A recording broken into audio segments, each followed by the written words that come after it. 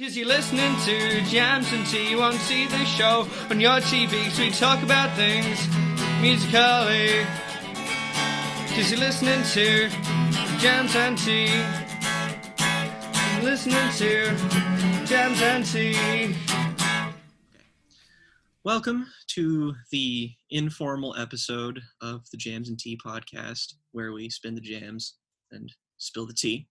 But as you may have noticed, we are lacking a considerable portion of our acronym today. And that is mainly because Tyler and I, we're going to use this as a badge of honor, I think, because we had the fortitude to do this. We've talked about doing B-sides episodes to the podcast where we focus specifically on an artist's career that we are interested in talking about. A little bit like not as official as the normal podcast and just sort of whoever's doing it. And today we tossed around the idea, which I think first just started as a joke, where we would discuss the discography of Eminem. Because I am mostly unfamiliar with, or I was at least mostly unfamiliar with his entire body of work, because I've only listened to the Eminem canon, that the 3 albums that I think everybody deems the most essential. So I decided to do a deep dive into that when it was suggested as a joke, whereas Tyler had done this months ago. You poor bastard. And we were the only ones willing to do this. Understandably so. I think it does require quite a commitment, I think, to properly, fully dive into such a diverse and challenging body of work. Oh, challenging doesn't even begin to describe it. I think we also did briefly mention Eminem at the end of the last podcast where we talked about his most recent album, so that also gives us an excuse to cover something recent as well. But I think to establish a brief precedent, Eminem was the first hip-hop artist I ever formally listened to. Back even before that I got into music, his hit singles just kind of were omnipresent in pop culture, so I listened to those a lot. And then once I got into music, I listened to things like the Marshal Mathers LP, Slim Shady LP, and Marshal Mathers LP2. And I remember even at my most fond, I always thought they were a bit scattershot. And now I was like, I might as well form an opinion on it now. Mm-hmm. And so I have, which we'll get into. What about your precedent, old Tyler? Well, yeah, so I had never actually listened to any of his records in full before I did a few months ago. But I was, having grown up in the 2000s, I was kind of really familiar with those big singles. Yep. I think I was born a little too late, because I was born in 1997, so I was born a little too late to be around for that initial wave of kind of the hysteria and just how omnipresent he was around the turn of the century. But I do remember hearing the big singles from the Eminem Show and the big singles from Encore as well. And yes, and I liked them. I grew up. Eminem was sort of just one of those celebrity figures of the 2000s that I grew up kind of always aware of and always kind of vaguely having vaguely positive feelings about, especially respecting his commitment to challenging, I suppose, the radio and the standards of what people were expecting to hear on the radio, and also kind of challenging the image of the hip-hop superstar as well, in ways that I think are genuinely interesting. And I do want to say, before we kind of jump into doing this record by record, that it feels to me inevitable that, so to be clear to our viewers / listeners, Eminem has kind of always been the butt of our jokes. Yes. The jokes between the two of us and between our friends as well, because we're not massive. He's not generally well regarded in the circles. Not anymore, just because of his recent output. He's not generally well regarded in the circles of music listeners that we kind of hang out in. And I want to point this out because it feels inevitable to me that in doing and putting this video up on YouTube, it seems like I'm sure that at least one person who is an Eminem stan, who is a really, really big fan of his work, is Eminem stan. I see what you fucking did there, you clever bitch. Well, yeah, exactly. He thank you to Eminem for bringing that word into our lexicon that Yeah. is as relevant and used in 2020 as it has Jesus ever been. Christ, really is. But anyway, I do want to say that even though we're not massive fans of his work, and this will become quickly apparent, Very. I am going to make a concerted effort for each of these records, even the ones that I really strongly dislike, to give the music a fair shake. I've made that effort with each time I've listened to each of these albums, and I have listened to them multiple times now, and they are long records for the most part. So yeah, definitely want to make clear that there's going to be some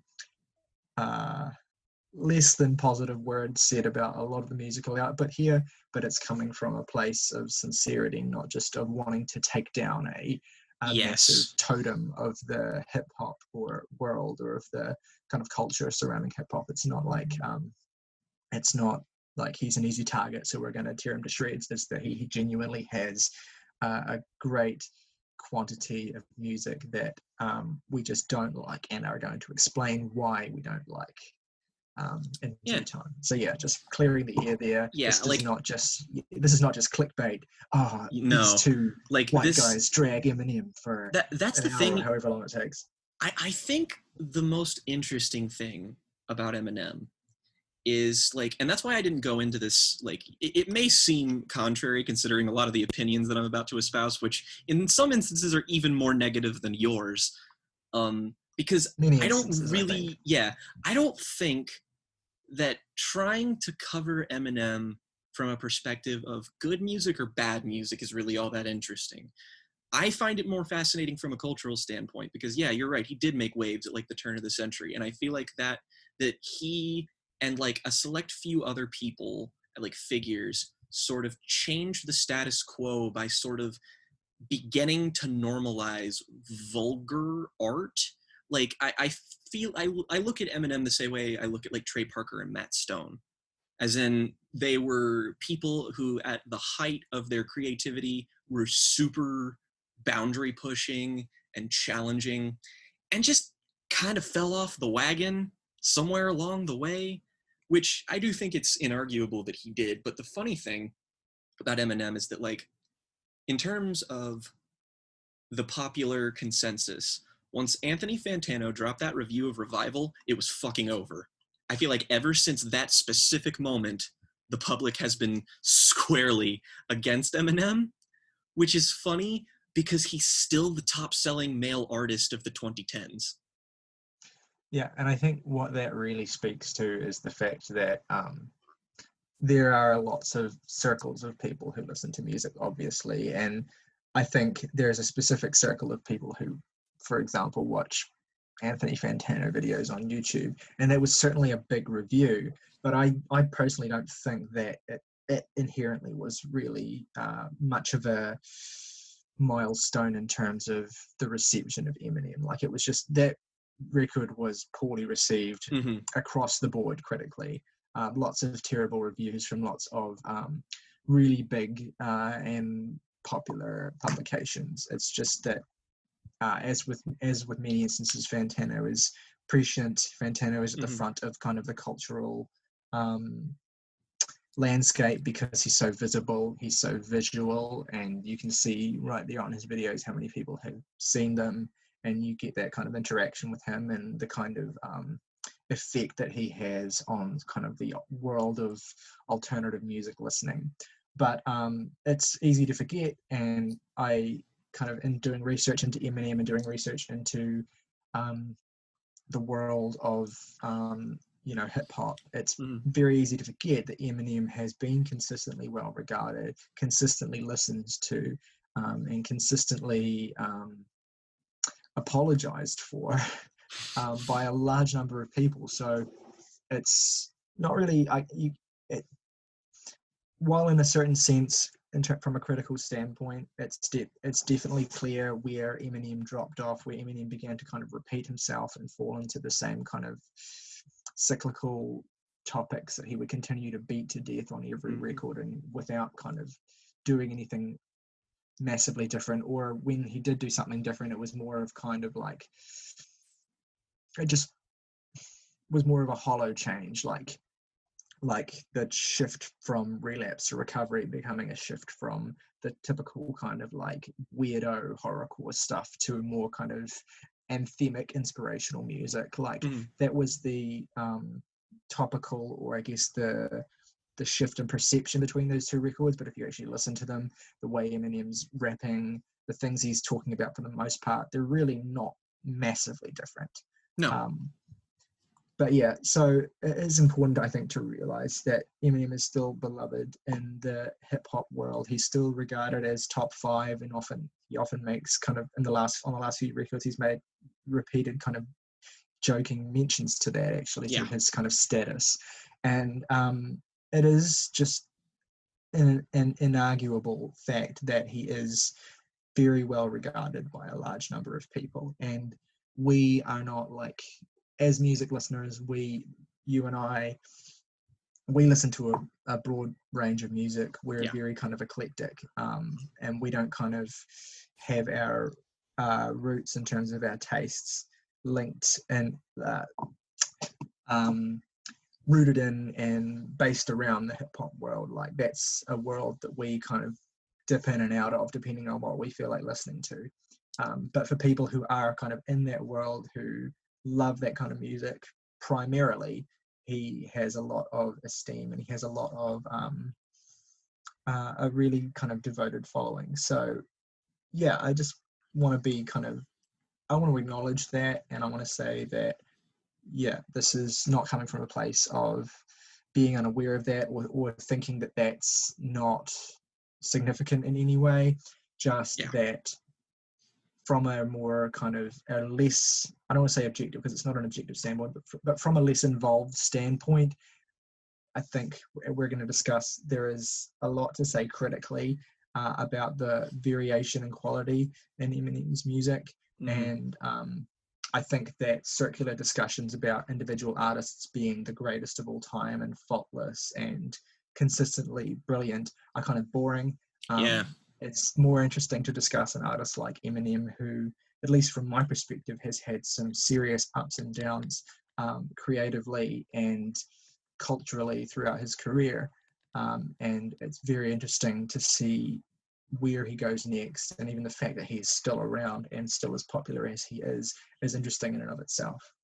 Oh, yeah. I mean, in many ways, I feel like he's had the most catastrophic like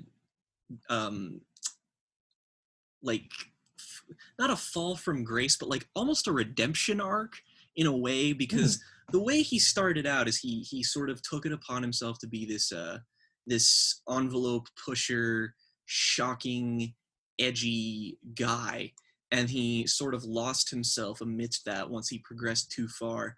And then he released, a bunch of albums that even like his fans don't typically well regard. And then he had an incredible comeback with the Marshal Mathers LP2, which, like, regardless of whatever our opinions on that record are, that's consistently considered one of his more, like, at least interesting achievements. The fact that he made a sequel to his most acclaimed album. And then after that, everybody was sort of like on his side and like, all right, let's go. And he's like, he shows a bit of like reflexiveness, and he interrogates his persona a bit more. And then immediately after that, he completely quit the shtick altogether and just is like modern Eminem. While you can trace the roots, is like, it's kind of like new and old Kanye. Like, there's such a vast difference between something like Life of Pablo or Ye or Yeezus and The College Dropout. There is just such a dissonance there. Yeah, and I think partly what the career arcs of both Eminem and Kanye kind of represent, and like what they show to us, is that these are both artists who in the 2000s were incredibly culturally relevant, and through a lot of their music were reflecting issues of the day, or just kind of cultural talking points or controversies, and through their own kind of style. And they were incredibly relevant, and they felt like figures that weren't just kind of like interesting celebrities or interesting musicians, but actually interesting kind of reflections of the wider culture.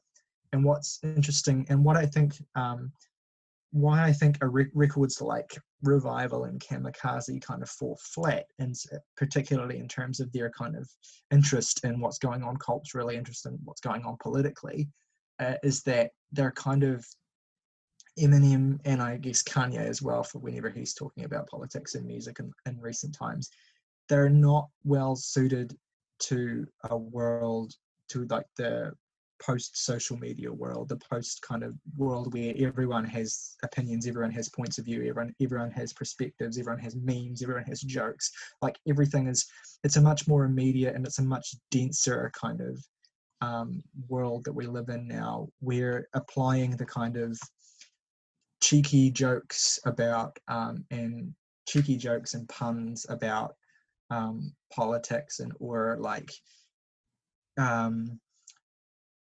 really kind of like traditional takedowns and stuff. Like it just comes across as really old hat, and it's the world we live in is a world where dragging politicians or tearing apart kind of cultural icons or whatever, it's just done differently than it was done in the early 2000s. Like it's, and Eminem, as he continues to age, he continues to kind of read as more of a relic of that time. Like it's harder to, it becomes harder and harder to separate him from that particular era. And so it just becomes weirder and stranger when he attempts to apply his whole approach to topical issues in that era to the current one, because we just have different cultural figures in the music landscape who are talking about those things and doing it in much more kind of interesting ways. Like culturally and musically, we've progressed a lot from the Eminem era, and we're just in a kind of new era now. And I don't know if this is coming across particularly clearly what I'm trying to say, but it's basically just that Eminem feels like out of place. Unstuck in time. He's exactly. Like, he's somebody who definitely, like, he was so ingrained in the era of the Bush presidency that like he just still has that attitude, and the world has changed so much. And not to mention, there's so many people who have been obviously influenced by him, because, you know, he's such a driving force in the industry. Even now at his lowest point is still somebody who can make waves. But like, you can see influences everywhere from, like, I mean, for fuck's sake, there's Kendrick Lamar has made music that, I mean, he teamed up with him on Marshal Mathers LP2 for that one song. And he's got Kendrick, one of his like most successful songs is King Kunta, which is Eminem is shit. Like that whole song is like super, it's like got these wacky sound effects and these animated performances. I mean, it sounds like Slim Shady and Marshall Mathers era Eminem. And it's weird because people like Kendrick are using these pieces, but still managing to not come across as like a relic or as a huge fucking boomer or anything. I think what it is that we kind of live in a darker world now. Like we live in a more depressing landscape where, you know, the whole shift in the sound of popular music, especially in the last kind of like half decade, has kind of shifted to a much moodier, kind of darker place across all kind of forms of popular music, I think. And so Eminem's kind of weird, zany, juvenile, humorish, like bizarre and just kind of jokey approach to all these kinds of things just falls flat, because that's what makes it feel culturally out of place, I think, is that it's just not the approach that like any of us take, or that the music industry generally is taking. And I guess, I mean, you can make the argument that, you know, well, this is why Eminem stands out, because he's not like falling in line with the cultural trends, man. He's just doing his thing and he's applying it to the new era. But I think that it sounds so out of place, like, and it's just all over Revival, like, and we'll get to that when we talk about Revival specifically. But yeah, his Eminem is truly the Encino Man of rap.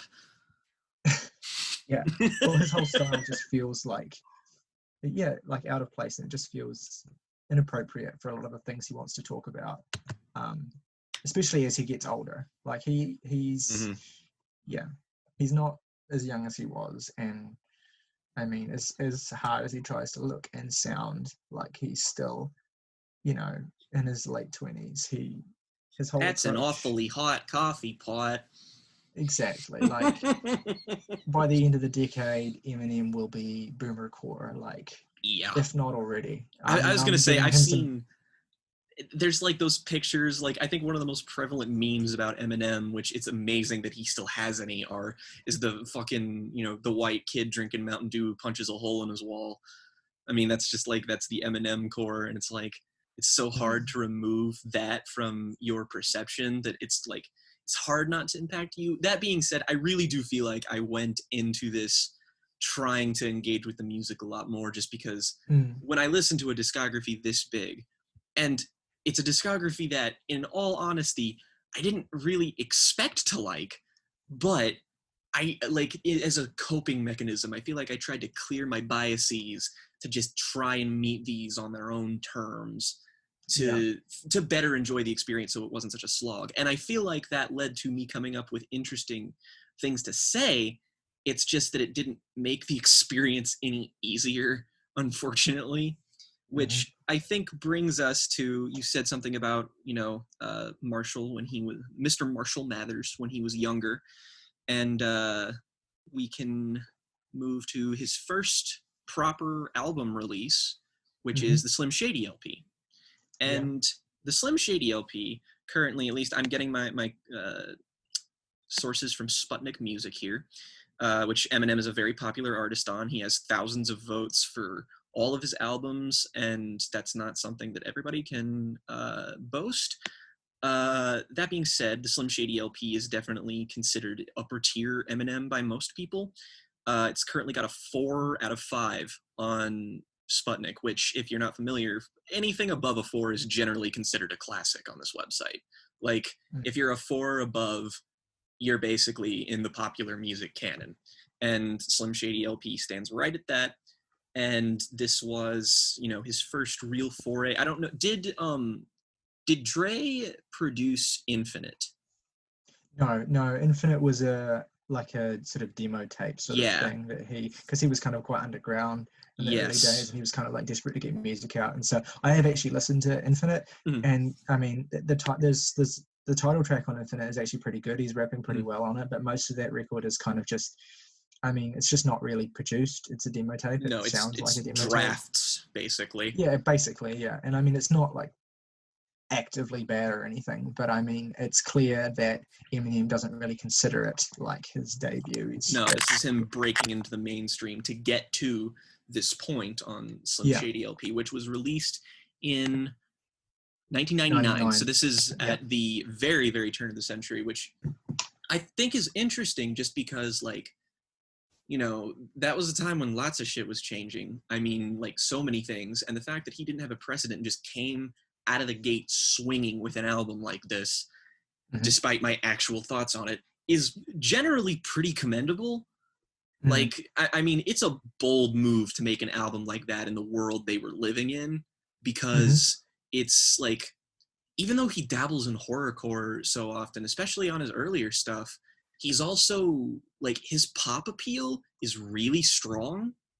Like, he has lots of really memorable hooks.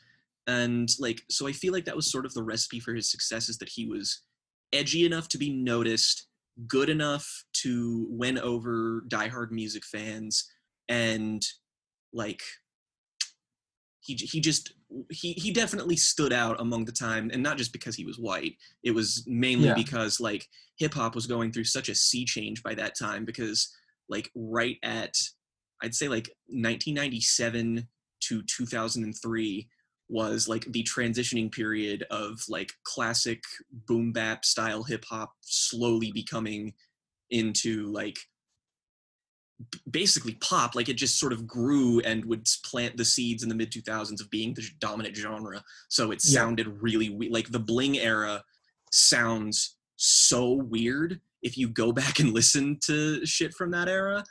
Yeah. So like I think he in many ways sort of bridged the gap starting here. I would agree. And I think, like, you mentioned that, you know, what makes the early work interesting is not just his whiteness, but I do think that his whiteness is a relevant factor, particularly the fact that he's a white rapper with the level of kind of technical skill that he has. And that just wasn't really like there were white rappers up until that point, but obviously the Beastie Boys jump out, and obviously they're an act that had clearly influenced Eminem at certain points and that he kind of pays homage to at various points in his career. But generally speaking, there weren't a lot of white rappers who were demonstrating real kind of technical prowess with the way that they kind of, with their wordplay and their flows and just the way they kind of put music together. And certainly none were as immediately topical as Eminem is straight out the gate as well. And that is probably in no small part due to the fact that he was immediately successful.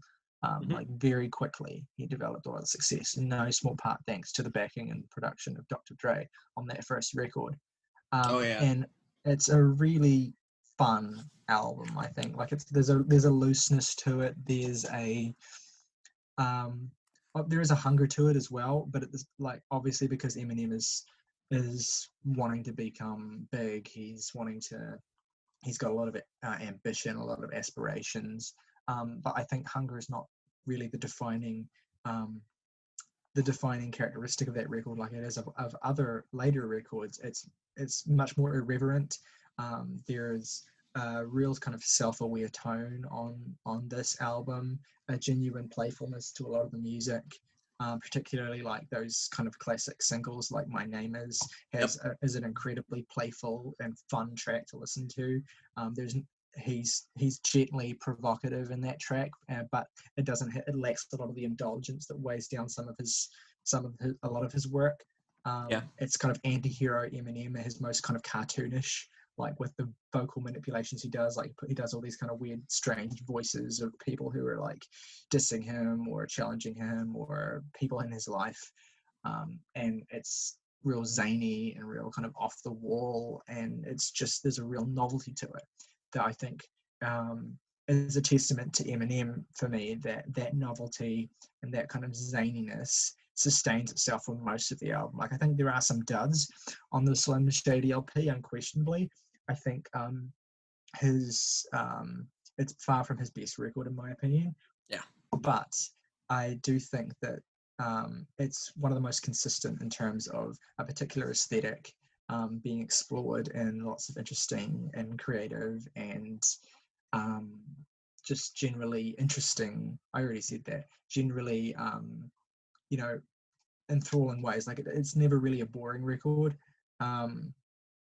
But I guess your mileage with it will depend on how easily you can get on board with the whole just don't give a fuck attitude. I mean, there's literally a track that's called that.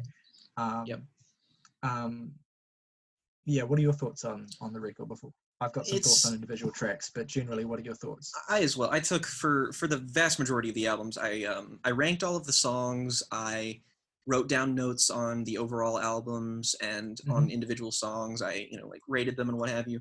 And the Slim Shady LP, I went in like maybe it was a tad bit unfair just because it'd been so long, and I was just like, this is considered one of his better things. So I expected to like it a deal, but it really never landed for me because like I don't know. There's something that I feel like Eminem is held back on this album mainly through mostly kind of unremarkable production. It sounds like an album that would have been released 10 years ago, and I feel there's a dissonance with his new, youthful, spastic energy that he brings to it. It feels a little weird, and that does get improved, but one of my most prevailing criticisms of his work is that it's just consistently not very interestingly produced. Like Eminem's voice and his lyricism is always the most prominent thing in all of his work, and the beats come across as being kind of an afterthought, which is kind of inevitable when you, even in late 90s rap albums, you'll come across that. But that being said, I do think there is a lot commendable about this. There's a good thesis statement that I can't remember which song it's on. It might actually be the opening track, but it's this. There's a prophetic line he has that becomes so like ridden with a dark level of irony, considering what happened to him.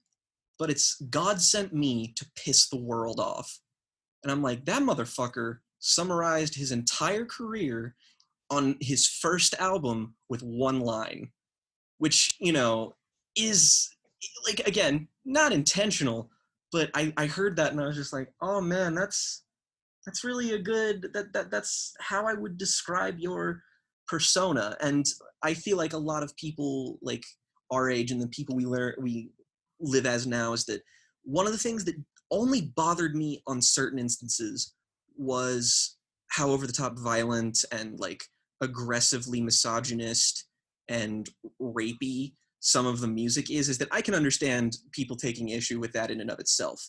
Like, I get that. However, I was kind of able to take it at face value. It didn't bother me as much as I thought, just because it's very apparent he's playing a character, and like a zany character at that. So it's really hard to take it that seriously, except when he gets very real, which we will talk about on one specific track in the next album, which is he's not playing a character, and that is to the song's detriment severely. But it's very apparent he's a character. I will say a lot of it still is funny, but a lot of it also isn't. I just think that's sort of inherent with timely humor like that. It just sort of makes sense. It's tasteless and enjoyable in that respect, but you know, your mileage will really vary. I've never been fond of skits in any hip-hop context ever. I think they're all terrible. I've never heard an album that is improved by its skits, and Eminem is no exception. In fact, he might be the worst offender of it, just because like I just got to a point where I skipped all of them because it was like I just don't have the patience for it, I suppose. And he just has this insistence on doing it over and over again to like add some sort of sense of theatricality that I don't particularly think works all that well. Like he's not biting enough or incisive enough to genuinely say something with it. But and I think one thing I will say for the skits, just real quickly, to interject, is that I agree generally that the skits are a waste of time, and certainly they are on this record. But I will say that I will give him a little bit of credit for the fact that on some of his later records, the skits become more narratively relevant to the storytelling, particularly on, I think, Eminem Show, Encore, and Relapse. Particularly Eminem Show and Relapse, actually, there are some skips on those records that are directly relevant. And then there's, I think, a skit or two on Eminem LP2 that kind of actually are deliberate callbacks to Eminem LP1, which I think are nice. But yeah, just generally, I agree with you on the skits. Yeah, and I think too is that like this is going to be a strange fucking comparison, and if you're not a film person, you won't get it at all. But I view Eminem's music, especially his early work, as can't believe I'm actually about to make this comparison. It's probably the stupidest thing I've ever thought of.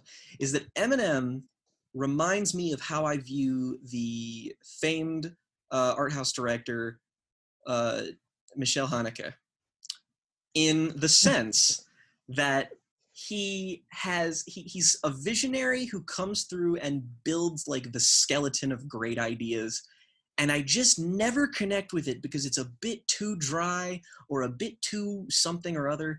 But when other people down the line use that skeleton as a foundation, I vastly prefer it. And I think I found our generation's answer to Eminem, not culturally, but at least like character and artistically.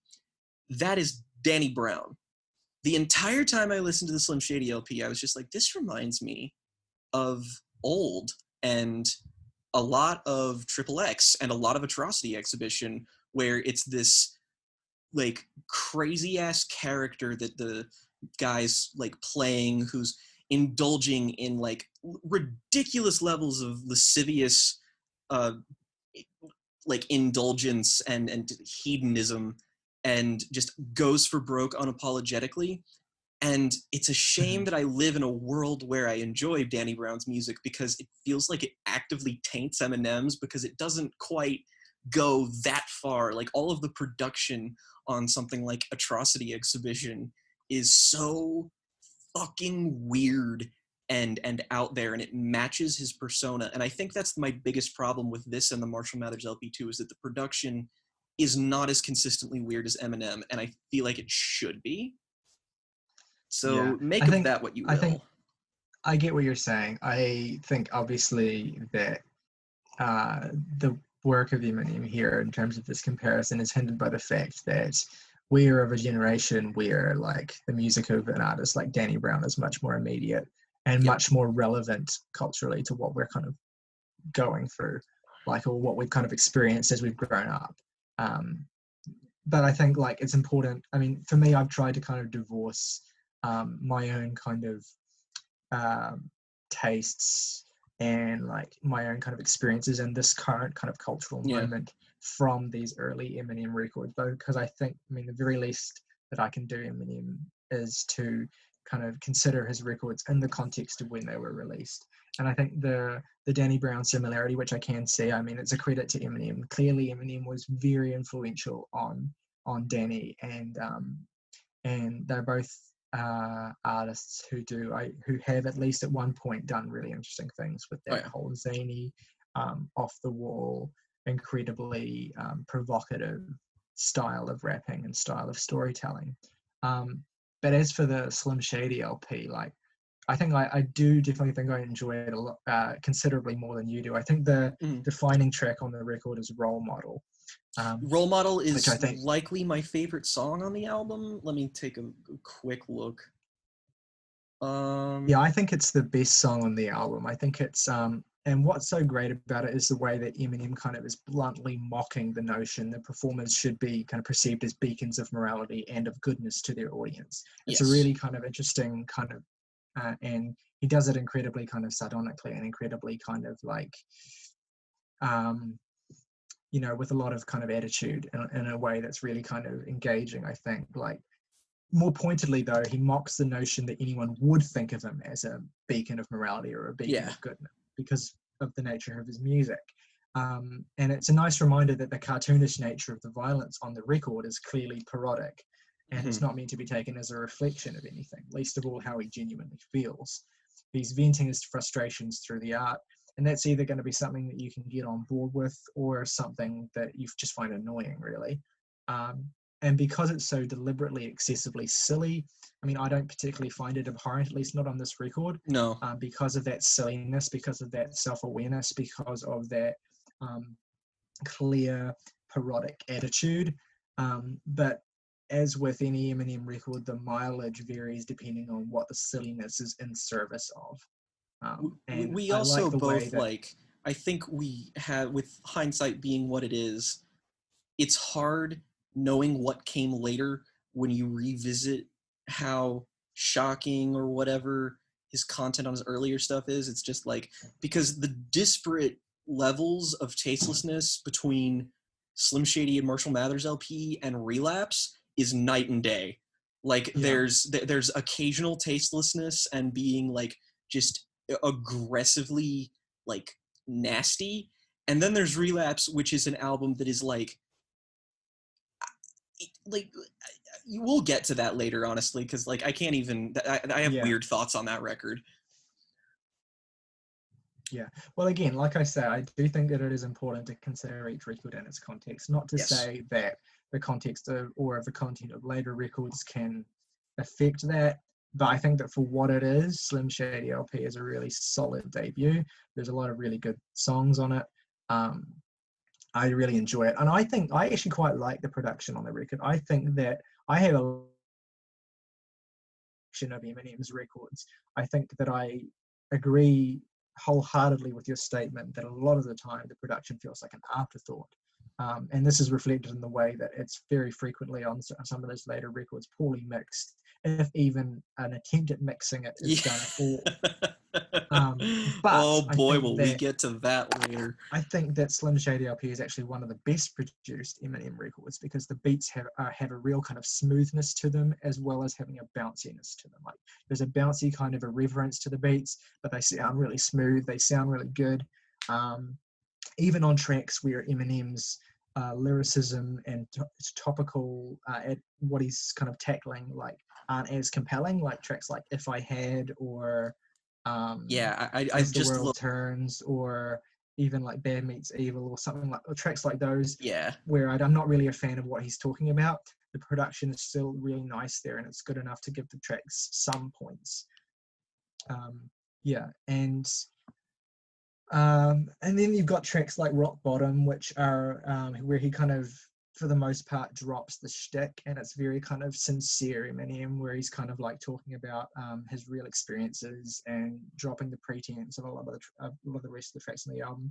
And generally when he does that, generally when he writes sincerely and with self-awareness, and he generally does that at least once on most records that he's released, that's generally when I can really kind of get on board with him, because I think that when he kind of really writes from the heart, without kind of trying to pat himself on the back too much, I think that it can be, endearing. It can be sweet, and I like that you get a taste of that here. There's a little bit of, obviously M's thing is braggadocio. He loves to talk about how he's one of the greatest rappers of all time. But there is a little bit of modesty, I think, on this record that's rooted in the fact that it's before he really, really blew up, even though he was still getting a lot of attention from the Slim Shady EP when this dropped. But yeah, I think it's got a lot of charm, and it's got strong songs to back it up. I think there are considerable weak points. There are tracks on here that I could easily see like just falling flat and not working at all. Like I have a complicated relationship with the song 97 Bonnie and Clyde. Yeah, I do too. Which is a song that by all accounts I should hate, because topically it's disgusting, and the voices that Eminem uses in the track are really kind of grating. Oh, horribly. There is a weird, perverse charm to this particular track that I think makes it more just unsettling than downright revolting, even though it's kind of ostensibly about kind of killing and burying his partner and taking his daughter along for the ride. I think there's a weird kind of, and this is actually not the first time where he gets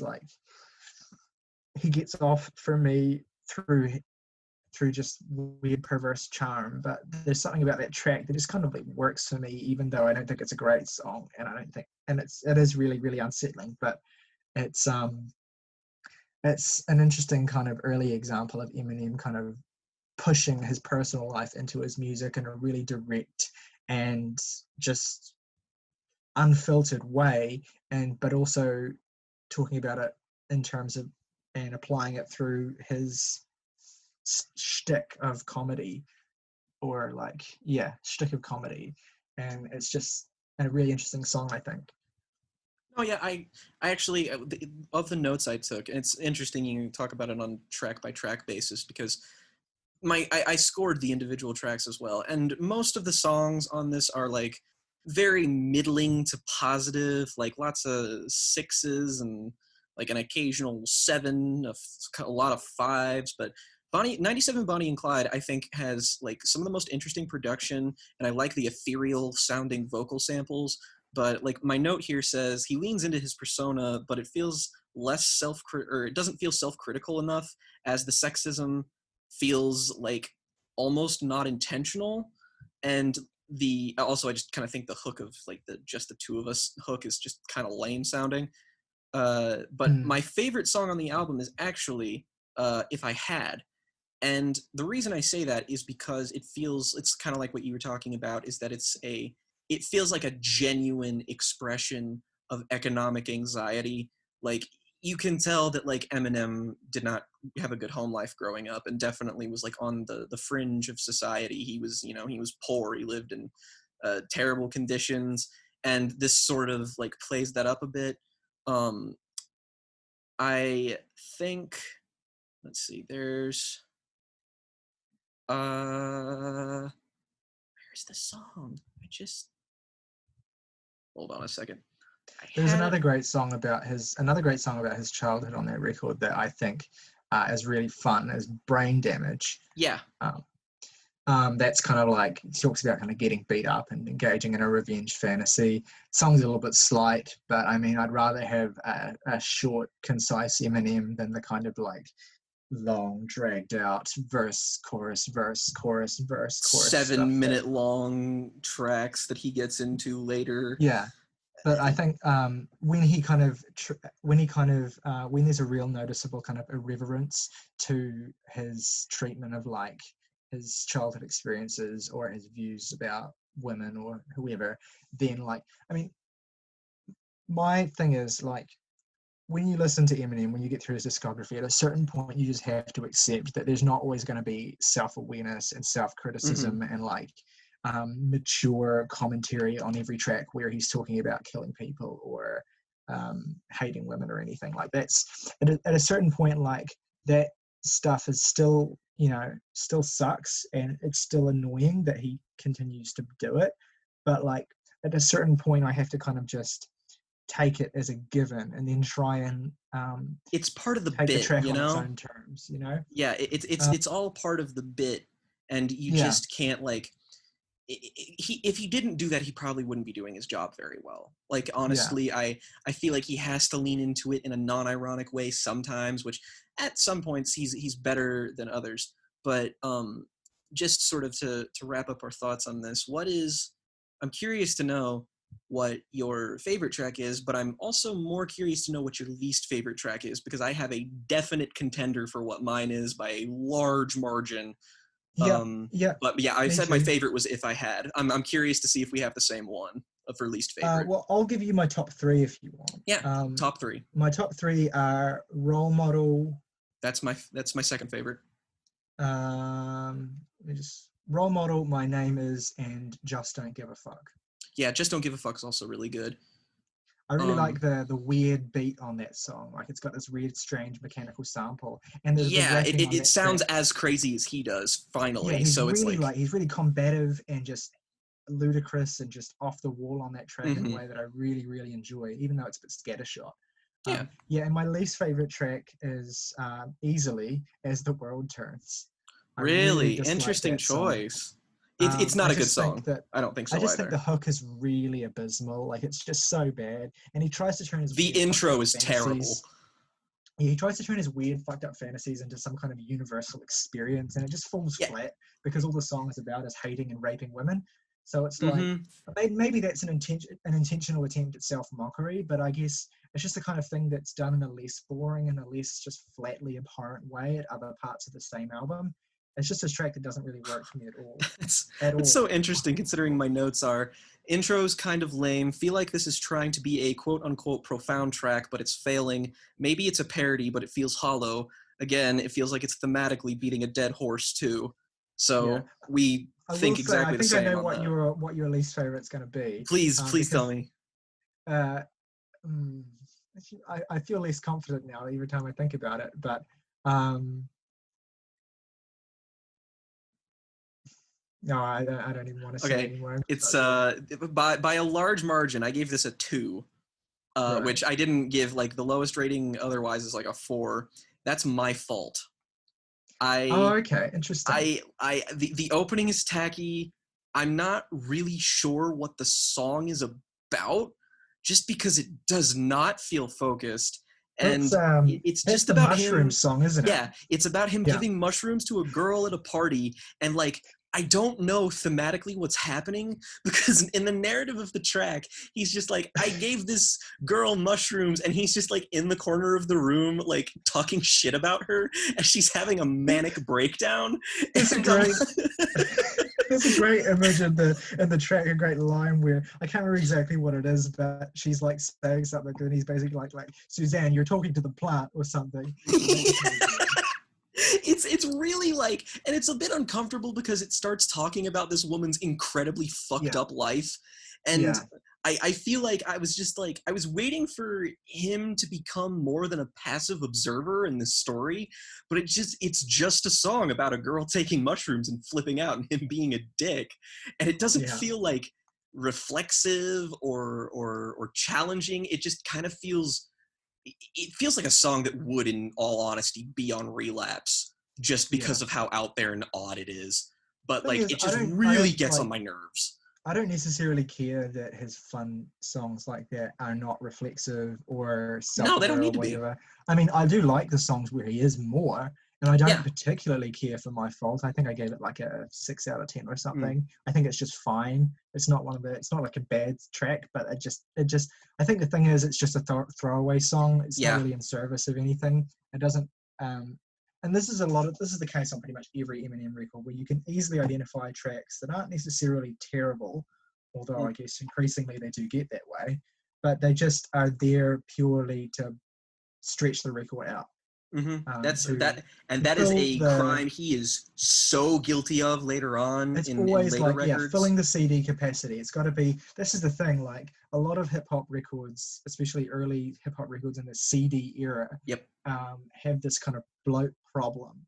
And it's, the extent to which it matters depends, I guess, on what the artist wants to talk about with the record and that kind of thing. But Eminem always has like a handful of things he's interested in doing, and he just does them over and over and over and over and over on the record to the point of just redundancy.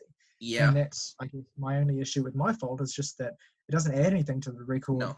And in terms of his character, in terms of like his humor, it's not really doing anything that isn't done better on another track. Yeah, I think that's, and that actually segues perfectly into my thoughts on the Marshal Mathers LP, which I will say, I averaged the scores for, I gave each individual song on each album, and the average song ranking for Slim Shady LP is a 5.6 out of 10, which that doesn't affect my overall score. It's just something I wanted to see mathematically, but it's an album I'd give like a decent to strong 5. Like it just doesn't do much for me anymore, but like I can still stand. Yeah, I can stand and appreciate album ratings before we move on to the next one. Yeah, what would you give it? Like, I sort of just respect it from a distance because it's not actively infuriating, but it just doesn't do much for me.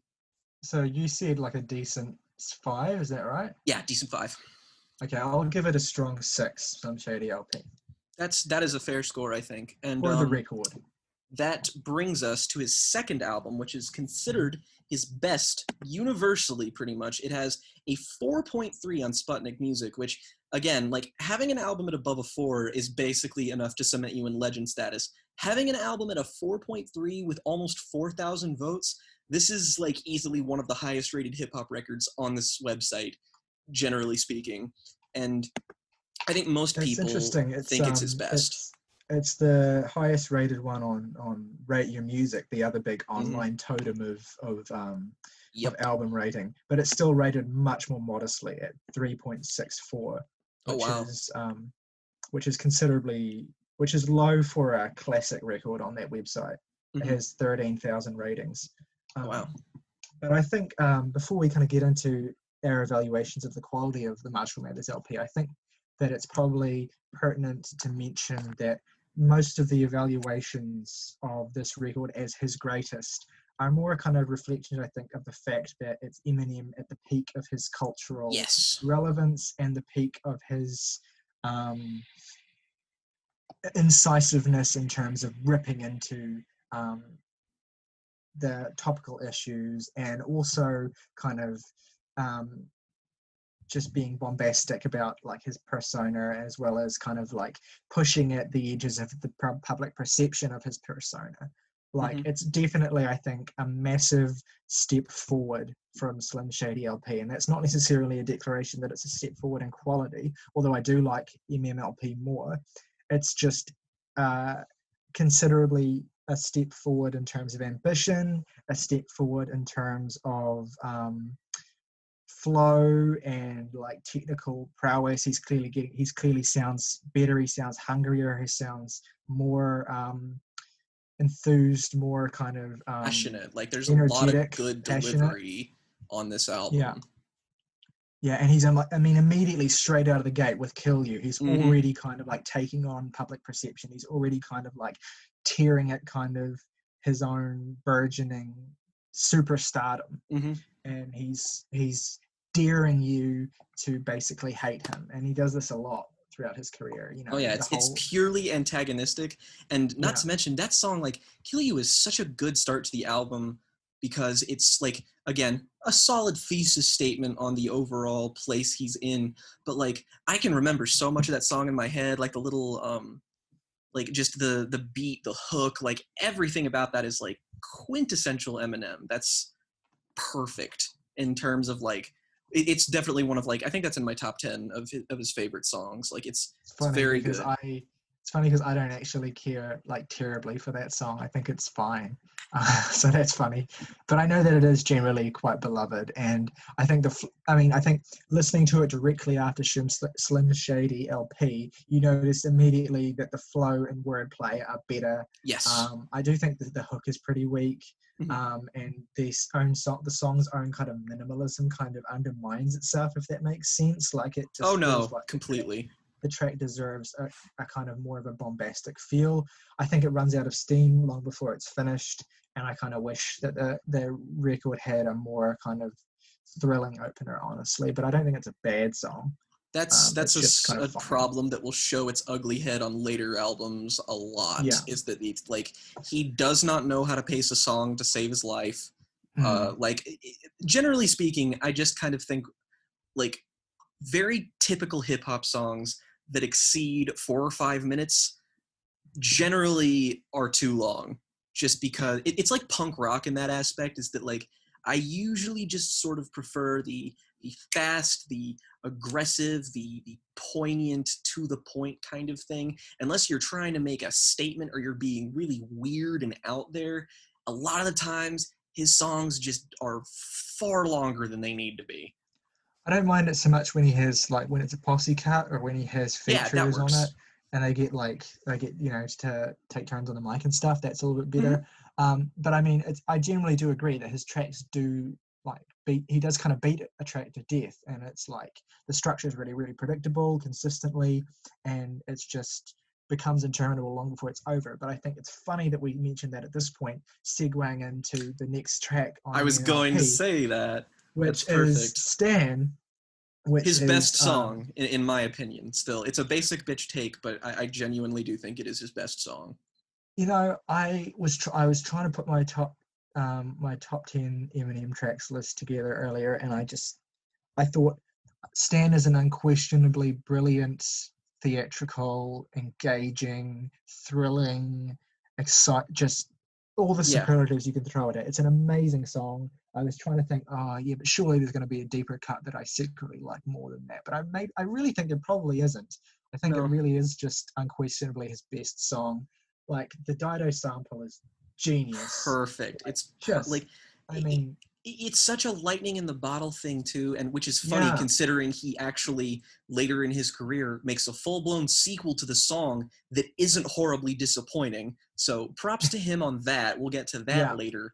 But it's this like it was what convinced me that I would just be like, okay, maybe I can finally get on board with this, because like unfortunately I have a almost opposing view here, is that I don't like, I think after this song the album falls off a cliff that it never really gets back from. It picks up steam with the real Slim Shady, and then after that it's close to being an absolute nadir for me. Like I can't, like, everything about it aesthetically is better than the Slim Shady LP, but that thematic repetition destroys this album's pace for me, where it's just like every song begins to bleed together.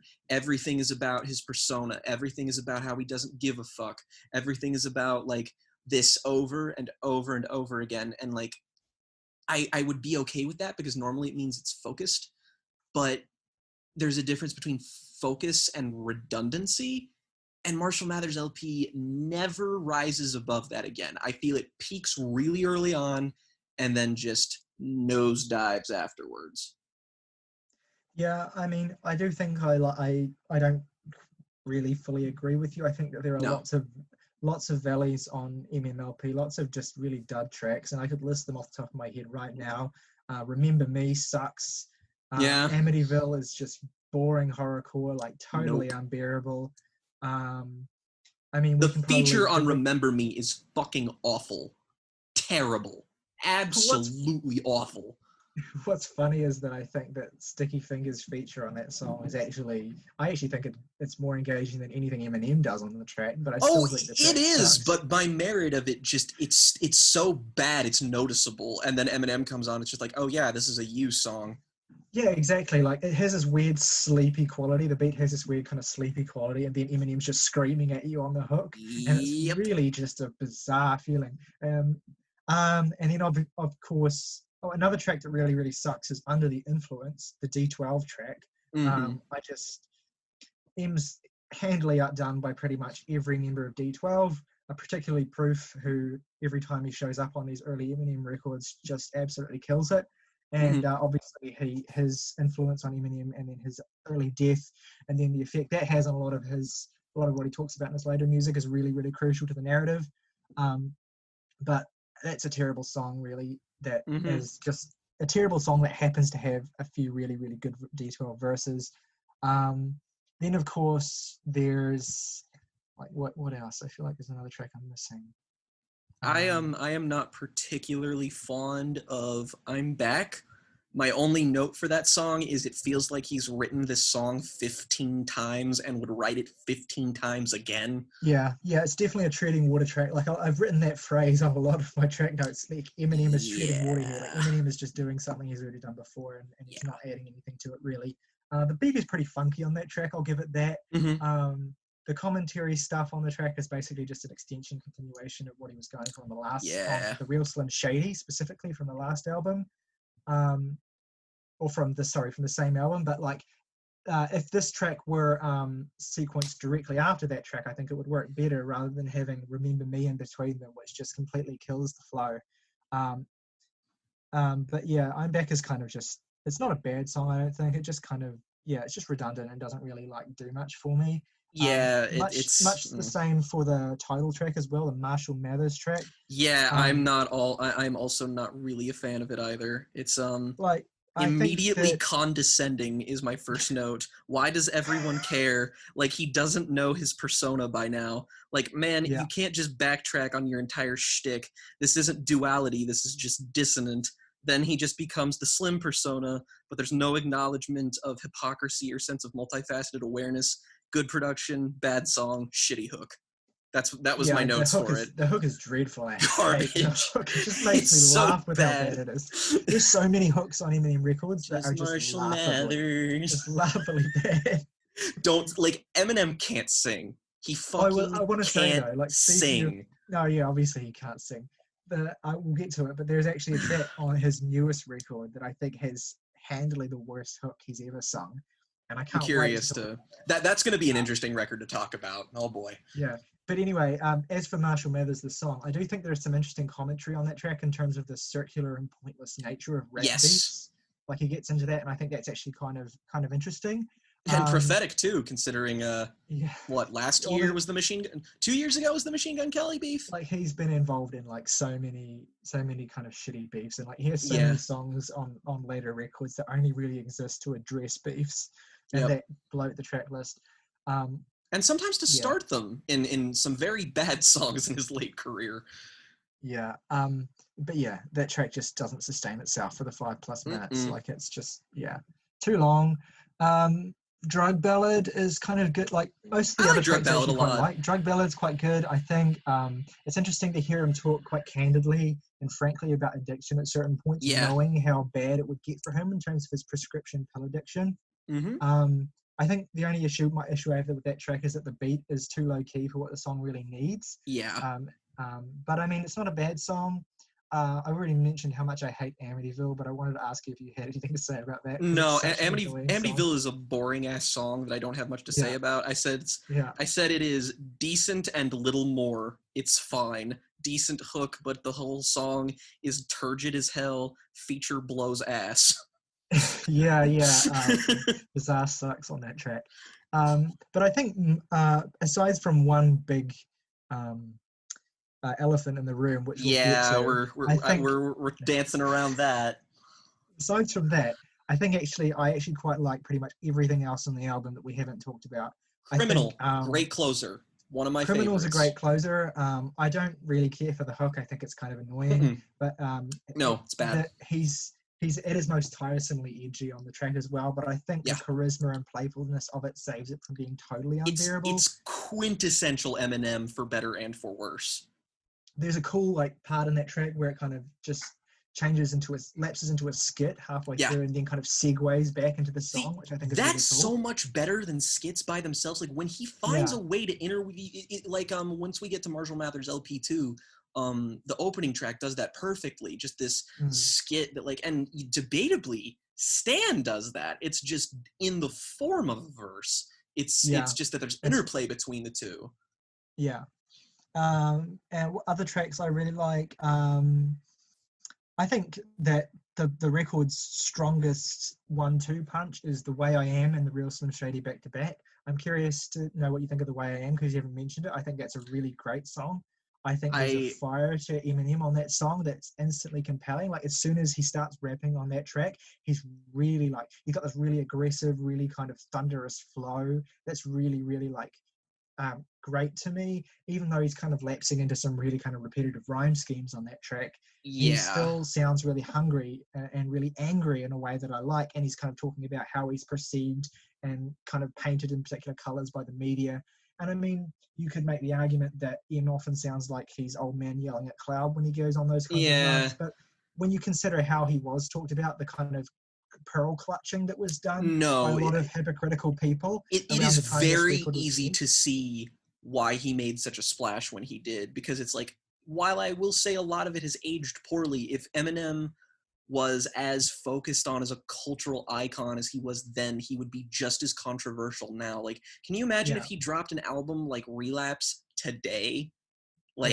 Fuck me, people would lose their minds. Yeah, and I mean, just to go back to The Way I Am, he has some really cool commentary on here on about because this was post Columbine, right? So this was Columbine happened after Slim Shady LP, but before Marshal Mathers LP, and I don't remember if Em caught much of the ire that was directed at musicians for that. But he talks really nicely about the kind of hypocrisy of how that was thrown at Marilyn Manson, and artists like that in the kind of metal world. And there's a real conviction to the way Em is really kind of going after those kinds of people for that kind of unfair, hypocritical, posturing. And I think that the track has a lot of power because of that. And then just when you going from that track straight into The Real Slim Shady, which is the most fun track on the record. I mean, I want to talk about that in a little bit more detail, but amazing pop rap song. It's such a good. It's every bit as good as you remember it being. Yeah. I know every line of that song, and I haven't even listened to it that much. Yeah, it's just the beat is instantly iconic. There's such a wild zaniness to Em's performance on the track. It just makes it not tacky, impossible to ignore. Exactly. He makes it feel tangible, and I get it. There is I feel like I can see a music video in my head when this song plays. Yeah, well, I can see the music video in my head, which is really great. See, I've never seen it. That's one of my earliest memories of Eminem is seeing the music video for this song on TV. That makes sense. It was on all the time, and this must have been a few years after it came out, because I was only 3 when this record came out. But that music video and that song are just so singularly iconic to me. And I just love I love Em when he's kind of lifting his middle finger at the entertainment industry. Yeah, that's when he's his most likable. He's bitter and angry, but he's not jaded. There's an energetic and genuine hilarity to the track. It's really, I think it might be the funniest track he's ever released. It might be the funniest he's ever been. It's cool for Tom Green to hump a dead moose. Yeah, exactly. It's perfectly tuned to the cultural moment, and it just is impossible to ignore. It just has all that. It's just textbook perfect Eminem. It's everything I could want from an Eminem song, basically. Another quintessential Eminem song. Absolutely. I think that might even be top 5 for me. It's top 10 for me. And it's funny because the elephant in the room that we previously mentioned is also a quintessential Eminem song in many respects. And yeah, I mean, you can't ignore it. I was really surprised to learn that this is very consistently considered one of his best songs. Like, Is it? yes. And Interesting. like, on the surface, I get why. Because in terms of delivery, he's never been better. He is like, it is his acting, his performance is incredibly compelling, genuinely terrifying, and like just very shaking to your core kind of shit. And it's a real raw track about something really sensitive, about something really like just something with immediacy.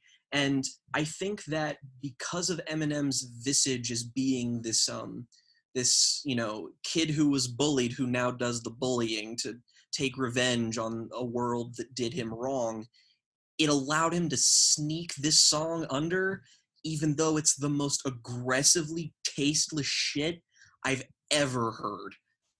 And not at all in a compelling or interesting way, because I do genuinely think that, we haven't even said it yet, but Kim is one of his worst songs because it is like reprehensible. And I think that like I can stomach all of Relapse pretty well, and that has considerably more vile shit on it. But this song, there is a lack of self-awareness here that completely undercuts it and becomes the song's Achilles heel. Thing is, I have a complicated relationship with Kim because I agree that it's a So does song. Marshall. Yeah, and it's kind of stunning to me that it made the record. You would have thought. Yeah. I don't know. I feel like surely there must be stories about I know there's a story about how it was recorded on the fly and stuff, and it wasn't planned, and it was just like a visceral, intense reaction to like an argument that he had with Kim, or like some kind of falling out that happened between the two I of them. believe the title track on Slipknot's Iowa was recorded under similar circumstances, where Corey Taylor was blind fucking drunk in the studio and just went. Yeah. And I'm pretty sure that's what happened here. Yeah. I think though that the fact that I've known this record, because was this the first time you listened to this album to prepare for this podcast in full? Like, this is the first time you heard Kim? No, I heard Kim back when I first listened to like the entire album back when I was like 18. So it's been like, I just didn't I think it like was a Trojan horse for me in a way, because like when you listen to the album and you just don't think about it, it doesn't come across as any more tasteless than any other song. But when you really start to think about it and examine the song under a microscope, there is just like, there's being self-critical, and then there's being self-critical in a way that feels condescending, in a way that like I still very much feel like, despite the fact that he totally leans into how much of a like disgusting piece of shit he is to Kim, he is very firmly rooted in the fact that we're supposed to like him more than Kim. I feel like his sympathy is geared at himself, and considering what the track becomes, that feels really gross. Like really, really gross.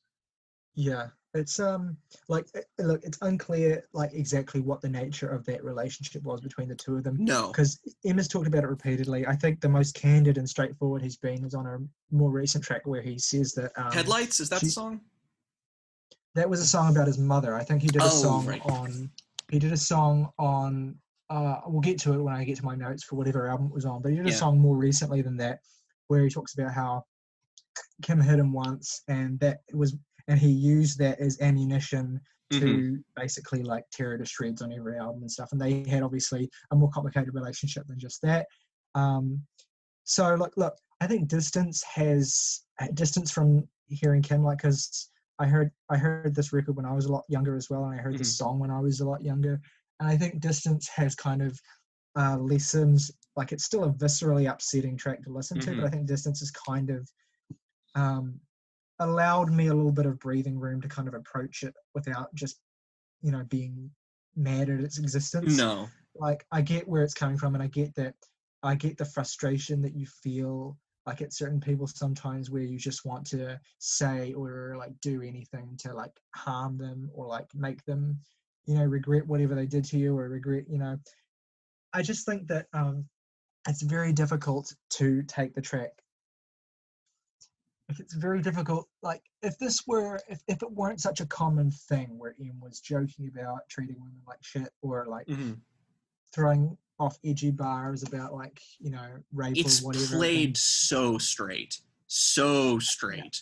I think that its proximity to Em's joking about and being like, obviously I'm not being serious. I'm just joking about these edgy things to upset people. Its proximity to that stuff makes it very difficult to take it seriously because it's clearly not played in a humorous way at all. It's clearly played as an expression of rage, an expression of just pure loathing and unfiltered aggression. Like, and what also makes it difficult to listen to for me, or even difficult to kind of objectively assess it, is that it's just reeks of the whole like I hate how much I love you abuser bullshit. Like, it's glamorizing that in a way. Like which kills me because he is self-critical on many songs in a way that does strike me as very, very genuine. But there are other times where it just comes off as condescending bullshit, and this one is condescending bullshit.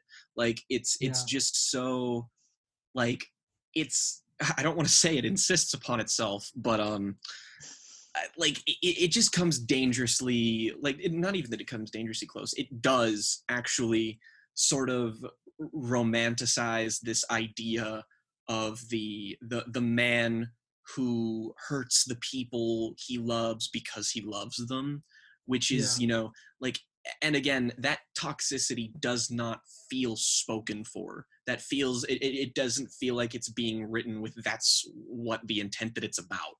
I feel like he genuinely, like, there's just no irony there. It's just so flat-faced. It's so aggressively there, and it's delivered with such startling intensity. I don't know how you're supposed to take it at anything other than face value, which is scary, frankly. Yeah. I think by the time you get to the climax of the track, by the time you get to the end of the track also, it's kind of difficult to, I think, almost, it feels to me almost like upon repeat listens like the argument of, you know, it's just a raw, unfiltered, like he just jumped on the mic and this came out argument kind of falls flat a bit because it becomes so theatrical, like it becomes so dramatic and so kind of like cinematic and so kind of like over the top that it feels hard for me to believe that it was just the kind of thing that was just tossed off. Like it's very clearly constructed. The death of Kim in the song is very clearly constructed to be as over the top and ridiculous and just, you know, let me see what I wrote about it. Dramatic as possible in a way that just kind of feels disgusting, really. I will say though that it's kind of parts of the song become transfixing in a weird way. Like I assume that Eminem is doing all the voices on the track. He is, and the Kim voice is comically awful, which also does not help the song at all. Like it's very, very bad. Yeah, but I think it becomes kind of transfixing watching him weave from one voice to the other. I presume that it wasn't that the two voices were recorded in separate takes because it doesn't sound like they were recorded in the same take. But it is kind of still just kind of weirdly, morbidly fascinating listening to and what the track clearly says about his perspective on himself and on her. Morbidly fascinating, I think, is a good summary for the track, even though it is completely repugnant. I do think it's morbidly fascinating, and that's not a defense of the track. It's just something that the track was bound to be based on just how dramatic and excessive and silly it is, really. I think I've pretty much said all I have to say about it, honestly. Yeah, like it's one of the 5 songs I gave a stark 1 out of 10 to, just because I object to it on almost every level. And me too. And like in any lesser artist's discography, this would be his worst song. Miraculously, there are 4 much worse than it. And I don't Yeah. know how that's possible, and yet it is. Yeah. All right. So top 3 tracks on the record then. Yeah, let's see here. My top 3 on here are Stan, naturally, Criminal, and probably Kill You. I think the record's biggest strength is that it starts strong and ends strong. And Yeah. and it's a shame just because after I'm sure the Kim score definitely factored into this being slightly lower, but my average rating for songs on this album ended up being a 4.5 out of 10, which is still considerably higher than a lot of his other records, but we'll cross that bridge when we come to it. But my least favorite song is definitely Kim, like by a wide margin too. Yeah, my least favorite song is definitely Kim as well. And my top 3 is Stan, The Way I Am, and Real Slim Shady. All good picks. And I think... Sorry? No, I was just going to say, I think it's important that we treat this album as like, this is when Eminem became Eminem. This is the quintessential Eminem album, for better or for worse. And it's like everything iconic about him ever. And that everything that followed this was essentially a victory lap that went horribly wrong. Well, the thing is, this is like his most culturally significant record. You can't get around it. You can't deny how culturally significant and meaningful it is. If you're trying to chart, the history of popular music around the turn of the century, it's just a massive, it's something you can't really get around. And it's the first art rap album, Tyler. Don't you know? Oh God, that tweet, that fucking tweet. For context, Tyler came across a tweet that I have not, I feel like this tweet haunts me in my dreams, is that somebody, with complete and utter sincerity, wanted to argue that Marshal Mathers LP was the first art rap album. Yeah. No, but that wasn't even the most, annoying part of the tweet. The most annoying part of the tweet was the description of the record as a, what was the specific wording was,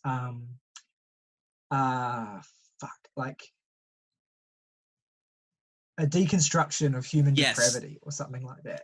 Which is weird because there is a record of his later that we will come down that I think if we're going to assign it as a deconstruction of inhumanity, there's a much better candidate for.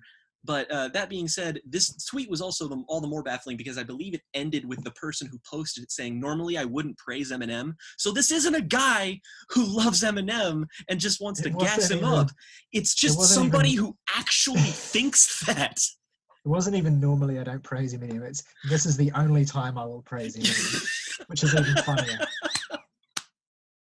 But anyway, let's move on. So those are my 3 favorite tracks. I give the record a light 7. What would you give it? I give it a decent to strong 4, just because the repetition is really what kills it for me. It has much higher highs than the Slim Shady LP, but it's dragged down slightly for me just because of the wildly varying qualities of the tracks. Like, it has some of his best, and then it has some of his worst, and it pretty much evens out straight down the middle for me. I'd still probably listen to it again before the Slim Shady LP just because it's more interesting. But that being said, I think Slim Shady LP is just more consistent, even if it's just kind of mediocre. I think this is the more consistent record. The reason why I give it a higher rating is that I think that it has, the valleys are inescapable, but I think there's fewer of them here. I think the only track besides Kim that I really just don't like at all is Amityville. I think I pretty much I can tolerate or I actively enjoy pretty much everything else on the track to some degree. On the record to some degree. All right, so let's move on to 2002's The Eminem Show. An interesting little record, because this is, while not, by no means is it considered a lesser entry in the Eminem discography, it is probably one of the, at least from what I have observed, one of the least talked about. Which I suppose it's interesting because I take a look at the track list and even the singles and really big hits from this album are just not talked about as much as other ones, not even remotely. And it's weird because on Sputnik, it has a 3.8, which again, that's a very, very good score to have, but it is weirdly lower than the Slim Shady LP and the Marshal Mathers LP, which I think is interesting because this is hands down my favorite record of his. And it's one of the more consistent ones. I think it's one of the best written ones. And it's one that, despite it does have its low points, sure, but I was never bored. And that's the thing, because every record after this, there's always like 5-song long stretches where I feel like I'm gonna fucking die. Like I'm just gonna flatline, pass out, and fucking die because I'm so bored. And none of that's here. It immediately starts off well. It keeps going. It has like one significant low point, and then it just gradually picks itself up from there, and then even its still slightly lower points are charming. In a way, there are a couple songs on here that I don't think are good, but I tolerate them because I like songs mainly like My Dad's Gone Crazy, of course, which we both have pretty much the exact same opinion on, which is This Is Too Cute to Hate. But it's so weird because when I hear people praise Eminem for all of the things he does well, it always reads as hyperbolic to me just because I obviously don't think the world of his beloved records. But then here, I listen to it, and again, while I wouldn't even necessarily say this is a great album, it approaches being great. This is everything that people say about him to me. Like, I completely get it. All of the smart satire, the good writing, the introspection, I feel like all of that is on this record and then some. Mm-hmm. Yeah, I think this is maybe the only time, or probably maybe not the only time, but certainly in terms of positivity, this is probably the only time where we're going to completely agree with each other. Mm-hmm. I think this is his best record also, and I think it's handily his best record too. Yeah, definitely. I think it's so consistent. I agree. I mean, you pretty much all said exactly what I feel. There are a couple of low points. One quite significant. Let's just get that out of the way. Drips. Drips is the worst fucking, the fact that, okay, Drips is, it scantly avoided a 1 out of 10, but it's a song, I think it is, let's see, 1, 2, 3, 4, 5, 6, 7, 8, 9, 10. It is my number 10 worst Eminem song. So the fact that there are 9 songs I consider to be worse than it is impressive, because Drips fucking blows. Drips is so bad. Terrible. I think Drips a fucking easy 1 out of 10. I think it's a horrendous song. Just awful. It's just so out of nowhere topically. My notes for it is literally an ellipsis and then the word no. That's my note is exactly the same except without the ellipsis. No. Well, it's just and it sounds like, I don't know what the fuck happened, but it sounds like a song with the production of something that's on Encore, and I don't know why it sounds like that. It sounds like shit. It was a harbinger of what was to come. I mean, truly, Drips has such Encore energy. I don't know why he didn't throw that. Drips would fit right in during that middle stretch of Encore. Yeah, well, I guess we should. It's a blessing or a curse that it's not on that record. I was gonna say we should be thankful, because if it was, Encore very likely would have murdered me, because that was not to spoil anything up ahead, but Encore was the Eminem album that broke me. And I actually had to crack out the vodka for that one because I was not doing it sober. A good shortcut, I think that there's a correlation. So there's a negative correlation between the quality of an Eminem song and the number of times someone in the Eminem song mentions their penis. Oh my God. And not like their dick. I mean, explicitly the word penis. Anytime it is said, it is a bad song. I have to get the lyrics up here because I can't remember please. off the top of my head. See, this is the point where we get bad enough. This is the point where we get into his discography and have to look at the lyrics, because it takes such a dramatic downturn that even the most mediocre moments on Slim Shady and Marshal Mathers feel like a fucking godsend, a life preserver in a sea of bullshit. Yeah, I mean, I can't really read a bunch of these out because I feel like, I mean, to give Obi his credit, he delivers the lines, let's just say, with feeling. Yeah, it's a feeling, all right. But by the time you get to Pussy on Toast, I'm just That was ascending. the literal point where I was just like, Tyler, I mean, why? look, Seaman's at my tip when she moans. I gotta slow it down before I come soon and work that redacted like a slave owner.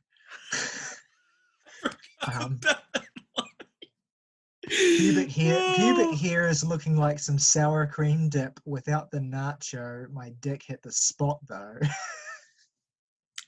And the thing is that like we say that, and then I feel like some people would be like, oh, it's funny. But when you listen to it, it's not funny. It is only funny if you are viewing it from like a third party perspective. When you're listening to it, you want to die.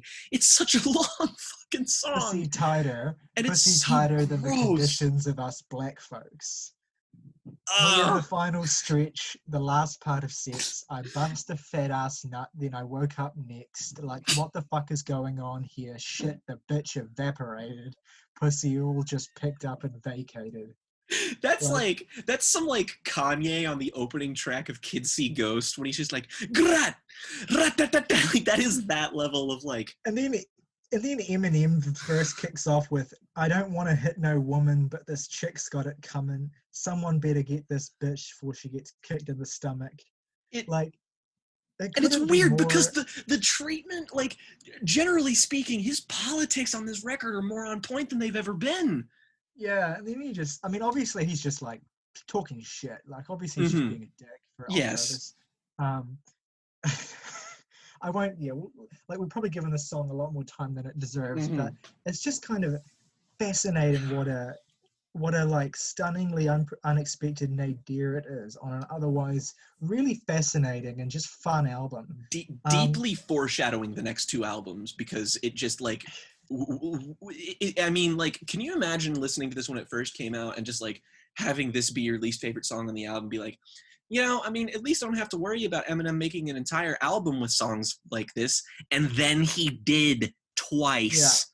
Yeah. I mean, the whiplash from Drips, and then you go straight into Without Me, like, which is just like such a fun track. Without Me is a great pop rap song. It's so much fun. Yeah.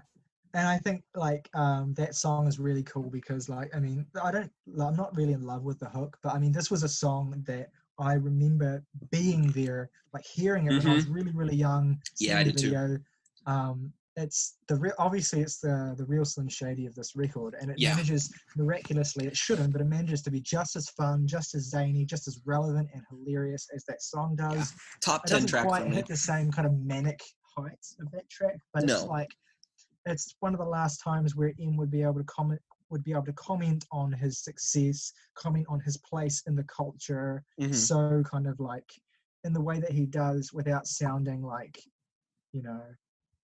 grating or out of touch. Yeah. Like he's really switched on. He's in tune with the moment.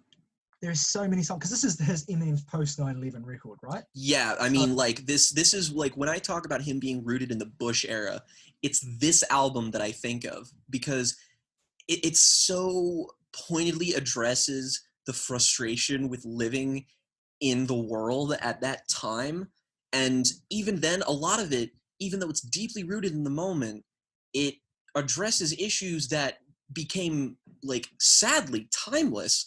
Namely, in my favorite track on the album, which is the opener, White America, which listening to, especially right now, is mind-blowing. Because he never made a track this poignant ever again, even when he tried to on Revival. And this song is just, like, it's mildly terrifying. Like, it's a scary sounding song, but, like, it's frightening just because of how in tune Eminem is. Like, it's almost like a spiritual successor to Stan in a way. It's just approaching it from a socio-political standpoint, not a personal one. Yeah. And it's just like criticizing all of these people who, it's like all of the Mountain Dew chugging, hole in the wall punching Eminem fans. It's a giant fuck you to all of them. And it's great. It's very much a spiritual successor to Role Model from the first album, I think, but it's even stronger than that track because it benefits from the fact that at this point M actually has a lot of influence culturally, and And I mean, it touches on a lot of the same kind of hypocrisy. He talks about a lot of the same hypocrisies in terms of his perception, like the pearl clutching perception that he talked about on The Way I Am on Marshal Mathers, where it's like people think of him as this kind of like evil force in the world that's corrupting their children and stuff. And Eminem's just kind of out here saying like, I'm just making music, I'm pushing boundaries, sure, but I mean, if you're concerned about like what's corrupting your children, I mean, look at the state of America right now, like, and I think it's, you're right, it's poignant and it's really incisive, and he really nails it on that track.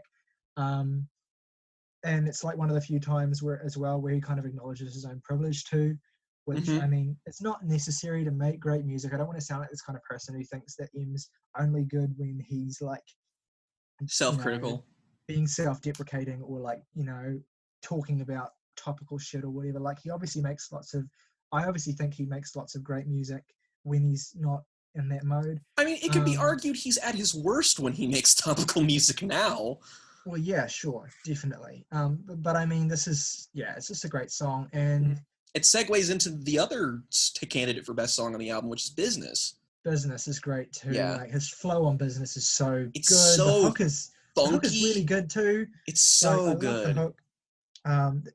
The theme of the track, which is like, rescuing the rap game, like, is kind of a bit silly, but the way that he and Dre kind of lean into it makes it kind of really fun. Like, there's a their chemistry is very good on this. Yeah, it's just so much fun to listen to, and it's probably actually it's maybe my favorite song on the record. There's another contender that comes later on, but I really think that's it's such a good song.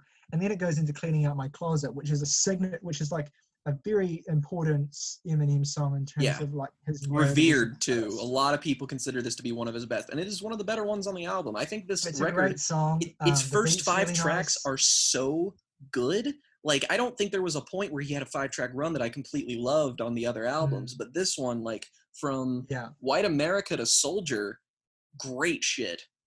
Yeah, I would even chuck Say Goodbye to Hollywood on that. Say Goodbye to Hollywood's solid too. It's just not as good as the other ones, if you ask me. Right, but anyway, in terms of going back to Cleaning Out My Closet, it's the beat's really great. Like, it's the way that it sounds like harp sounds are incorporated on that song, which is a really nice texture.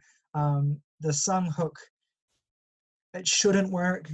It does somehow, like, because I think maybe the only time it's ever worked.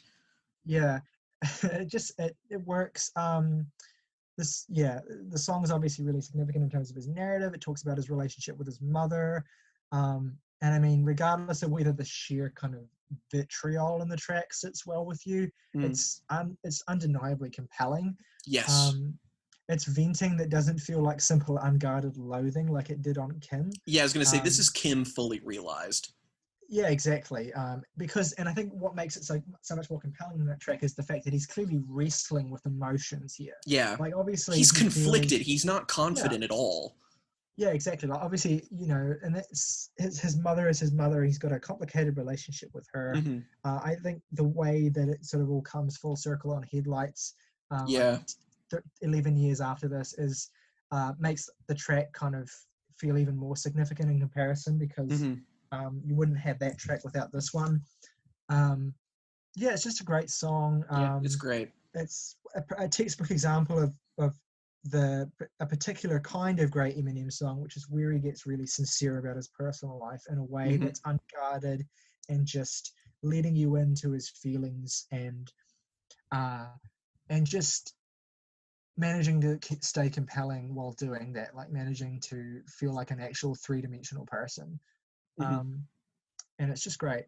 And then you get Square Dance, which is weird sounding song that should not work but does. That hook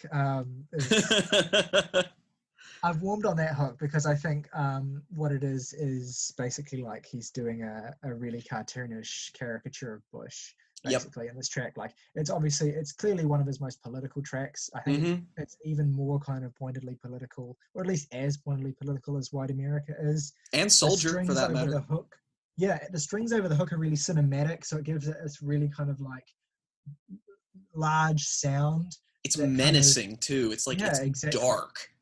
The second verse specifically is one of the highlights of the whole record. The way the intensity of M's delivery just builds and builds and builds. Oh yeah. And it sounds so essential. It sounds so vital. And this is the kind of M that it would have been great to see on Revival, because obviously Revival is channeling the energy of this track, but it just doesn't come off on that record at all at any point. I love this song so much. I think it's probably one of his most underrated tracks. I agree. I agree completely. And then Soldier, as you mentioned, is kind of on a similar theme. The beat's good, the hook's good. Columbine song. Yeah, exactly. He's talking about his relationship with law enforcement, and then it gets a bit braggadocio towards the end. It's just a good song. Mm-hmm. Saying Goodbye to Hollywood is a continuation of that song's theme. Another good beat.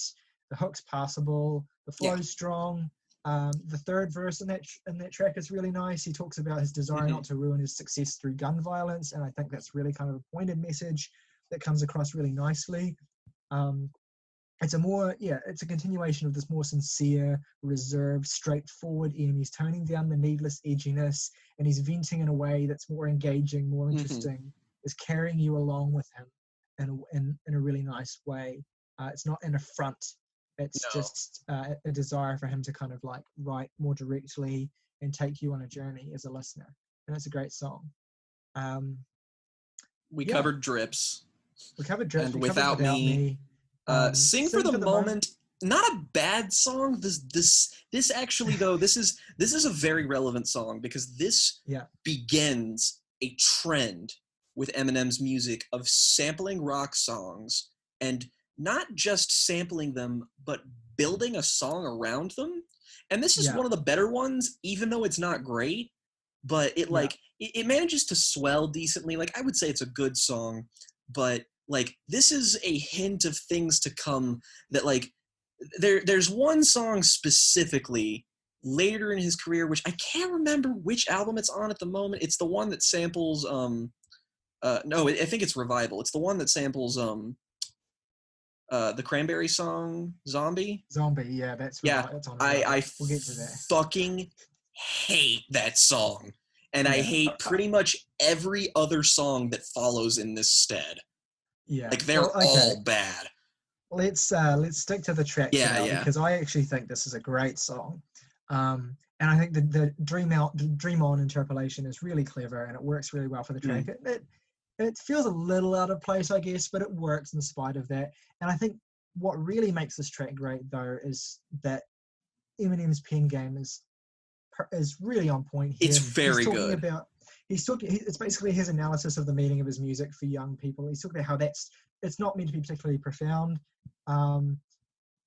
He comments on events in his life in a way that kind of constructs and threads meaning from those events to the wider message that he's trying to communicate about the role and place of his music. And it's really effective. He's defining himself rather than explaining what he's not. Like, he's been on the defense for so long, and it's nice to just be like, I know, like, he's been telling people what he isn't and what he shouldn't be, but this is finally a moment where he gets to say, this is the purpose that I serve. Yeah, exactly. And he's tried to do this. He's tried to like repeat this a lot of times, and it's never come across as clearly as it does here, or with as much nuance as this track has too. Like, it's just really good. It's an easy standout for me. I really enjoy that song. It's a good song. And then the record kind of dips a bit here. Yeah, Superman.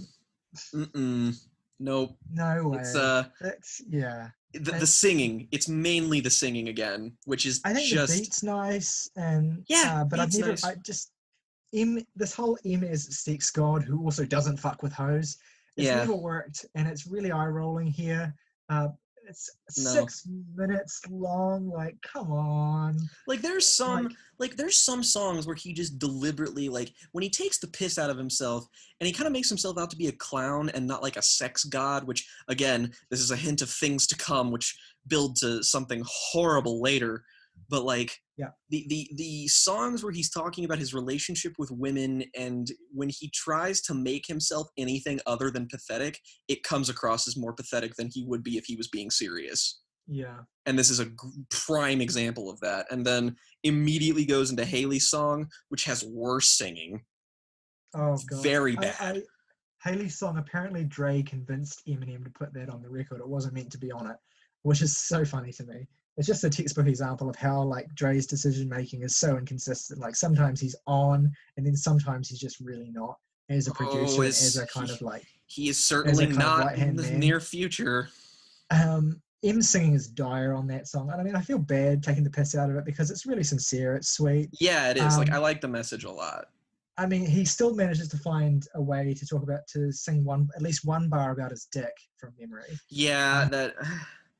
But you know, and I think what really bugs me about this song is that it's basically the whole attitude is just like, I have the weight of the world on my shoulders because I'm famous and I have a daughter. It's like, again, grow up, dude. Sign of things to come, because he eventually martyrizes himself to such an absurd degree on later songs, especially like most egregiously on Recovery and Revival.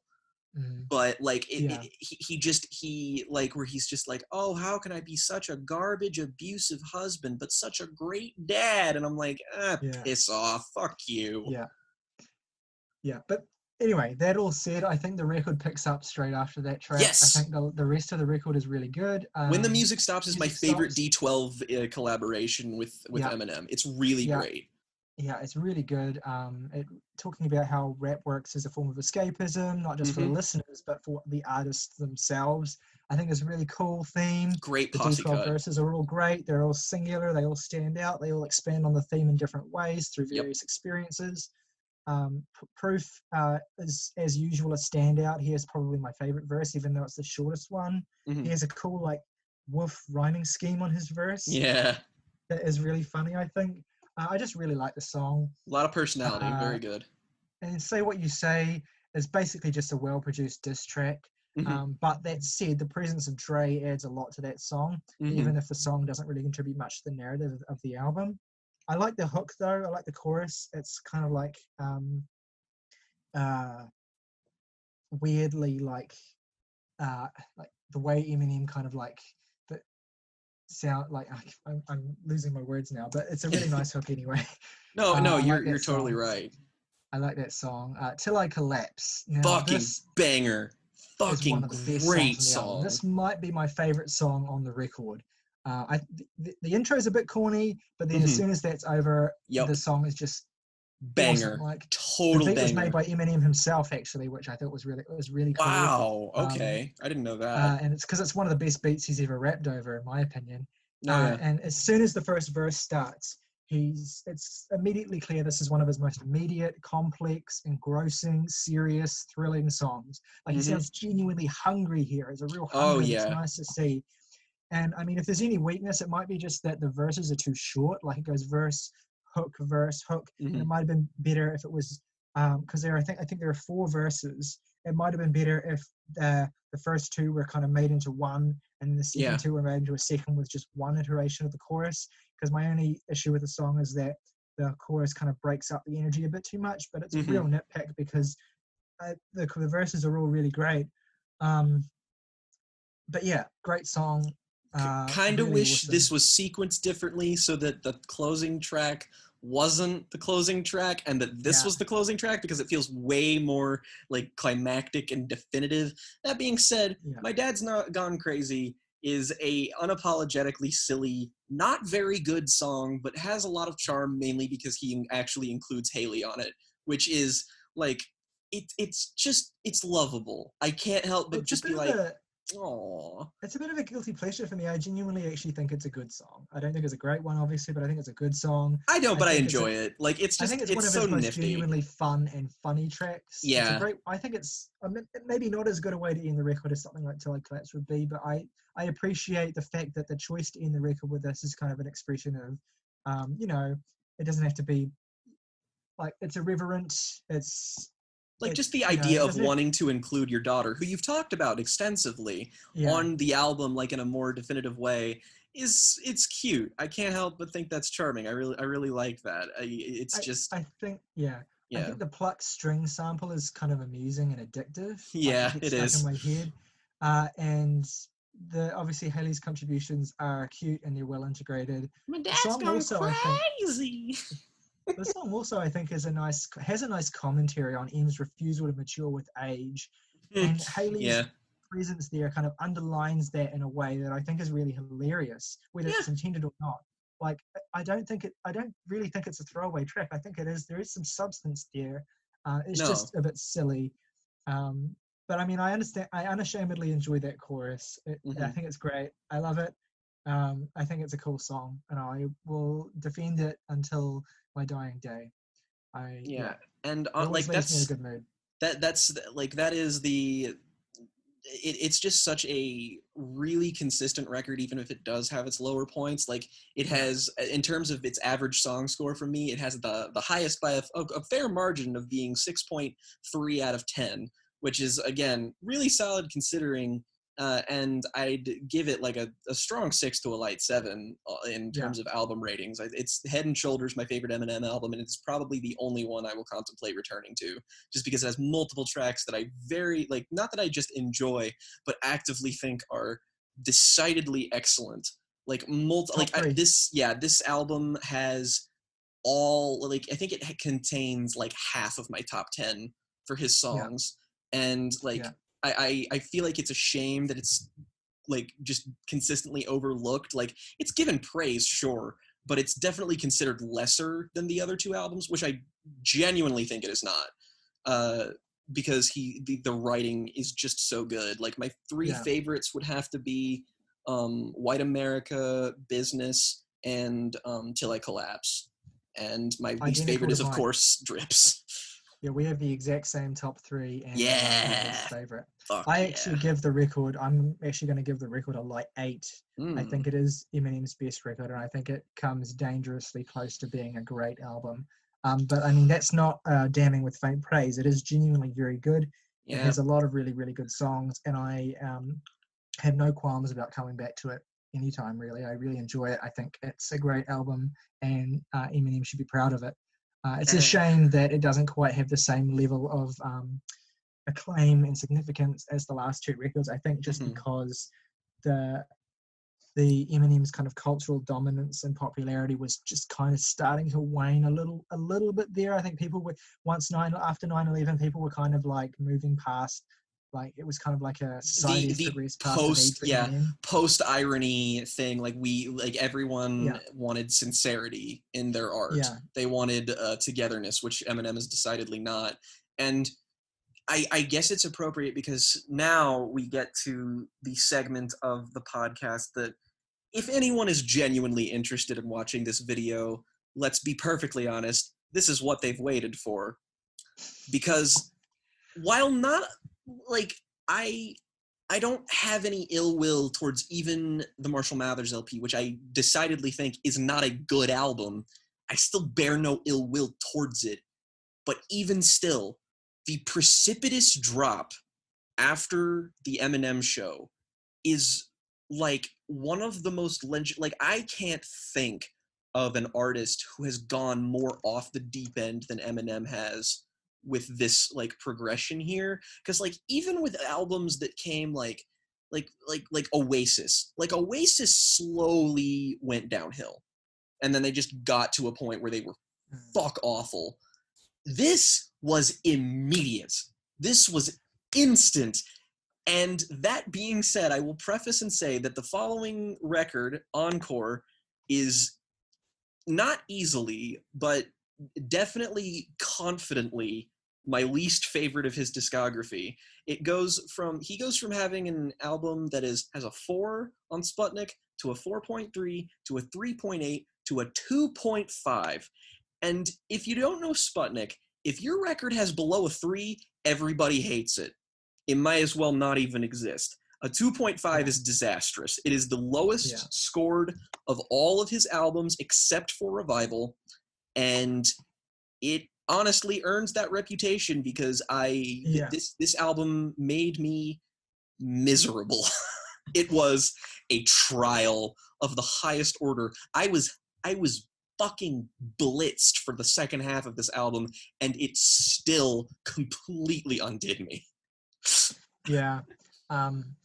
Yeah. Like, context-wise, what do we even, like, is there even any real context besides the fact that Eminem just sort of went off the deep end in terms of drugs and alcohol? This is a record that was clearly made in the throes of addiction. Like, Mm-hmm. it's just poor decision making all over the shop. And, and yeah, I mean, at the time of its recording, funnily enough, Em was like, "This is going to be my last album," which I think is really, really funny. And I'm I really think that glad it wasn't, because God, like, he made his best and then worst album, which, again, Yeah. debatable as to whether or not it's actually his worst. Like, I can't even really confidently say that, because there's one other album later that really makes me question this designation. But that being said, this is when Eminem had a problem with both pills and alcohol simultaneously. So, like, this is Eminem's dream catcher. When Stephen King got fucking hit by a car, addicted to painkillers, was already an alcoholic, and then made something that was so universally panned, people were just like, well, there's nowhere to go from here but up. And it's funny just because I think some people consider Relapse to be worse. I don't, but we'll cross that bridge when we come to it. But Encore is the worst album he's made for my money because of one specific reason. And that reason is it is one of the worst produced albums I have ever listened to. Just abominably awful. Yeah, it does sound trash. I won't deny that. I actually don't have specific notes on this record. I have heard it I didn't twice, take any because I couldn't do it. Yeah, I think I didn't write notes on this record because we were both listening to it at the same time. And yeah, we did a like simultaneous listen so that we both wouldn't, like, if you didn't do it, I might have quit. I do know it pretty well. I can pretty much call any song to mind when I look at the title, unfortunately. So, it starts off actually not terrible. Like, it starts off weaker than the previous records have started off. Yeah. Evil Deeds, not a great song at all. Like, I'd give that like a 4, but considering what follows, it's certainly one of the better tracks on the album. Yeah, and I mean, Never Enough and Yellow Brick Road, they're the same level of quality. Either. Yeah, exactly. I actually don't. I think probably the best of the three is Yellow Brick Road. I kind of quite enjoy that track. Then you get Like Toy Soldiers. The best song on the album. It's not I think it's the second best song on the album, but I think it's a legitimately great track. Actually, no, I do also believe it is too. I forgot about the other one. It's the second best song. It mainly because it's also mixed like trash. Like, the drums in this album, on this song sound like fucking garbage. Like, it immediately recalls like when Fantano was just like, oh, the drums on All the Lights on Kanye's on My Beautiful Dark Twisted Fantasy, an album I don't like. I'm not trying to shit on him for that because it's overdone as hell. But when he's just like, the drums sound super compressed and bad. And like, that's me with this track, because it's like, it's not even like, it's not like a stylistic decision that he made. It's just that the drums are mixed like ass, and it sounds like it's coming off of the other side of a thin sheet of drywall. But the hook and the chorus and the verses are solid. Like, I remember like the hook really well. It sticks out in my mind a lot. It's like a really anthemic song. Produced like trash, but it's an isle of golden opportunity amidst a sea of death and destruction. I mean, I will say that my mileage varies, like, on Eminem, like, just generally, like, talking about political issues and stuff. But I think the screed of kind of like playing against violence and hip hop and stuff is really kind of quite compelling here. He hasn't gotten bad politically speaking yet. Like, he's been juvenile and a little like one-dimensional, but in terms of his politics, I've never deemed him to be actively bad yet. That's a little bit later. Yeah. I mean, it's quite cool. The way he kind of details and breaks down kind of like the circular nature of the beefs that he's been involved in, I think it's really cool here. It's kind of undone a little bit by the fact that he just lets himself be dragged into beef after beef, like, consistently ever since this time. But I mean, still in and of itself, it's quite a good song. I agree that it's terribly produced. That's really the only thing holding it back from me giving it like a 10 out of 10. Honestly, I just really enjoy it. And Mosh, which is as good as the songs that came before Toy Soldiers, as far as I'm concerned. It's not very good, but like, I mean, at least it's like another anti-Bush kind of political Yeah. song where M writes quite well. I think it's just the problem with the track is that it kind of just sounds really dull. Like it's kind of a dirge. Yeah. It just kind of plods along and it goes on for way too long. It stands out because what follows after Mosh is, I'm prepared to confidently say, the single worst stretch of songs on an album I've ever listened to in its entirety, because we have Puke, My First Single, Rain Man, Big Weenie, Just Lose It, and Ass Like That, and Spend Some Time, which are 7 songs where I did not give a rating above a 2 out of 10 a single time. Yeah, it sucks. This is the dark night of the fucking soul. Like, the fact that, like, I was, like, when I got to Puke and I was listening to it, and Tyler, you were just, like, emphatically like, this is not as bad as it gets. Like, there are several songs worse than this. And I was just like, no, there's not. You're lying to me. And he wasn't lying to me. He was right. I think, I'm speechless. I think there are there's at least variation for me in the level of terrible, like considerable variation for me in the level of terrible of that stretch. Like it's all bad, but I mean, it's not all of it's 1s and 2s for me. Like I think that that must be nice. Rain Man is kind of not the worst song he's ever written. It's not that great, but it's better than I mean, it's a 2 and not a 1, so you know, it has a lighthearted tone. He's going after kind of celebrities and stuff. And it's a lot of the jokes just don't land. But I mean, no, I mean, like the humor on this album is like, not that he's a comedic man. He's not like George Carlin. He's not going to make me laugh consistently or anything. But he's been funny before. Like every album, he's had his moments. The one song I will kind of remotely approach defending in this stretch is "Just Lose It," which I don't care for. But I think is kind of like weirdly enjoyable in a guilty pleasure way. Like it just has a kind of like surreal, manic energy to it. Like the hook is so bizarre. It's bad, but I mean, it's I understand, but I think this is the song that Todd and the Shadows covered on one episode, didn't he? Oh, on like the worst. I think it's whatever year this was, like his worst songs of 2004. I'm fairly certain that Just Lose It was his number 1.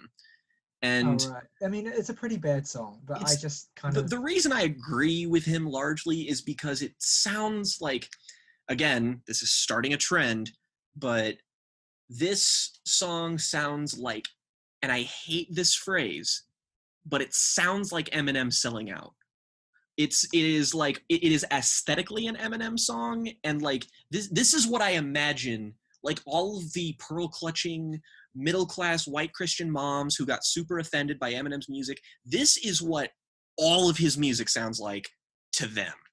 Yeah. Like this song is just so, like, it is so blanketly like, it's like it's an Eminem song, but it feels like a parody of itself. And I guess I can kind of understand the appeal there, but God in heaven, I cannot take how annoying it is. It is just a chore. I think maybe some of my goodwill towards it comes from the fact that I do remember specifically this song from when I was a kid as well. And I mean, look, I was young. It's not the worst song on this album. It's really exactly. not. And I think by the time you get to Us Like That, I'm wishing that it would just come back, because that song is so dreadful and just like. Yeah, we skipped over one of the contenders. Like this 7-track thing. Like I'm fairly certain more than half of these are in my bottom 10 songs for him. Yeah, well, Puke is terrible. What? I've been candid about the fact that I think that Big Weenie and My First Single are Eminem's 2 worst songs. Big Weenie is his worst song. I agree with that. My First Single, actually, I agree completely. They are my bottom 2 songs, mainly because My First Single it's everything I hate about Just Lose It, but it's like any sense of like actual fun playfulness is gone. And it feels like I don't know what half of these songs, this most egregiously, is supposed to like function as. That's the problem with Encore, is that it's not that it's terribly produced, it's not that it's significantly worsely written than his other stuff, it's that most of the songs here serve no purpose. I don't understand what the themes are. I don't understand, like, and that's the thing, is that even when he's not on top of his game while writing, Eminem can come up with a theme or an idea that's coherent and tangible, and you understand what he's saying, even if you think he's like bad or wrong. These songs don't have anything. I don't know what they're saying. Like, my first single, what is this song about? What do we take away from it? Is it a parody? I don't know. Yeah, I think it is intended to be kind of like a vague attempt at parody for like awful parody. There's some kind of like really just threadbare attempt at commentary on kind of like the music industry there, but I mean none of it lands. And Big Weenie, like, again, it's Eminem's worst song, which is not a claim one can make lightly. Like, no, exactly. You know, I tolerate the songs that are like about raping children that he makes more than I tolerate this song, which, again, like, no, seriously, it gets that bad.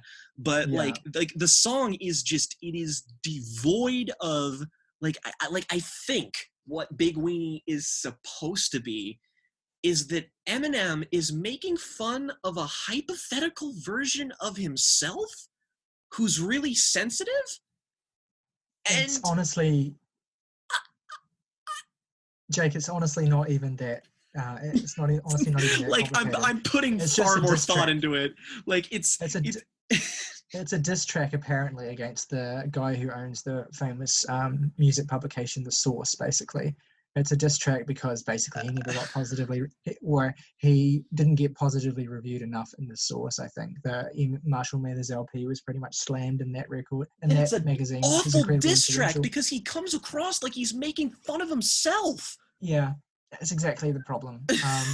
There's like an entire extended verse where he's just kind of like he flubs a line and then he goes off on this tangent trying to turn the mistake he made into like bar after bar of like.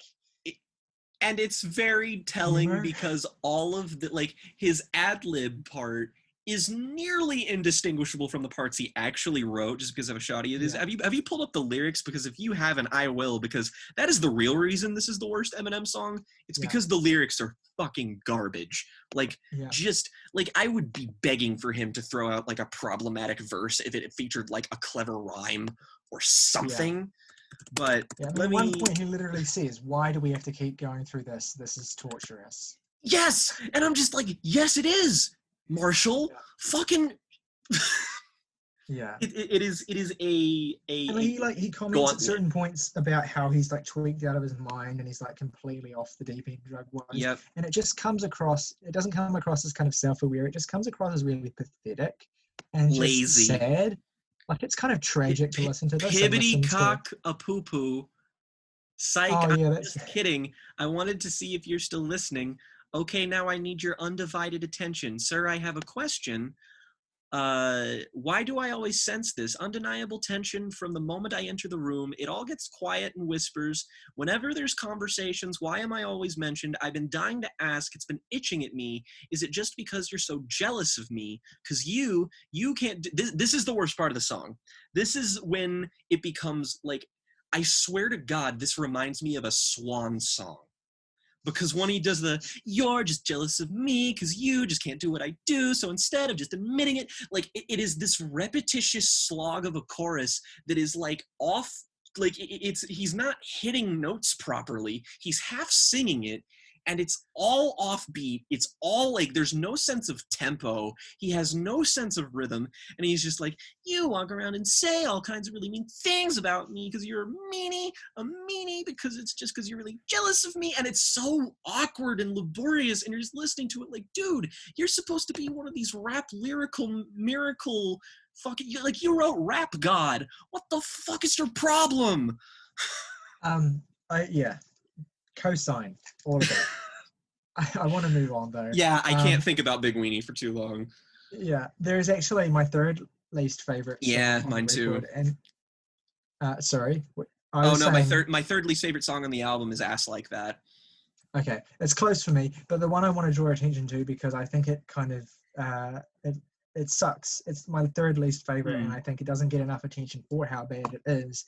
Spend some time. Spend some time. Fucking awful. It's so bad. Like, I love how the Genius annotation says the song speaks on Eminem's, Obi Trice's, Stat Quo's, and 50 Cent's experiences with love and heartbreak, which is so funny to me because what?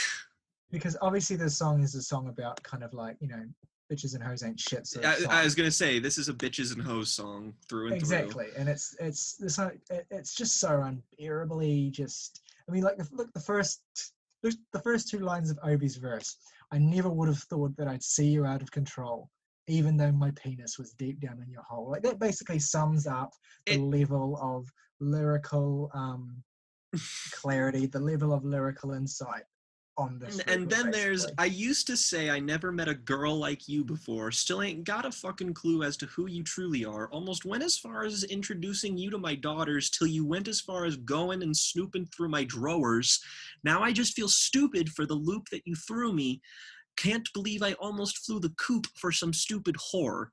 You used to say all you wanted was for me to be yours. All I ever wanted from you is a few booty calls. And I'm like, this is the whole verse. And I'm just like, this is so boring. Why am I listening to this? Yeah.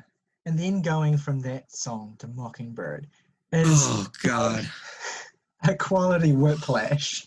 Yeah, Mockingbird's the best song on the album. I don't know why it's on. Like, if you swap, like, why is Mockingbird on here and not replaced with Drip? Like, I don't, like, it needs to switch, because then Eminem Show is an even better album, and this can more consistently be a pile of shit, which I would be more careful in designating it. Like, Mockingbird is a sweet song where the half-song vocals don't actually bother me, and it's written really well, and it's heartfelt, and it's emotional in a way that, like, every other song feels so vapid. Like, even like Toy Soldiers, like, all of the inspirational qualities of that track just don't come from Eminem. It just, like, it doesn't really feel like that's from him. It comes from what he's sampling. Whereas Mockingbird is a personal song, and in that respect, it sticks out like a sore thumb. Like, I don't know what the fuck it's doing on this album, which has no clear thematic through line whatsoever. Like, look, it's the sole reason why this isn't quite my least favorite. That is an acceptable stance to have. Because I think that not only is Mockingbird a good song, I think it's a great song. I think it's maybe one of his best songs. I remember this song from when I was young as well. I heard this when it came out for some reason. It was on like a mixed CD or something that a cousin made for me, and I just remember hearing it. I remember vividly hearing it, listening to it over and over and over, and I still remember pretty much every line on it. And it's just a really poignant song. It's a really straightforward song. It's great that Emma's being direct here. He's directly addressing his daughter, and there's no, like, he doesn't ruin it with any kind of cheap attempts at humor. No, except for at the very end of the song. But even then, that's not even that. It's not as egregious as whenever he just throws his dick into the lyrics, which again, that's a trend. Yeah. Exactly. The song almost feels like the song is almost. I mean, if not for the fact that you can recognize Eminem when he's rapping, it almost reads like a completely different artist. There's just so many great lines on here. It is so, like, it's emotionally poignant, and it's like, I don't know, the fact that it occurs on this album is just really a testament to how much of a clusterfuck this must have been, because, like, even just the way these tracks are sequenced, regardless of quality, in terms of like he's okay at sequencing his albums. I don't think he's amazing at it, but he knows how to, like, even at his most redundant, he's able to space it out well enough. This is reckless abandon. This feels like it is a, like, greatest hits compilation, but if they were all dog shit. Like, there's no rhyme or reason to the way these tracks are arranged. There's no thematic through lines. There's no, and like, there doesn't have to be. Like, I just listened to the new Run the Jewels album came out today, and I just listened to that. And my problem with every Run the Jewels album is really that it's just never amounts to being more than a collection of really great songs. But that being said, they're sequenced really well. They're put together in a way that's super satisfying and flows together. Like, you don't have to be Good Kid, Mad City. You don't have to be fucking Atrocity Exhibition. You don't have to be Iridescence to like understand how to satisfyingly put together your shit. But it's just completely tossed out the window. And when you toss in the good production, all of which is done by Dr. Dre, which I don't understand, because Dre is decent at producing M's albums for the most part, but like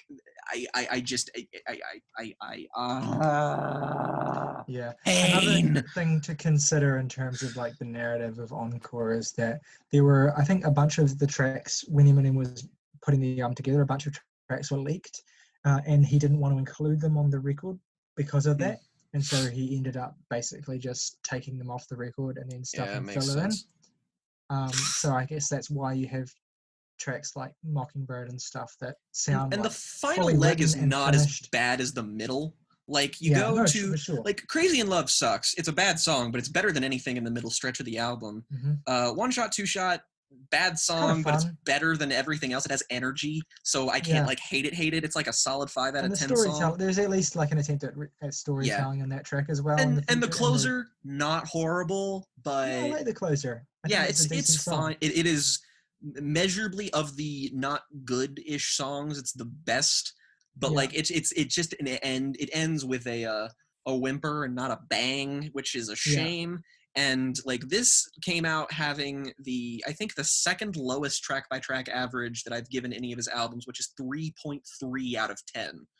Which is substantially bad. Like, this is a not quite, but it is close to being a 1 out of 10 album for me. Like, this is up there with some of the worst things I've ever listened to in their entirety. I don't listen to a lot of bad albums, but in terms of the ones that like, and there are albums that I hate more than this. Like I hate Kanye's The Life of Pablo maybe more than anyone who's drawn breath on this earth, and it's a miles better record than this. Like, way better. I think there's a significance to the fact that this album ends with the sounds of Eminem firing guns into his audience. Like, he's just shooting the audience. Again, at the end of the final this track. is a trend of like his albums start to end with things and samples. They're just like, did you know? Like, like, did you know? Because I think you did. Because like Revival and Relapse have that same thing happen, and you're just kind of like. But I think it's pretty obvious what our favorite and least favorite tracks were. Like, I don't even feel the need. I don't even have 3 tracks I definitively like. I just like Mockingbird and like Toy Soldiers. That's it. Yeah, I mean, this isn't even really an interesting record to talk about. So no, that's the worst part. When you listen to it, it like, you're at first, like, when Puke starts, you're kind of taken aback with how bad it is. And then it just kind of lulls you into it. And again, it's similar to like a Swans album where it like beats you in the head with this repetition and like puts you in this weird mindset. And once you get to Big Weenie and it's just like, like, you just feel like you're listening to Michael Gira just be like,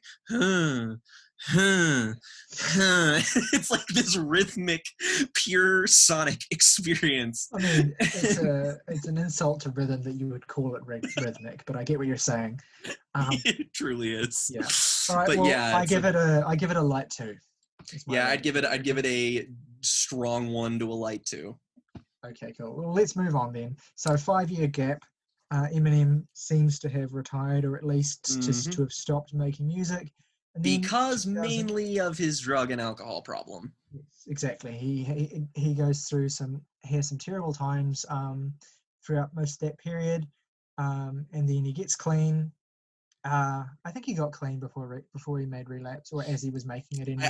As he was making it, he was like in the process of going through it, but like, I think he was actively, or at least that I read, that he was actively going through withdrawal at some points, which kind of makes sense to me. And this is the Eminem album I looked forward to talking about the most, because I think, by and large, while again, This is not a good album. Do not misinterpret me at all here.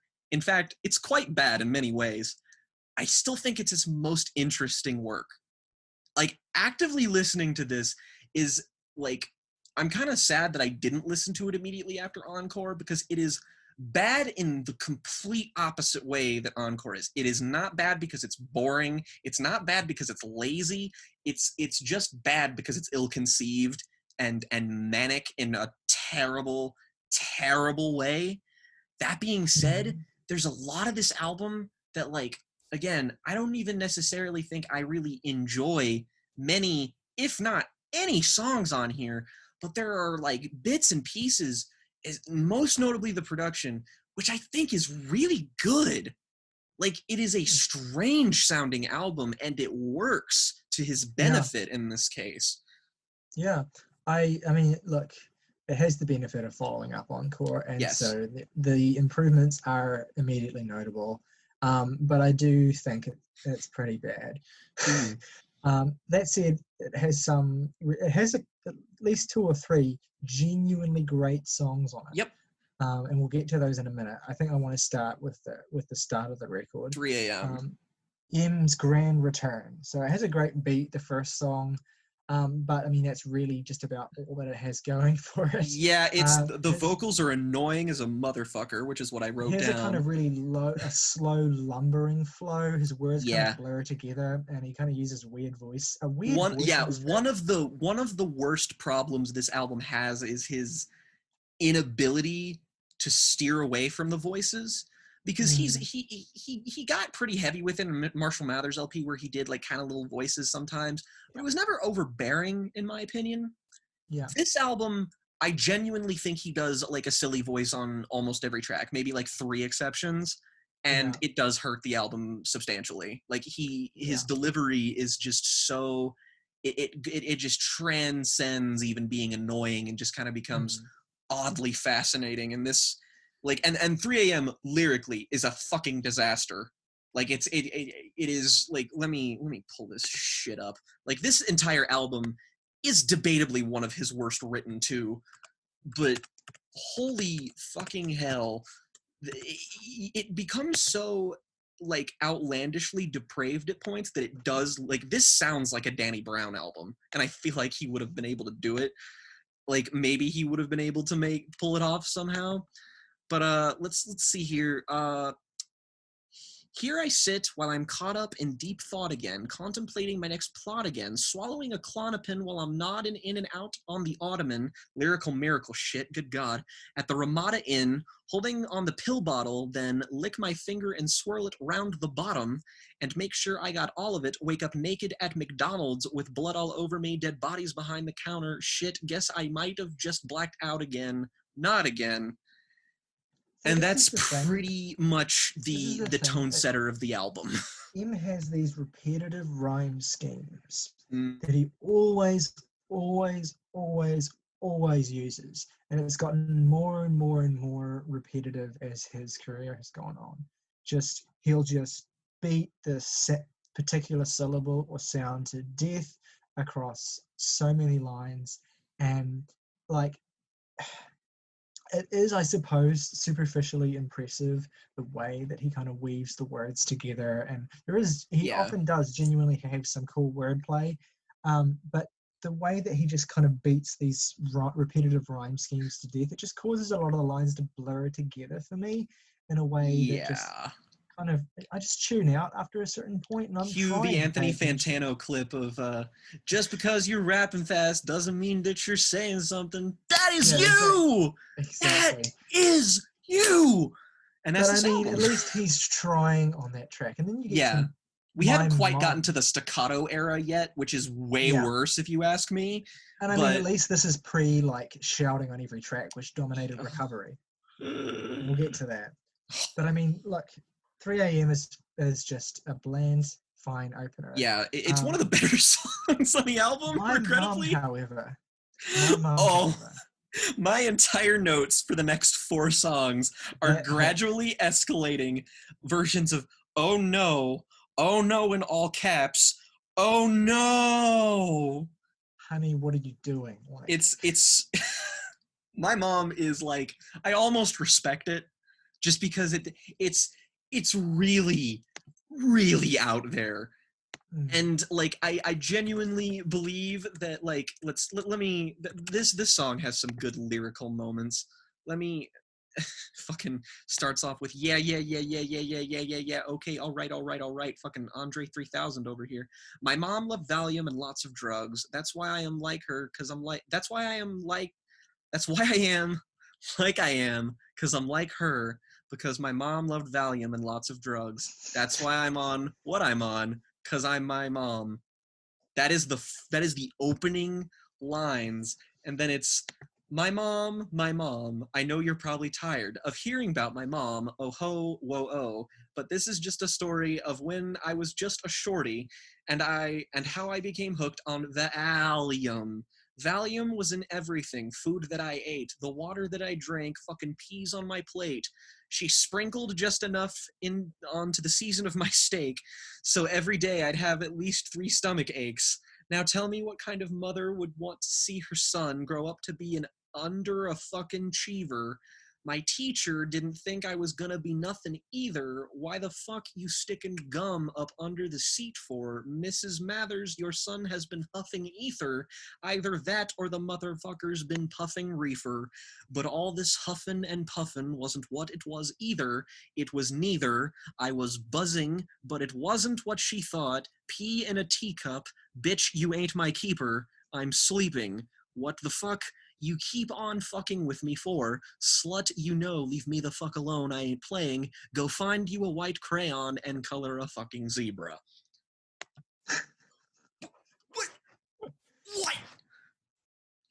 What? Yeah. I mean... and the whole song is that! There's obviously the potential to mine some sharp commentary, or at least some kind of pointed meaning out of the fact that, you know, his mother struggled with a drug addiction and now he's struggling with a drug addiction. Yes. But he just seems totally unable or unwilling to advance past the immaturity of the early records. There's not even dark humor to it. He's just making it a fucking joke. Yeah, exactly. And it's like, you know, it's like listening to someone like at a party who like is convinced that they're hilarious and they just keep talking and you just want them to stop. Yeah. Yeah. I will say, moving on to the next track, Insane. I mean, I have thoughts the on Psycho Insane. Strings beat does sound cheap, but I at least appreciate what he's going for, and I think it works well enough instrumentally. It's really catchy, and I really like a lot of it. That being said, this is where I draw my line in the sand for how edgy Eminem gets, because let me find the specific verse that caused me to like physically recede into my own like skin, because I was just thinking like, okay, this is clearly him playing a character, but I have finally found my line, and that is this entire first verse. I was born with a dick in my brain. Yeah, fucked in the head. My stepfather said I sucked in the bed, till one night he snuck in and said, we're going out back, I want my dick sucked in the shed. Can't we just play with Teddy Ruxpin instead? After I fuck you in the butt, get some head, bust a nut, get some rest. The next day my mother said, I don't know what the fuck's up with this kid. The bastard won't eat nothing he's fed. He just hung himself in the bedroom, he's dead. Debbie, don't let that fucker get you upset. Go in there, stick a fucking cigarette to his neck. I bet you he's faking it. I bet he probably just wants to see how upset you would get. I'll handle this, of course, unless you object. I'll go fuck his brains out if anything's left in his head. So basically it becomes the plot of The Lodge, which that's something. Yeah, look, yeah.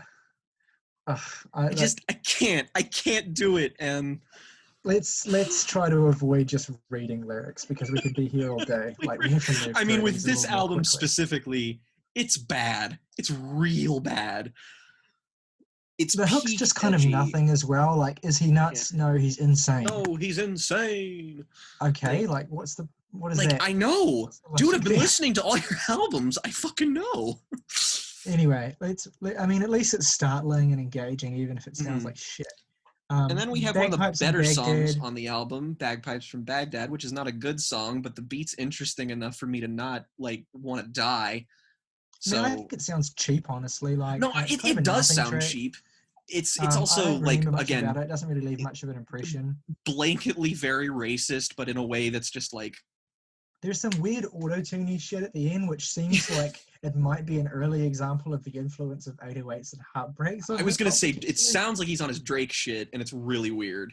Well, this came out not that long, like just a year after 808s, and I think it Yeah. just struck me that weird auto-tune outro was about the only interesting thing about the track.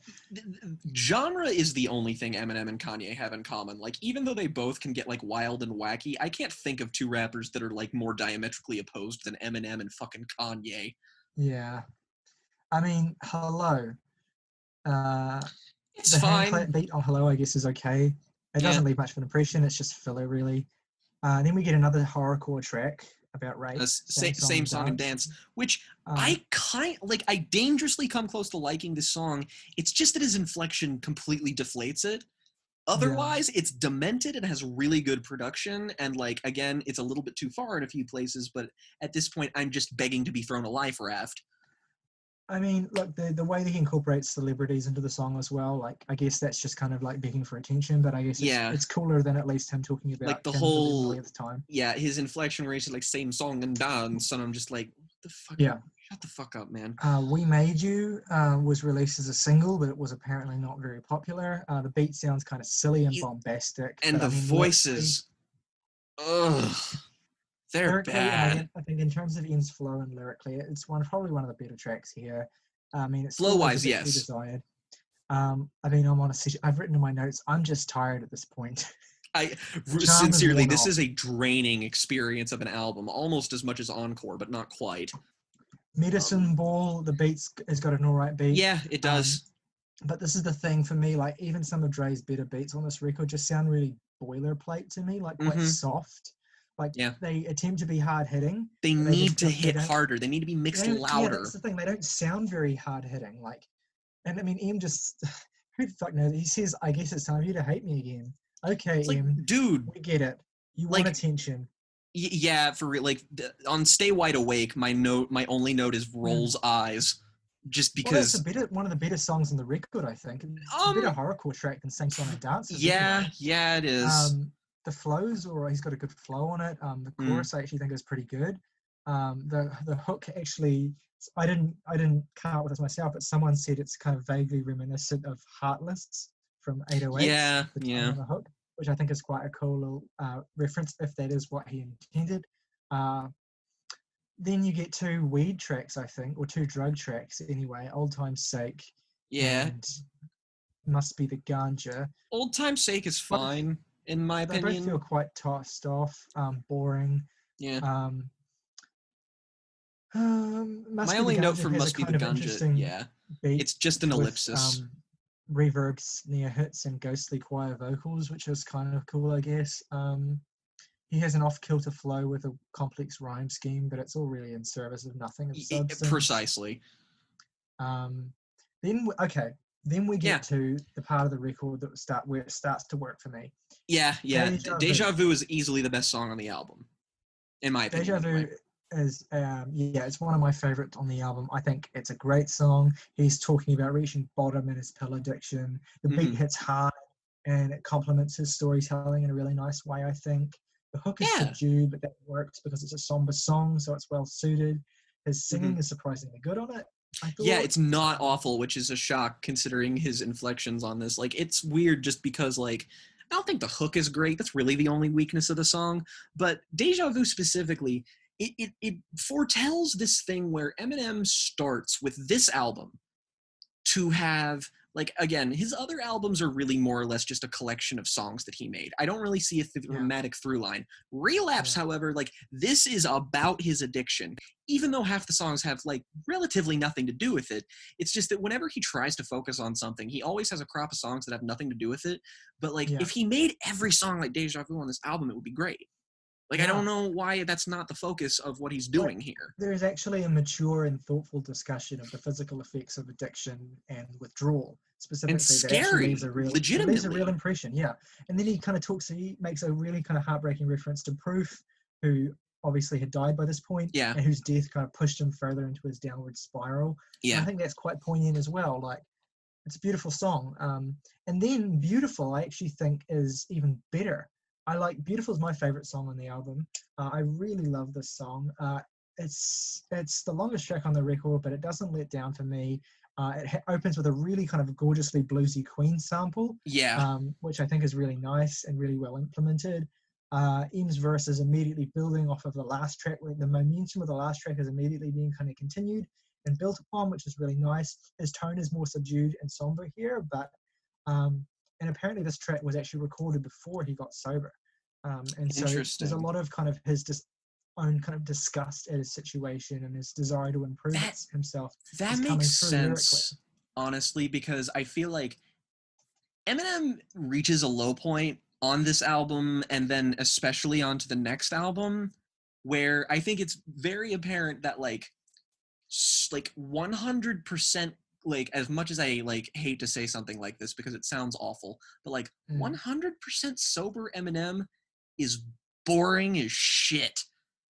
And like, I feel like Beautiful and Deja Vu come from a place of honesty with his addiction, whereas Recovery, which we will get to, feels largely disingenuous and multiple points kind of condescending and faux inspirational.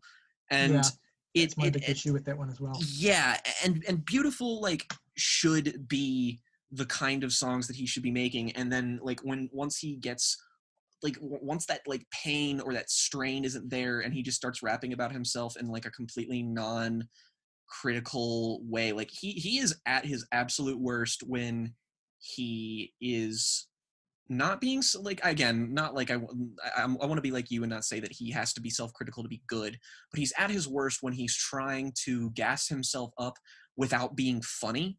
Like Slim Shady works just because like he's gassing himself up and building himself up to be a personality, and it's not being self-critical, it's just being goofy.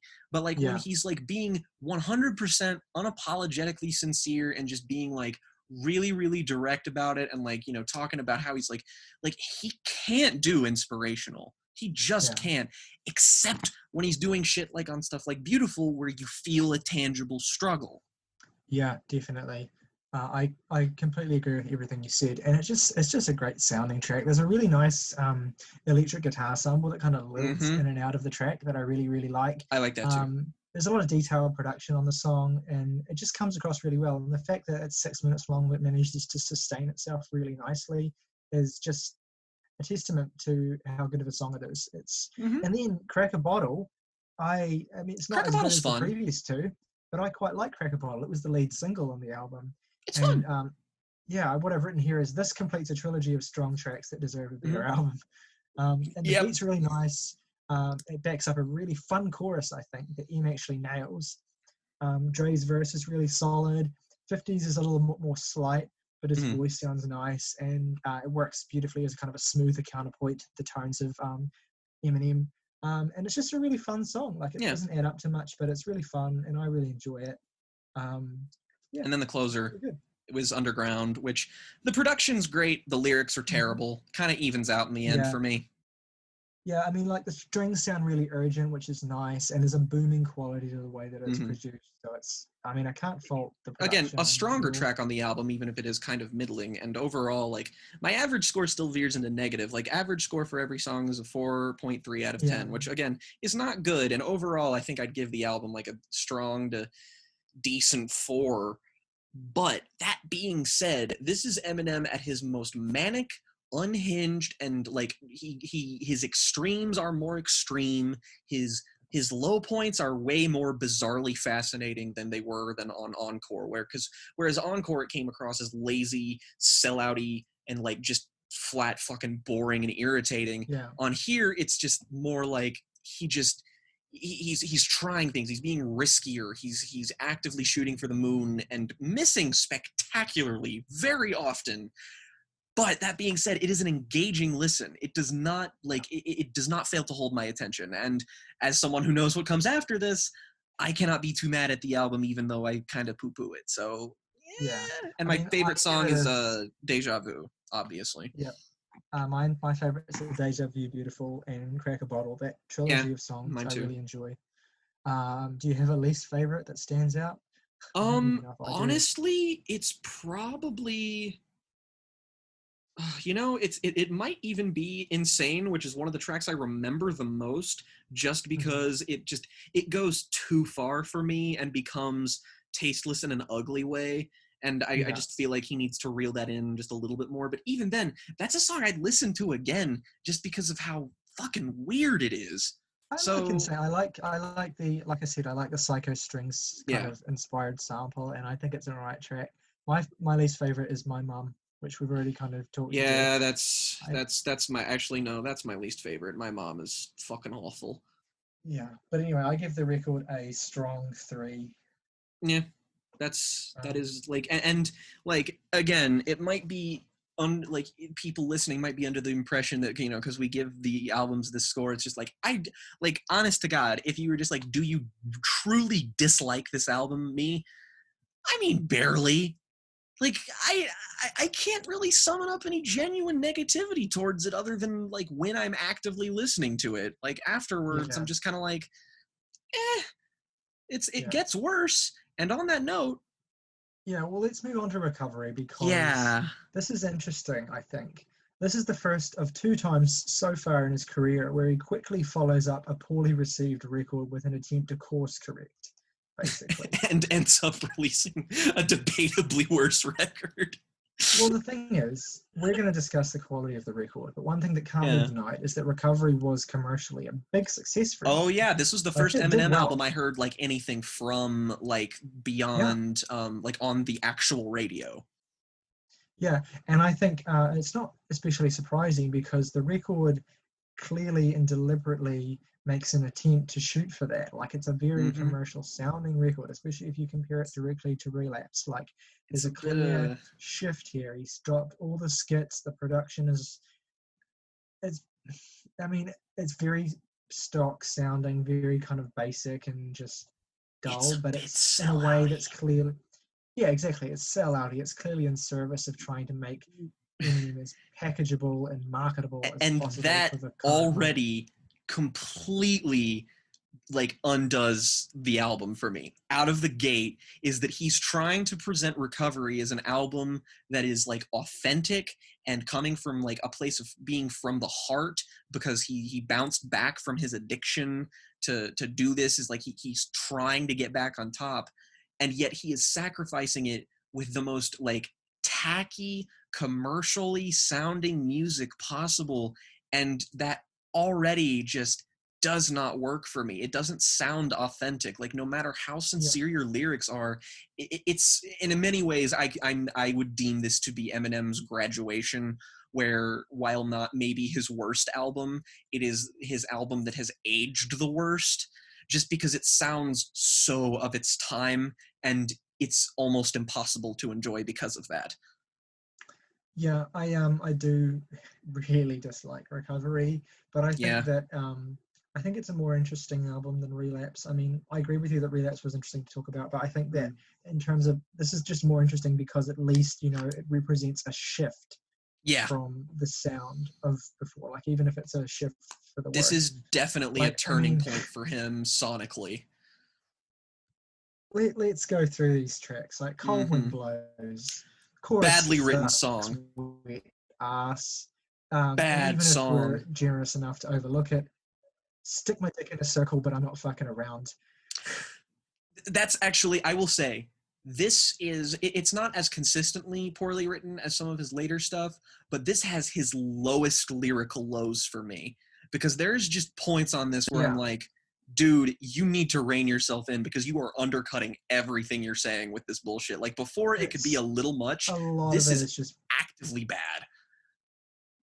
A lot of it is just either dumb cheese or just really bad, like, puns and just dull wordplay.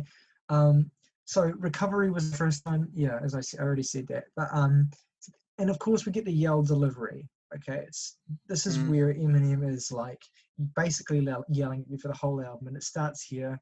It's not a new thing entirely. Obviously, he's used this kind of delivery before, but it's especially pronounced. It's a one-trick pony thing on this album. It's basically come to define his vocal style in the last decade as well. For the worse. His flow's not terrible, but I mean, the whole thing just feels very much like old rapper yells at cloud. Mm-hmm. And like, talking to myself. I mean, at least the chorus is not completely sung by Eminem. The first time it comes it's in, okay. The production's bad.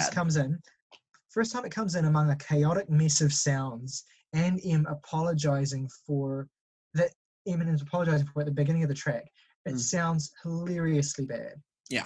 The synth arpeggios sound cheap, and he's continuing the same shouted delivery and predictable flow from the last track. Yeah, the production on this song is bad. Oh yeah, at very least the message here and throughout the record is less kind of cringe-inducing than the weak hardcore of it's Relapse. better.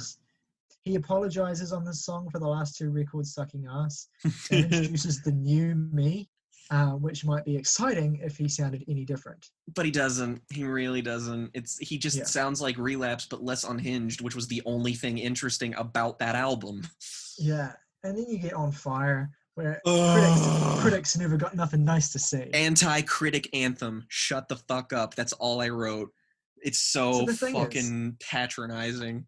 The problem here, he's just apologized on the very last song for his last two records sucking ass. He's just admitted that. He said, I'm sorry, they were not good. They were not up to par. So now he's attacking the critics who pointed that out. And like, why? What is the dissonance? Do you agree with them or not? Because you're contradicting yourself. I mean, what is the hook as well? I think he even calls the hook bullshit in the song. I think he does too. I remember that. Yeah, like, are we supposed to be impressed? Like, the dude's running out of things to say before the track's over, and it's like the shortest song on the album, or one of the shortest songs on the album. Like, just naming it On Fire, and it's such a boring ass song. He's such a whiny, like, fucking petulant little shit. Ugh. And then you get like Pink's like phoned in feature on Won't Back Down. Like, she sounds so half-hearted and just like, sounds exactly like the song she did on fucking Revival, where it sounds like a Pink song featuring Eminem. And it's, I mean, at least she commits to that song a little bit more than she does here. Like, and M sounds hungry on the track. I mean, that's something. But it's just, the problem is just that it's, at this point, we're already getting this feeling of just homogeneous blurring together of songs on the record. He sounds so desperate to prove himself again that he raps in a style that almost feels like stream of consciousness. Yeah, it's not compelling to listen to at all. You get a ton of weak bars, you get explanations of jokes, which is always bad, no matter when he's doing it. God, I hate that shit. You get braggadocio, and it all just, none of it stands out because it all just sounds so bland. No, that is a core thesis for this album. It is bland as shit. Like, the dude says, I'm the shit stain on the underwear of life. And like, we're supposed to take himself, like, when we're supposed to believe that he's taking himself seriously on this record. Like, and some people defend bars like that, and they're just like, you know, oh, he's always been corny, he's always been jokey, he's always been this, and I'm just like, yes, but that's when he's at his worst, is that he can be corny and like weird, but he can do it in a smart way that doesn't annoy me. This is annoying. So I've got to know your thoughts on White Trash Party. Okay. WTP. White Trash Party, I don't hate it. I'll come right out of the gate and say that I don't hate it, because it's one of the songs on this album that consistently has a solid amount of energy.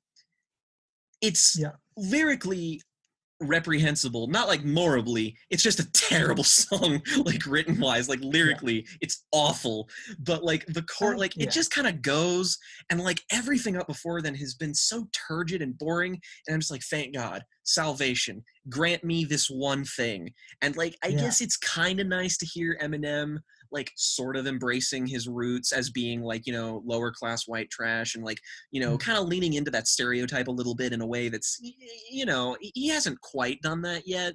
and like I'm okay with it. It's again, it's not a good song.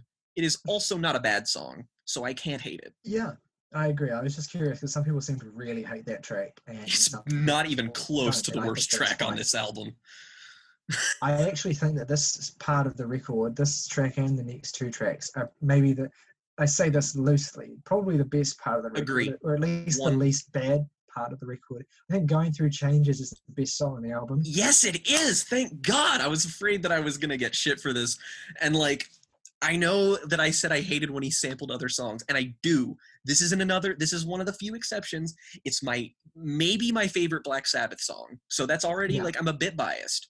That being said, it is one of the very few times on this album that his emotional authenticity rings true.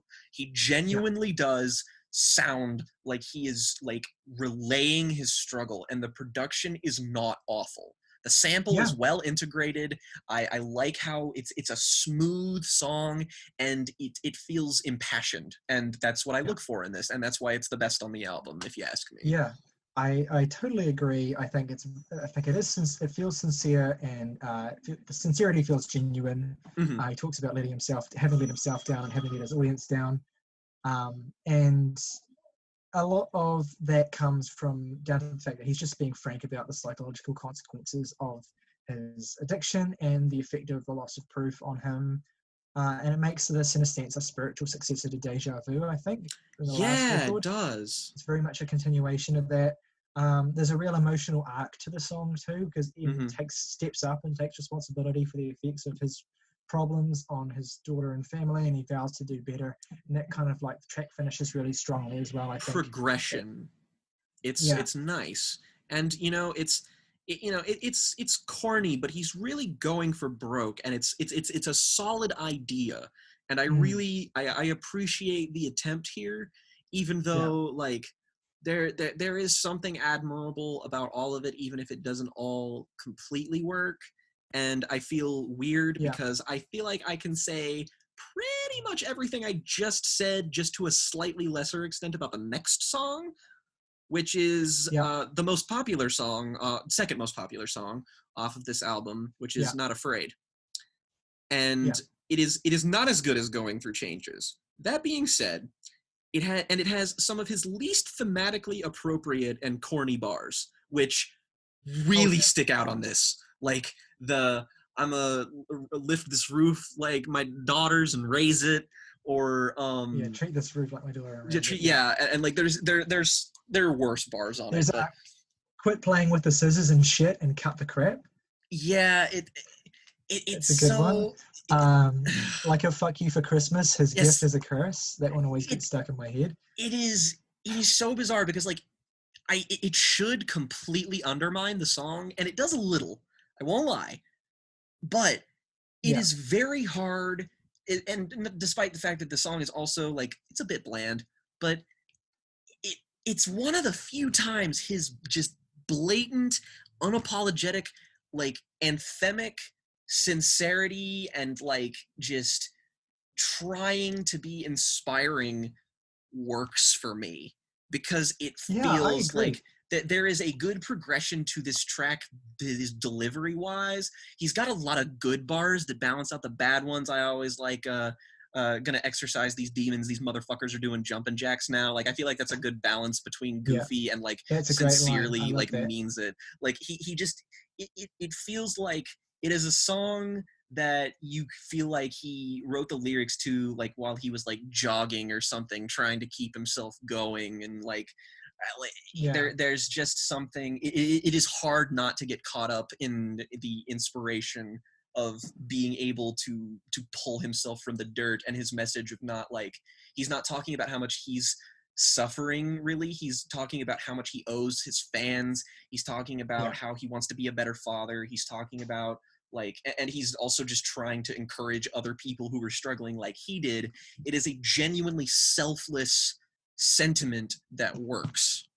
I really like the song. I think the atmospheric beat's really nice. Obviously the message is really good. Even sounds good on the chorus, I think. Like he did, it's a nice chorus and he sings it really well. And I think that I pointed out some of the sillier bars, but I think that even in this track, there's an endearing quality to them. Yeah. Like, they don't just make me, and they don't really annoy me as much. They just kind of like feel like candid and just like keep. Oh, you can't kind of Marshall, help it. you Yeah, silly exactly. boy. Like, and it's sweet. And and I'm not saying it to be condescending, because I think he does a really great job with the song. Oh, I do too. And yeah, it's just, and it's really enjoyable, which makes the album's, again, immediate descent from this point back into tedium, back into. And it sucks because this is that problem I mentioned earlier with Relapse, where he has albums that are ostensibly about one theme or idea, and it's abandoned for half the track list. And this is where he just abandons it completely. It's just not about this at all. Like, he could have made Recovery a good album just by cutting half the tracks and making it a solid 40 minutes. Yes. Like, and I think that brevity as well would have supported like what he was going. Yeah. For. Like, it would have been like, he's cutting the crap. He's cutting the crap literally. Like Not Afraid should be a closing track. Like, I don't know why it's not. Yeah. But I mean, Seduction is dull. The beat plods are long, and it ruins the goodwill of the last two songs by being boring and lame. That's what I wrote. I wrote, there's just nothing compelling to this at all. The flow occasionally threatens to be interesting, but even if it were, a good flow doesn't make a difference when you have nothing interesting or thoughtful to say. And right after... This track, before we get onto that, track I think highlights a big problem with the record as a whole, which is that this is M's humbling album, right? So this is the album where he accepts his faults and he vows to do better. Or is it? Or is it an album full of tracks about bragging about being the greatest of all time? Yeah. Like, he's trying to have it both ways here. He's trying to be humble. There's a dissonance. He's trying to be, he's trying to be braggadocious, and the result is just that all of the humbling stuff becomes undermined, and then he just has a real kind of self-defeating attitude with the way that he does it so much better on his next album. So much better. Yeah. He's actually able to do it in a way that does not feel dissonant. That being said, the next song is this is where I talked earlier about the trend of sampling other songs and them being all terrible truly finds its actual beginning, because I do like Going Through Changes. That being said, they decide to fucking sample What Is Love, and Lil Wayne's it has a feature, and I just like literally my notes are I hate it here. Lil Wayne, he sounds sleepy, the beat sounds cheap, the sample is really awkwardly interspliced into the song in a way that just doesn't fit, and that awkward intersplicing of samples gets especially egregious pretty much every time that M works with Rick Rubin. I hate Rick Rubin so much. He's an awful producer. The track isn't like bad necessarily, it's just ultimately kind of bland. The same problem as most of the tracks, really. His M's performance on his own verse picks up the track a wee bit, but I mean, the track shouldn't be there. No. Spacebound, the guitar sample on that track is smooth, and the production's actually quite nice generally. I wanted to love this song because there's a lot of good stuff in it that I feel harkens back to that Not Afraid kind of deal. It's just that it's significantly worse written. Yeah. I like the sung chorus by some guy called Steve McEwen. Apparently that's a really nice good chorus. But the thing is, like, he's detailing relationship problems, and I mean, there's a fresh candidness to a lot of it that's refreshingly free of bullshit until, of course, the track ends with him murdering his partner. This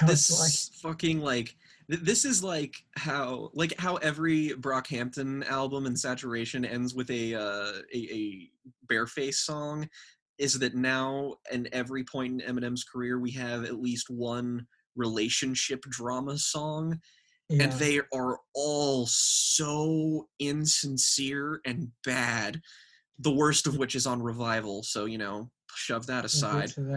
Oh boy, will we. But like, I can never, it's weird because he also does that again on the same album and does it much better, even though it's not a great song. But it blows my mind at how he has not somehow been able to make like his relationship drama compelling. Because I'd argue that an artist like Drake, an artist I don't like at all, is always at his best when he is singing about how much of a shitty partner he is. Like all of those songs he makes, like Passion Fruit, like those songs are really compelling to me just because he's like genuinely frustrated and you feel this like anguish in his songwriting. Whereas Eminem is just like, oh, we're both fucked up, so I guess we both suck. That's every single one of them. Yeah. And then again, for most of the rest of the record is just real just repetition of stuff that's already done. Yeah. A Cinderella Man, I didn't really write many notes on. The beat sounds like a stock sounding beat. It sounds probably Eminem one of the better sounding ones. I just wrote a screed on this track basically about like how the records are way too long. Cinderella Man. I just wrote an irrelevant screed basically while I was listening to this about how all his career would be so much better if all his records were 20 to 30 minutes shorter. Yeah. But we've already talked about that. No, and then there's 25 to Life. Actually, one of the better songs on the record. I think the hook is really nice. The beat's quite good too. And lyrically, it's quite a genuinely impressive subversion of expectations because he leads us on to think he's rapping about an abusive relationship. But then at the end of the song, actually, the track is directed towards the world of hip-hop. Yeah. So there's a really nice self-awareness to the way that M leads us on in this track into the subversion because he uses a lot of the same kind of stuff that he's talked about in previous tracks like the same kind of like lines about abusive relationships and stuff and like being treated like shit and treating someone like where else was this cleverness on this album? Like I wish he employed this more often. Yeah, and I mean the track's nice and short too. It doesn't go on any longer than it needs to. I quite like that one. But then we move on to So Bad, which all of my notes say is, dude, shut the fuck up. Yeah, I think this is my least favorite song on the album. It's bad. Which is saying something. Like, I mean, the title tells you all you need to know.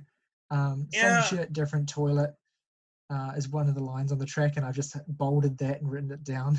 Because that's basically the song every time it appears on any of his album. Yeah. The horn-driven beat makes it sound like a joke. Oh, God, it's bad. Braggadocio about how he's the best lover you'll ever have. The sung chorus is silly. Listening to M painfully seduce a woman and then tell her what she thinks for 5 minutes is just thoroughly dull and unpleasant. Bad. And then you get to Almost Famous, which might be the worst sounding track on the album. Awkward and bad. It's terribly mixed. It's thoroughly shitty. It's one of the worst sounding Eminem tracks ever, I think. There's only so many times we can listen to Em bragging about sticking his dick in the game. Right? Yeah, there's nothing unique about the song. About his rise to fame. Like, he talks about his rise to fame. And I mean, he's actually mined that a few times since as well. There's a few amusing bars. I guess there's a novelty to seeing him channel his early era mindset. But the problem is it doesn't sound like early M at all. It sounds like current shouty M just happening to be talking about M from 10 years ago. Or from however long ago he was talking about it in the track. And it's just thoroughly unpleasant to listen to. He should not be shouting on this song. No. It just does this track and so many of the tracks on this record such a disservice. Yeah, and then we have Love the Way You Lie, which is the hit from this. Yeah. And I'm not I'm far from in love with the song, but I got to admit it is a compellingly structured song. It's reminiscent of Stan in a way. I like how it sort of loops into itself at the very end with, the comment about setting the house on fire. I think Rhee's hook is really, really good. She always gives a powerhouse vocal performance. Yeah. Again, it is undermined by a couple of, I guess that's why they call it window pane. Really, man? Are you fucking serious? I always think of. But it's especially, what makes that line especially funny is that it comes at the very end of the best verse on the song. Yeah. Where he's kind of talking about it's a really candid and emotional verse about mutual destruction, basically, in a relationship. Just a terrible toxic relationship. Nicely. Yeah. It actually comes across quite nicely, as opposed to other tracks where him saying we both are terrible for each other and stuff. It sounds really real here. I think Rihanna's presence on the track so soon after her, what happened between her and Chris Brown, adds a kind of poignancy to the track as well that underlines it in a nice way that's not too on the nose. But then you get the window pane line, and it's like, okay. It's just you really just couldn't resist, man, could you? Yeah. and like too, it's really like Rihanna does sort of tie the song up in a little bow, just because her vocals are great. Her song, like her refrain's really good. It's also like feeds into the fact that she's like destructive on at least a similar level than he is, and like it's just a very believable portrait of a relationship that's like terrible, which is strange considering that this was the most popular song on the album, just because it's a very dark song. Like even by Eminem standards, it's like, I mean, it's just like he unequivocally commits murder after tying her to a bed. That's pretty fucked up. And she's like singing about how she, how she likes the pain. And it's like, Yeah. ah. Yeah, it's but it's a testament that it works as well as it does. It's it's not, It it's one also of the better should have tracks. ended the album. Yeah, I mean, You're Never Over. I mean, I don't want to be too The mean about the sung song. vocals. Yeah, I know. Ugh. He sounds terrible. He sounds really bad. I don't want to be too mean about this because it's a very emotional and quite moving at times tribute to Proof. It tries. I mean, I do know. I think the second verse especially is very powerful, and he's very earnest and self-aware in that verse. And the problem is that just every other element of the way the track sounds undermines what he's going for. Oh, The yeah. chorus is, as we've mentioned, it's terrible. It's mixed badly as well. Like the mix on the track is really terrible. Badly. It has this weirdly hollow sound. Yeah, I was gonna say, it sounds like he's in like a plastic tube. I don't know what is the deal with this, the way like half of these songs sound. It's just it's just a real shame, because I think there was a lot of potential with that track. If he'd gotten another artist to do the hook maybe, and if he'd cleaned up the way that it sounds, it could have been a really strong ending for the record. Then you get this untitled ending, which is kind of a weird afterthought that sours. My only note is, what is this, honey? Like, that's all I had to say. Yeah, it's back in doing the whole criminal and thing, and the stuff that he did in the last few records, like Underground as well. Like he's just ping-ponging so dissonantly you to be with offended, this. Basically, sounding silly, self-parodic. Yeah. And that's the album. It's 80 minutes. And it may be his longest feeling album other than Encore. Like it is a slog to get through this thing, and it kicks off another trend, which is bad, is that he throws on way too many features that just sort of like break up the cohesion of the album. Like I'd have it like a 4.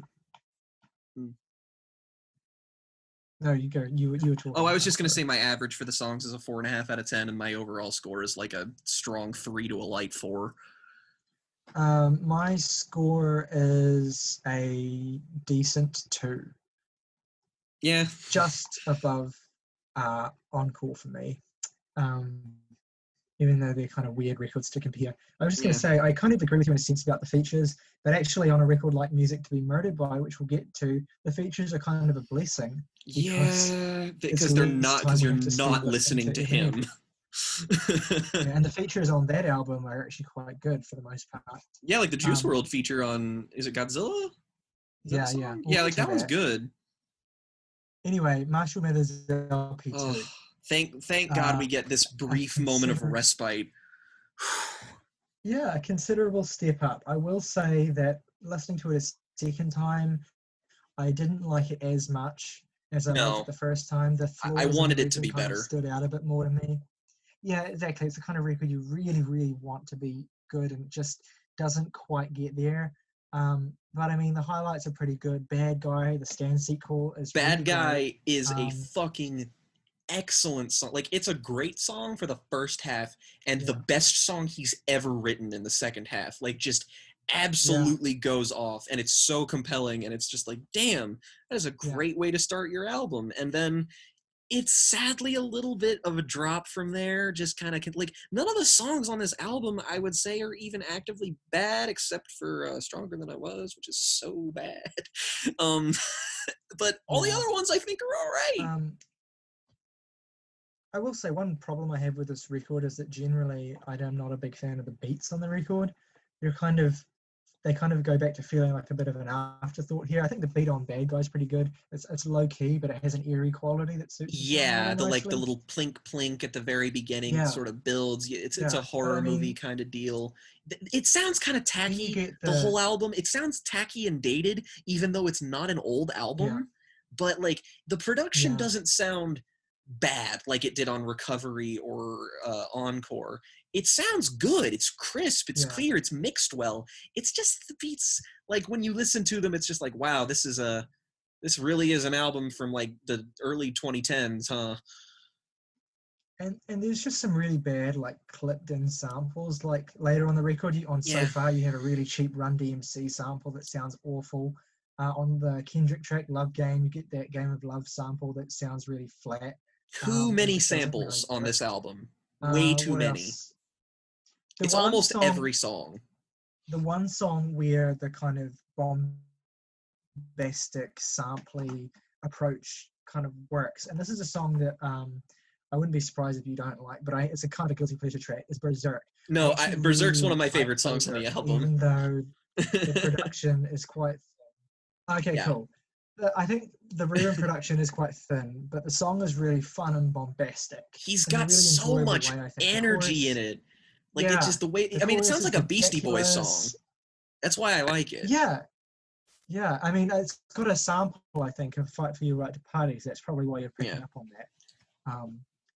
But yeah, it's really silly. It's and the enjoyable, guitars it's are just like fun, they're so great. strong, and he's like, it's just a party song, and Eminem does those so rarely. Yeah, and there's another cool song where he uses a classic rock sample really well. "Rhyme or Reason" with the zombie sample is quite nice, I think. Good flow with that song. It's not a very lyrically strong track. This is the one where he does the Yoda voice. Yeah. Which I don't particularly care for the Yoda voice. No. And then he tries to interpolate the melody of the zombie song into his chorus. And it sounds really bad. Yeah. So Much Better has an instrumental throwback to Criminals, which is a nice connection to Eminem LP1. Yeah. But I mean, the song's kind of just nothing. The attempts at humor kind of fall flat on that track, I think. Yeah. I've written here, I la la la la lesbian. Yeah, like this is very early Eminem humor, which even in its badness, I still kind of appreciate, just because it's like hearkening back to a better time. Yeah, and then there's a stretch of, I guess there's only a couple of songs that I don't really like in this part of the record, which is Survival and Legacy.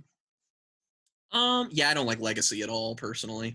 Survival's basically a carbon copy of Won't Back Down, the Pink song from the last record. Yeah, which not a great song to begin with, so... Not the last song that M Mind's Recovery on this record either. No, sadly. Because you get the Monster later on, which is basically just a carbon copy of Love the Way You Lie, except worse. And also, like, I think this is an unpopular opinion, at least with most people, is that, like, it's not a bad song, but I find Rap God to be unfathomably gimmicky. Like, I'm just like, dude, you gotta ease up, man. I don't care that you can rap this fast. Yeah. Well, this is the thing. I wrote quite extensive notes on Rap God because I've heard it a million times, and I have some thoughts. First of all, the beat is kind of scattershot. It sounds really weird. The hook is terrible. One thing I will say is that when I get to that track, it's quite noticeable immediately how much better mixed it is. Yeah, that is its saving grace. It sounds clean. Mm-hmm. It has a smoothness to it. And even though the beat and the synthesizer melody is really strange, he at least rides it quite well. Yeah. And I mean, this is, of course, the Lyrical Miracle, the beginning of Lyrical Miracle. Yeah. Like, this is where it all kicked off. This might be the single most influential song he's released. Yeah, see, the reason it works for me though is that the reason why I don't think it's a bad song or why it annoys me is because it leans so far into the Lyrical Miracle thing that it's like intentionally kind of feels like a joke. So it's like if he did this as like a joke, it works. It's funny because it's leaning so hard into this. It's just that he does this again on like every other album for like a verse, and it's played straight. Whereas here it's a bit cheeky, and I like that. And there's some good bars. Like it's a decent song. It does not like dip into being genuinely bad. We mentioned Stronger Than I Was and Monster being not particularly good. I also don't really care for Brainless. It feels its title. It sounds like dog shit, that song. It's a badly mixed song. That's fucking true. I mean, the hook is just terrible. The chorus is terrible. And it's basically just doing the same, topically, it's doing the same shit he did on Legacy a few songs ago, where he's talking about growing up and developing his pen game. And it's like, it just basically feels like talking about that is a really cheap and lazy way for him to get back to the Marshal Mathers LP mindset. And it just doesn't work for me. I've already talked about how the samples on So Far and Love Game don't really work at all and sound cheap. Love Game works because of Kendrick overall for me, because he just comes in and absolutely demolishes his verses. It's so good. Kendrick aside, Kendrick is great. Those tracks both feel like filler, but he is really good. Then you get Headlights. Oof. It has a strong ending, 2 tracks. I will give it that. I will say that Headlights is gorgeous. Like, it sounds gorgeous. The John Lennon sample, or like interpolation or whatever it is really sweet. And Nate Ruiz just nails the hook. I'm not sure whether it's like an original hook or whether it's just cribbed from a fun song. But whatever it is, it sounds really, really good. Yeah, I think he actually sings the hook. I don't think it's a sample from one of their songs. Okay, cool. And obviously, storytelling-wise, it completes the arc that we started with. That was memorably began with cleaning out my closet, and then intermediaried with My Mom, and now we get like this full circle apology. And it's actually really emotional. Like, it's moving. Sincerity serves it really beautifully, and it's easily like my favorite track on the album. Well, Bad Guy is also up there, but this one grew on me the second time I heard the album even more. It just felt really sincere, and it helps with context too. Like, after listening to all his records and like building to this, made it feel especially meaningful. And then Evil Twin, I think, is a solid end track. Like, it's not anything particularly like audacious or anything, but it's just one of the more solid songs. Like, I think the production is good. I don't think the lyrics are bad in any way, shape, or form. It's just solid ending. I mean, it's fine. He does his best to kind of overwhelm the listener, and with all those kind of like being all over the place and that kind of thing. And I mean, it's a decent end to the record. It's, of course, the record had to end with a track like this if it was being the sequel to Eminem LP. That's fine. I don't really have any problems with it. It's a shame. It's my second favorite Eminem record, and it's by far his least interesting to talk about. Because, like, I mean, in a way, it should be more interesting just because he managed to successfully follow up his most beloved album with a sequel that like didn't suck complete ass. And it's like, it at least in its era, like, it is just surrounded by such shit. Like, the drop-off in quality of the albums that come before and after it is a valley.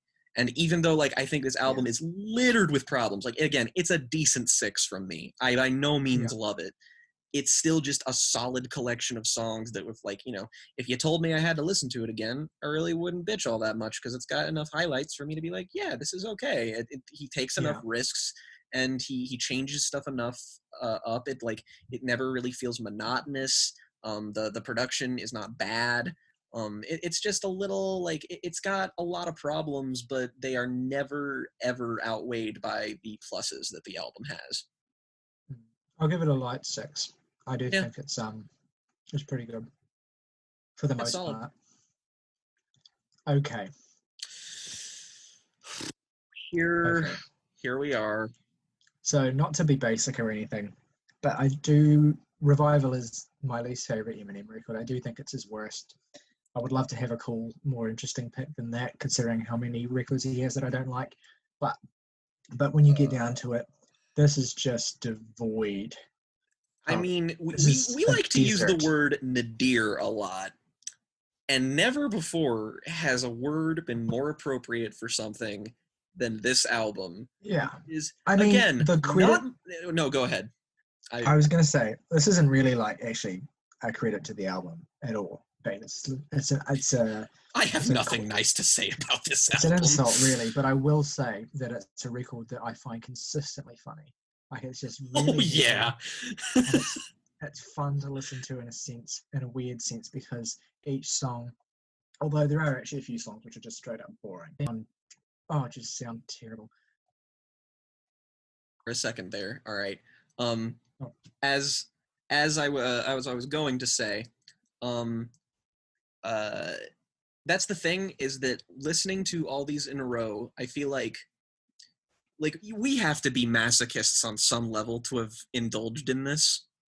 And so I feel like there is a certain amount of schadenfreude I get out of listening to Revival, which, like, again, you said it's a basic pick for his worst, but, like, who the fuck would tell you that you're wrong for thinking that?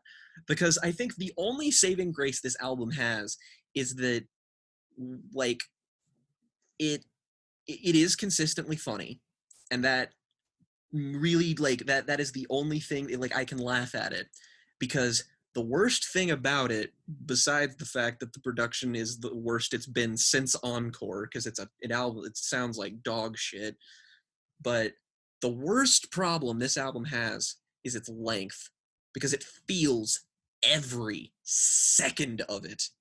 It is disastrously long, and I wouldn't even say, like, it doesn't even truly have the low points that something like Encore had, and in many respects, I think Recovery is, like, borders on being worse than this. But holy shit, once, like my most positive review, like, my highest scored song on this album is a 5.5 out of 10. Song I still don't really like, but I'm just like, is it bad? No, it's kind of okay. Like, it's Nowhere Fast, by the way. That's the only song on here where I'm just like, I guess. That's so funny that you like that, because I fucking hate that song. It's not good. I'm just like, comparatively speaking, if you had to tell me, like, if you put a gun to my head where, like, Jake, you have to fucking listen to one song from Revival, I'd be like, oh, it's that one, please, don't shoot. This is interesting, though, because we both hate the album. It sucks shit. But I've given 3 songs, I think. I've given 2 or 3 songs a 7 out of 10. That's the highest rating I've given. Wow.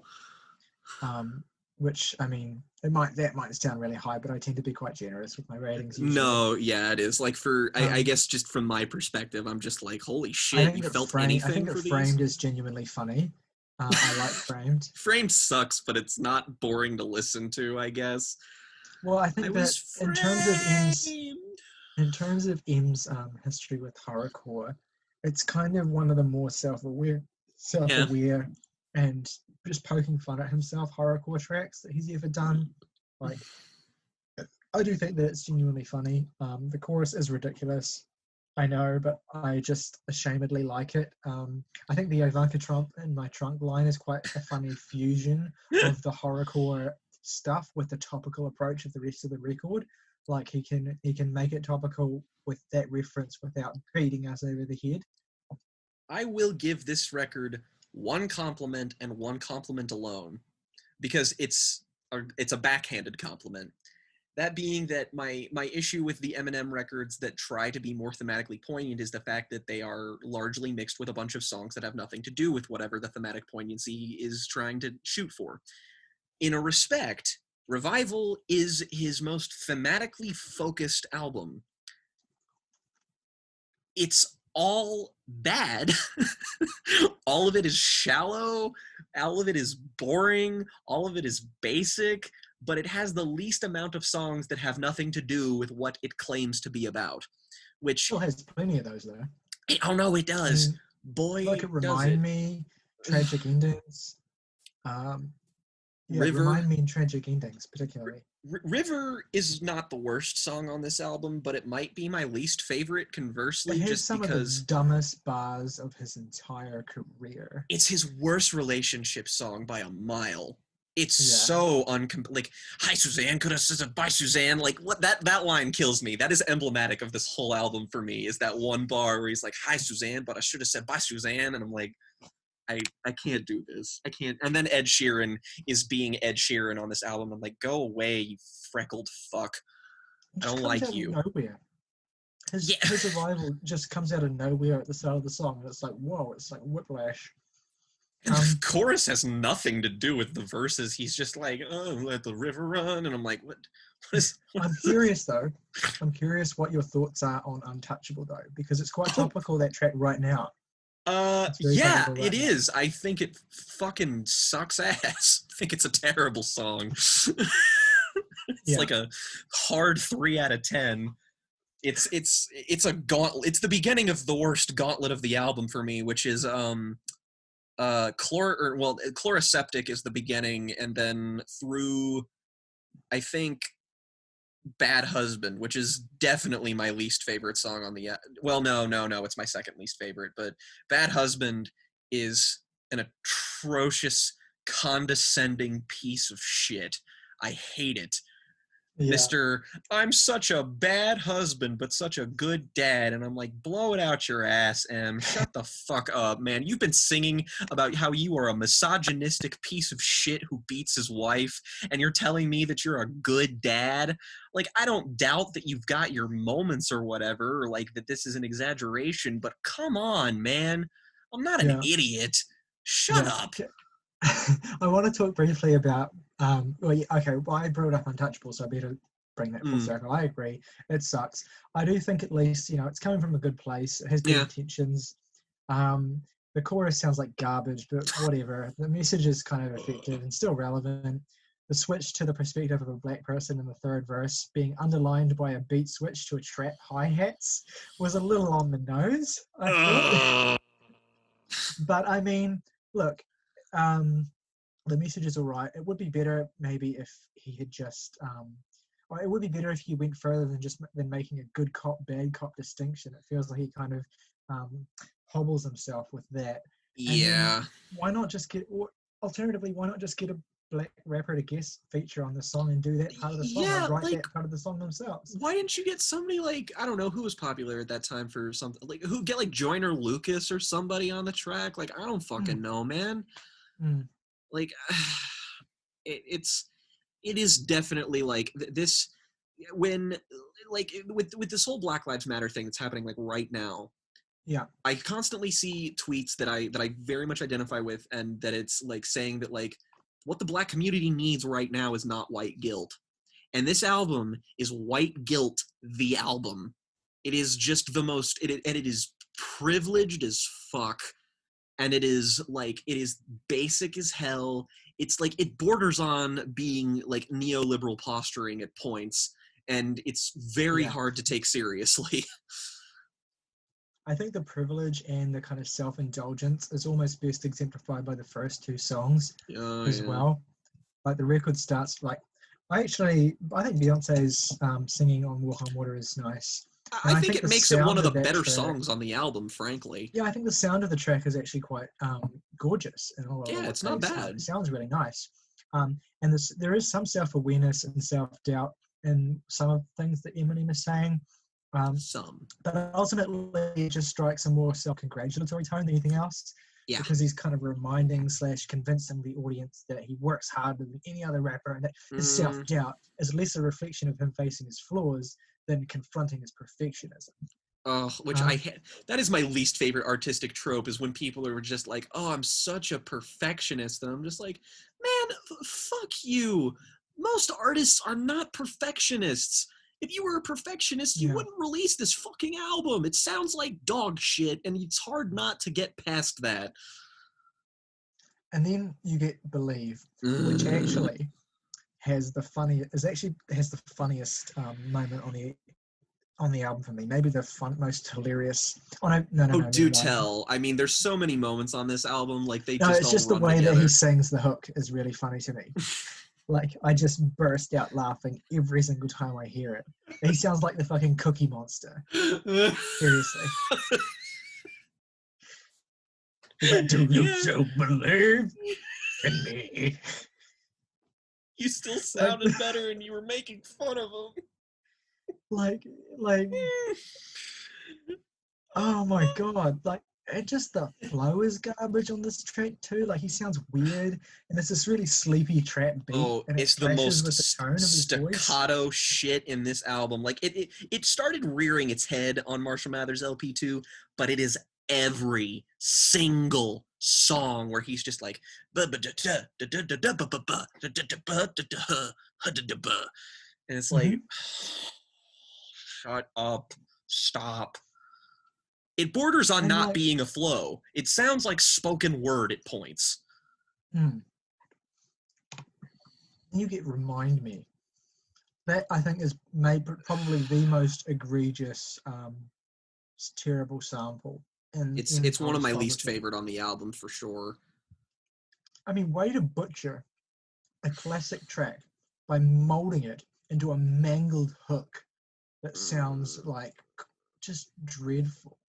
Like lyrically, this is embarrassing. Like, It's quite bad. Just awful tits and booty lines, like the whole way through. And why? Why is it on this song? What does it have to do with anything?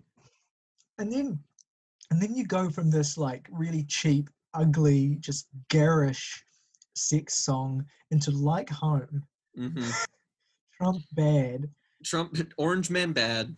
Yeah, basically, like, it sounds so cheap, it sounds so corny, it sounds so phoned in to capitalize on the BET verse. Yeah, it does. And look, I'm sure that M is genuine in hating Trump. I'm sure that he is. But the corny patriotism of this, like the Alicia Keys hook, it's just so cringy. And just how terrible all of the bars are. It's like, a garish song. Like, it's an like ugly... You ate off Hitler.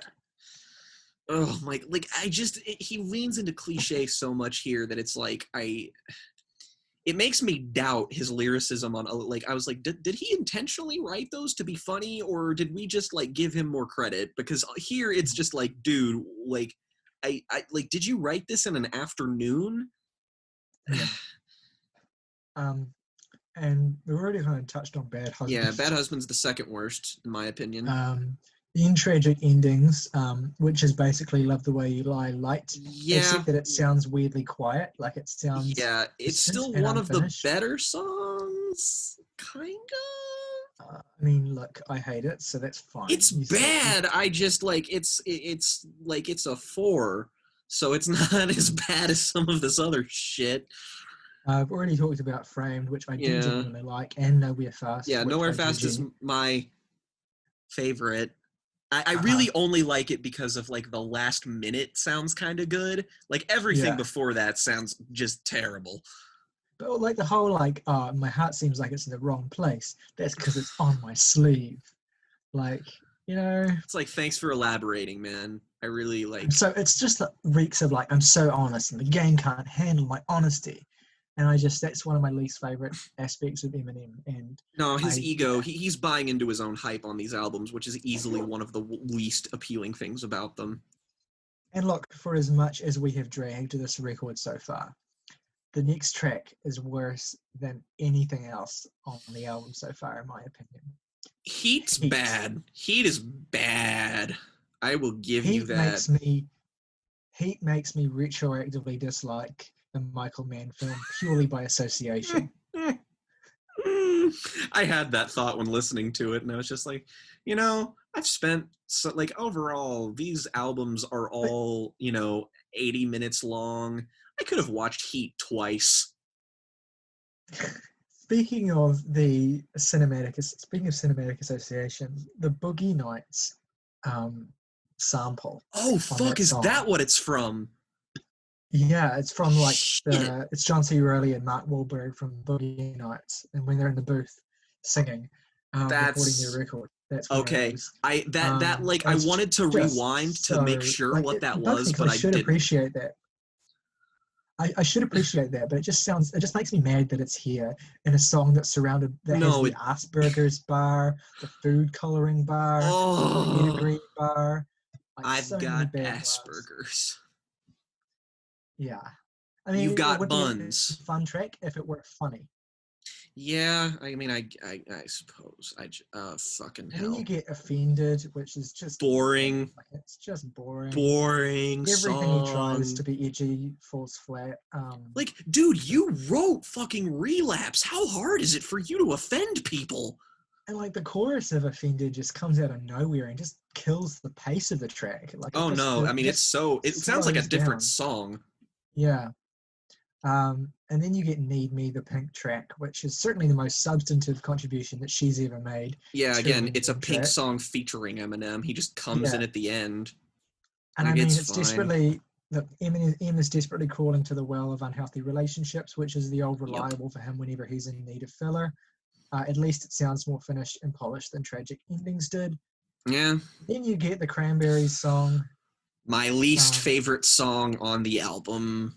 Fair enough, Hands honestly. down, just because of how, like, it the sample's just disgusting, and it makes me almost not like the song, and the song is amazing. I love that song, and it's so poorly integrated into it, and it just Exactly. infuriates me. Every time I Like, hear it, I get angrier and angrier and angrier, and I'm just like, shut the fuck.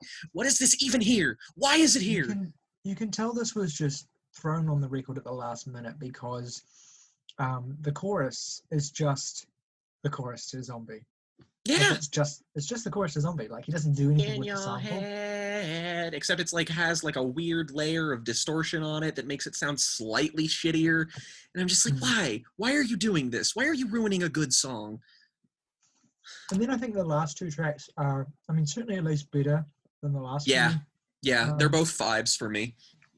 Again, whenever he goes to that, gets into that more sincere, straightforward Yeah, place, it works for me. The only thing that really lets the tracks down is that it feels like him going back to that well of the post encore addiction phase feels like he's really starting to milk it a little bit yeah. at this point. A Rose specifically has a bit of dissonance for me because it's like he's like it's a like I like the premise to the song, and I like for the most part how it's executed. It's just that like it has those few bars in there where it's just like it undermines the sincerity by trying to be like, oh, this song's fire, and I'm just like, but Yeah, it doesn't need to be fire, man. Like, ease yeah. up, like let the emotion of the song happen, and then the ending of the song happens, and it's like, yeah, well, fuck you too.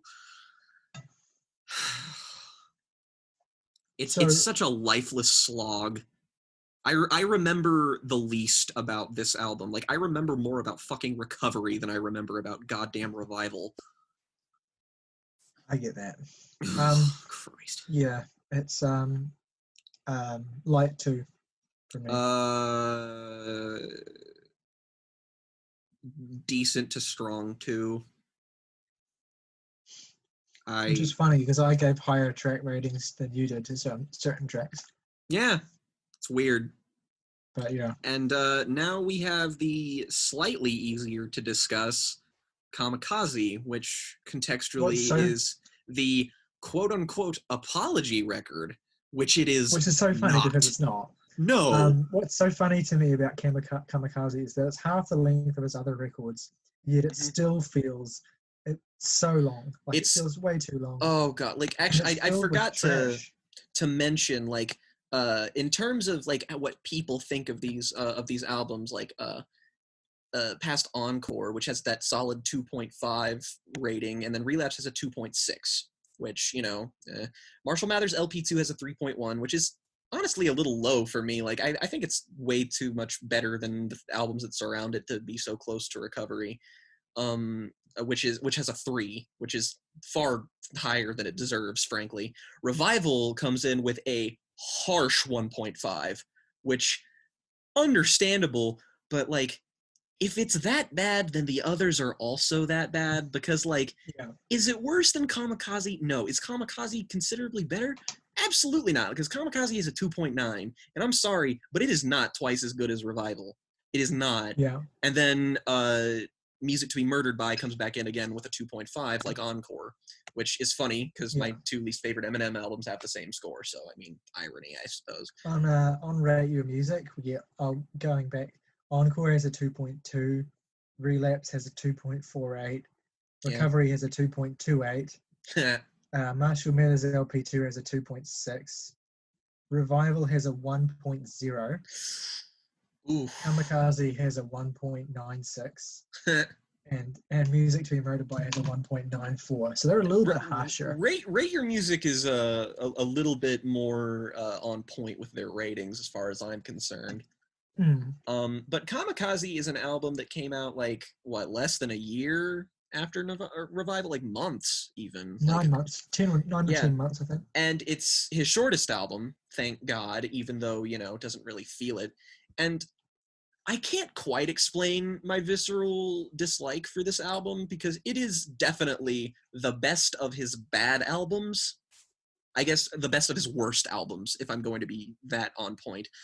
But, there's just, first of all, it's in contention with Revival for being his least memorable, just because the content on this is so wickedly, I don't have, this doesn't even have a positive scored song from me, just because I don't give a shit. It's mostly 5s and 4s, with the exception of Venom, which... We'll get to that. Don't worry. Yeah, we will. There's a lot of ugliness on this record that I think is Revival has ugliness on it, but it comes from a place of effort. He's trying, and I respect that. Kamikaze is mean-spirited in its ugliness. The apology track for D12, which I had to inform myself as to their situation to get the full context for what we were going through here. And it reads as very insincere. It reads as he is trying to alleviate himself of guilt and nothing else. I don't believe he's actually sorry based on that song. No, me neither. And there's just also just this sense of because he was able to take everybody's reaction to Revival and come back with another album, that he's above it all now, that he came back with a better record, so now he's on top of the game, man. Now he's gonna be raw and he's gonna be visceral, the old M's back, and it's just no, this is just everything that made your last record bad still. The big problem with this record, the biggest issue, is that Eminem is not consistent in his own in what he's saying. No. On the opening track, it's, if you didn't like Revival, the problem was with you. Yeah. Revival's a great album that you just haven't. It's a porterhouse. That's right. That's the line he uses. It's a porterhouse and people want a burger or whatever the fuck he says. And I'm just oh God, fuck you, man. He doubles down. And look, if that's the approach you want to take, that's fine. But he could make it work. Consistent with it. Yeah. Let's be consistent with it. On Lucky You, which I think is the best song on the album. On Lucky You, he actually says, no, actually, I acknowledge it. I admit it. Revival was a failure. It would be, which is it? So exactly, you can't have it both ways. You can't be I'm building on my faults, and at the same time, and it's I'm not the greatest, and if you think I'm not, you're fucking I've wrong. seen people defend it by saying it's oh, well, he knows he's a hypocrite. And I'm first of all, he never acknowledges that. Not once. He never says he's a hypocrite. This is not a Kendrick Lamar situation where on To Pimp a Butterfly, he is specifically laying down diametrically opposed messages and themes in songs in order to call out how conflicted he is and calling himself a hypocrite explicitly. Eminem just literally doesn't know.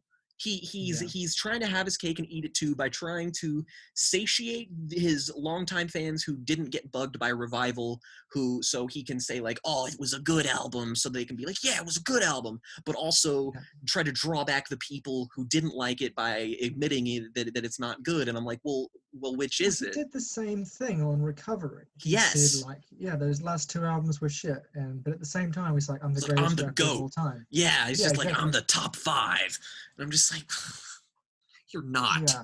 You're not a top 5. There's just really not much else to say about this record. Yeah, I take it back. This is his least interesting album. It's not Marshal Mathers LP2. This is just he does this weird he makes a weird kind of attempt to modernize his sound by incorporating some more trap-influenced instrumentals. And He I does a hate it. humble interpolation on Greatest, which is kind of funny.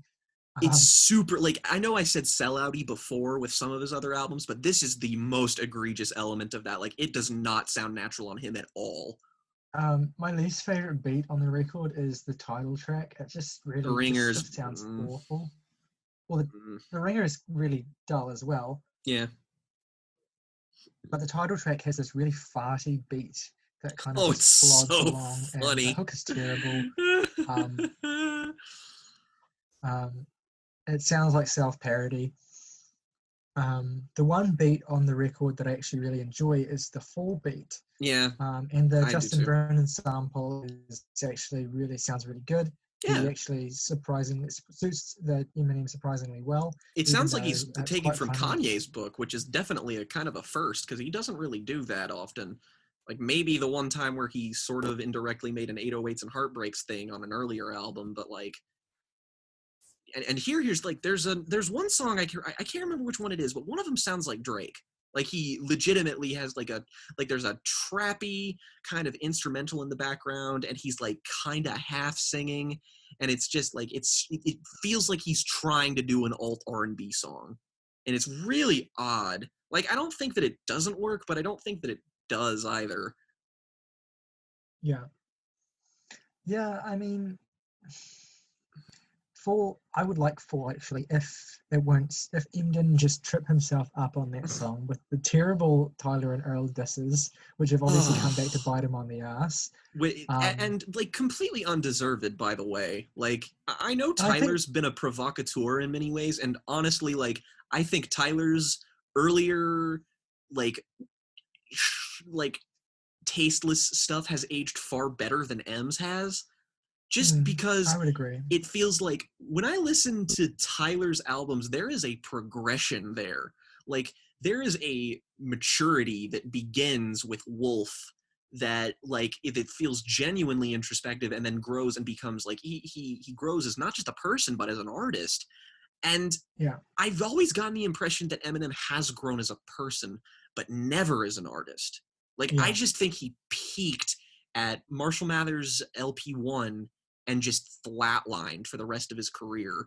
Like, even on the Eminem Show, he's still not really doing anything significantly better than he's doing on the other albums. It's just a little bit sharper. Here, it just feels like he's going after two people who are way more successful than he is, who are doing like way better work. Like, and Tyler and Earl are both people who, like, they are known for the fact that they have been people who have been pushing the envelope. They, like, Earl's material is like some seriously like dark abyssal stuff. Like, I like shit, or I don't like shit, I don't go outside is darker than Eminem has ever been.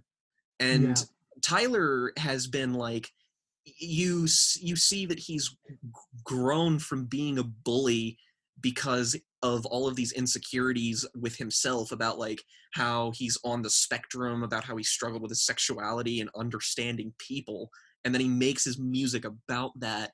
And then M going after them just feels doubly bad, and not to mention he drops a hard slur for Tyler, which just feels really fucking gross. Like, come on, man. Yeah, I think that what's most interesting about that diss is the way that it's kind of emblematic of his descent into cultural irrelevance. Yeah. Like, it just is a really nice showcase for the way that he's kind of so out of touch now that he wouldn't even, like, it doesn't occur to him that this is kind of like a weird diss that doesn't really make any sense, because these guys are beloved and creatively in the best place they've ever been at this point. So, and they've got like, yeah, it's just such a bizarre thing. And then that's even further underlined by the whole "I inspired the Hobsons, the Logics, the Coles" line. It's just like, three artists who are consistently bad to mediocre, who nobody who in their right mind gives a shit about anymore. Like, J. Cole, maybe, but he's never delivered a project that's good front to back. Hobson is the cringiest motherfucker on planet Earth, and Logic is like a blanketly appropriative fucking like classless idiot who can't write a hook to save his fucking life unless he's cribbing from Eminem or Kendrick. And then you insult Tyler and Earl, who have delivered at least two of like decade-defining hip-hop albums in the past 5 years alone. And I'm just like, man, you just don't know what you're talking about. Like, you've never made anything that's as good as I Don't Like Shit, I Don't Go Outside, or Flower Boy, or Igor, or Doris, or fucking Wolf. Even like it's just he thinks that, like, I'm also very much under the impression that he thinks they're both mumble rappers, which they are not. Yeah, he does go after mumble rappers here as well, and I think even more so on the next record too. Like, it's just a slog, and like this is all without even making much mention at all of Venom, music from the motion picture, to give it its full title. The only memorable point on the album for me, really, and it's because it's by a wide margin the worst song on there, in a track list of terribly mediocre music. And then Venom comes along at the end, and it is so funny. Comic gold. Yeah. Like, this is all I've written. The funniest song Eminem has ever recorded. That's the full extent of my notes. And actually, Venom is a worse song than anything on Revival. Yeah, Anything on going back to Encore. You have to go back to Encore for me to find a worse track. It's not even a parody. It's like a parody of an Eminem song that Eminem wrote. It also has the worst hook I think I've ever heard in my life. I mean, Venom, gotta go get him. I'm not even going to go there. I've lost so much of the energy that I had when we started doing this. Well, and that's the thing, is that I feel like I've been relatively... I feel like we've been building to this. Yeah. Because this is apparently, like, again, it's not got a great rating-wise, but it's definitely being like, oh, this is a return to form for Eminem, and it's just like, yeah, you're right, it is a return to form for Eminem, for when he was bad for 2/3 of his career. And it is dangerously, like, it is a continuation of form. It is a steep decline. Like, I think it's worse than Revival. I am tempted to say it's worse than Encore, but the only thing that keeps me back from saying that is the production is occasionally, sometimes better. That's it. And look, it's at least more listenable generally. Like, it's short and yeah, it just whatever. That I give it a light 3. Yeah, it's the average wise Kamikaze gets like a 4. Yeah. But overall, like, rating, I'd give it a strong 3, light 4. I don't know, whatever. Fair enough. All right, let's tie this up with the new one.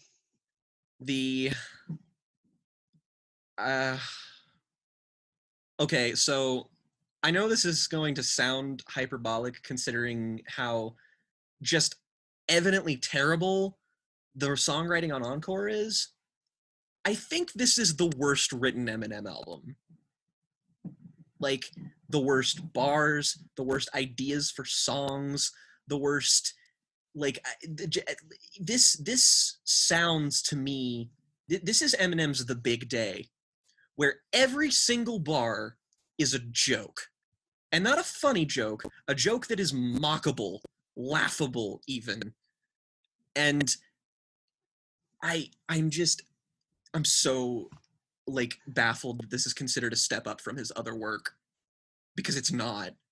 It is flagrantly awful and a consistently unpleasant listen. It is a step down from Kamikaze. It's probably my third least favorite Eminem record after Encore and Revival. My second least favorite. Look, the Hitchcock concept theme is kind of a cool idea, but the problem is that it's just so half-baked in execution. Like, it really just doesn't come off, apart from the occasional reference. And the biggest Eminem Show era Eminem could do this. This is not him, though. The biggest issue with this record is that it just sounds rushed. Like, it sounds so rushed. Like, dude is so desperate to put out another 20-track album that he will do anything to get it to 20 tracks, no matter what he has to do. And then the second half of this record, from Stepdad onwards, is the worst extended sequence of tracks on any Eminem album. Stepdad is an abomination of a song. Like, wow. And it's not even like top 3 worst favorite. No. It's not even bottom 3 on the album for me. I have worst songs. Yeah, what is your least favorite? I am very curious to hear this because I definitely know what mine is. My least favorite, and it has the worst hook Eminem has ever recorded, and I mean that sincerely. It is Marsh. That is my second least favorite. Good pick. Although it's actually closely tied with the other song that has one of the worst hooks Em's ever recorded, which is Little Engine. Oh God, what? Little engine go, go. So I like to call it Venom 2. Exactly. That's exactly what it sounds like. It sounds like a continuation of Venom. My least favorite song on here is very much an extension of my least favorite song on Revival. That being Darkness. Because... Interesting. I mean, what in the fuck possessed him to use this sample? Who thought this was a good idea? I want to know. I want to know, and I want them to tell me to my face, and I want, like, and just, like, the bars are somehow worse than the sample. Somehow. And I just, like, this, it is one of the most annoying Eminem songs, because I feel like, it feels like a needle I feel like that guy in the Evil Dead remake who gets plunged in the eye with that needle and has to slowly take it out. That's what listening to Darkness feels like. Interesting. I actually think that Darkness is one of the better songs on the record. So this is really funny. Better. Yeah, I actually no. I mean, no finger quotation marks. Like, I genuinely think it's not bad. I think topically it's really strong, well constructed. I like the way he subverts expectations by presenting a story that initially seems to be about him by treating familiar topics and lines. It's quite smart and interesting, but also the fact that you can still, I mean, up to a certain point, there's a certain point in the track where he just kind of takes it too far, and it takes away all subtlety and nuance in what he's getting at.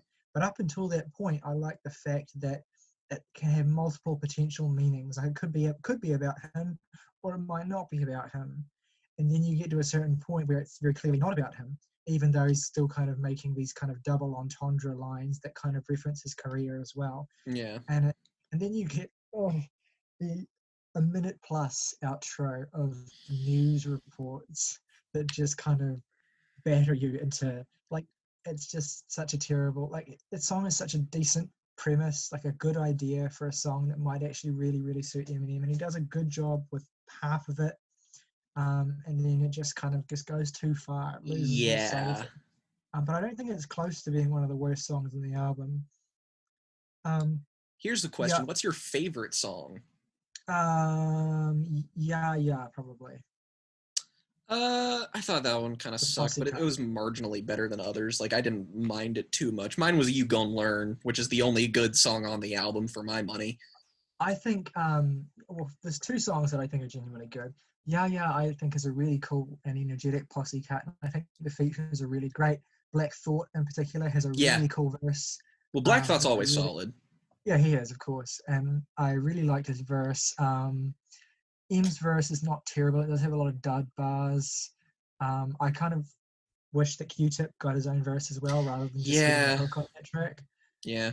But I still like it. I think it's probably the best one on the album. And the other track I really like, and it's mostly because I think it has a really sick beat, is Godzilla. Godzilla is the only other song that approaches good. Like, that's the only other, like, 5 out of 10 on the album for me, because it's got a good beat and a good hook. It's one of the tightest beats that he's ever written, and it's one of the most modern sounding beats as well. Yeah. Like, and I like the Juice WRLD feature. He's good on it. The Juice profile picture is great. He nails the hook. He adds a creepy darkness to the track that works really nicely. It's just a shame that it's lyrically substanceless. Yeah, and, pretty much. That's the case for a lot of these. It's like this is like yeah.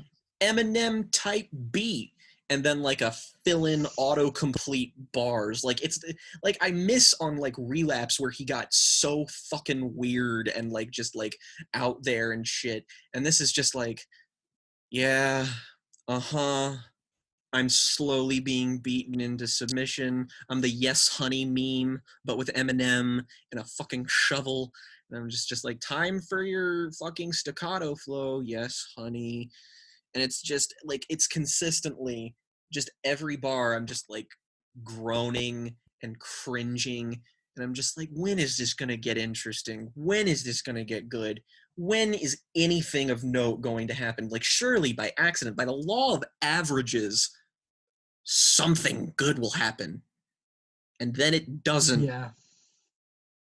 And I don't understand how. And also I was also immediately put off by the Ariana Grande bar, which I'm just like, that's in contention for the most tasteful thing you've ever done. Go fuck yourself. Like I'd slap you right in the fucking face. It's on unaccommodating, isn't it? Yeah. Which I wrote that I'm about just unaccommodating like, as well. I'm just like, man, fucking Mac's barely been in the ground a fucking year, and you think that's okay to do? Fuck you, man. Like I can't get behind that. I did think that the way the track production on that track unaccommodating was actually quite a nice build from the kind of tease at it on Kamikaze, but it's slightly better. Yeah, and the Khomeini Bin Laden hook is really cringy, but it's not terrible. The hooks on this album fucking blow, almost universally blow. Yeah. Just there's nothing compelling about them whatsoever. Like it's a hideously boring experience. And then the River Part 2, the Ed Sheeran track, is so weird coming after that Alfred Hitchcock interlude, because you get him like telling you're about to be murdered basically, and then you're going into a track that's just about like Em in the club picking up a girl. Yeah, again, it's just like, here's my theme of my album, and then only half the album's about it, and it's like, yeah, it's like there's so much good horrorcore, like fucking, like there existed an Addiction to Blood last year, which is like flawless horrorcore. It's like this can work now, and I just listened to the new Backwash album, which fucking rips. It's so good. So good. I fucking loved really it. Fucking good. It's I bought it off of Bandcamp just because like I want to give this woman my money. She fucking deserves it.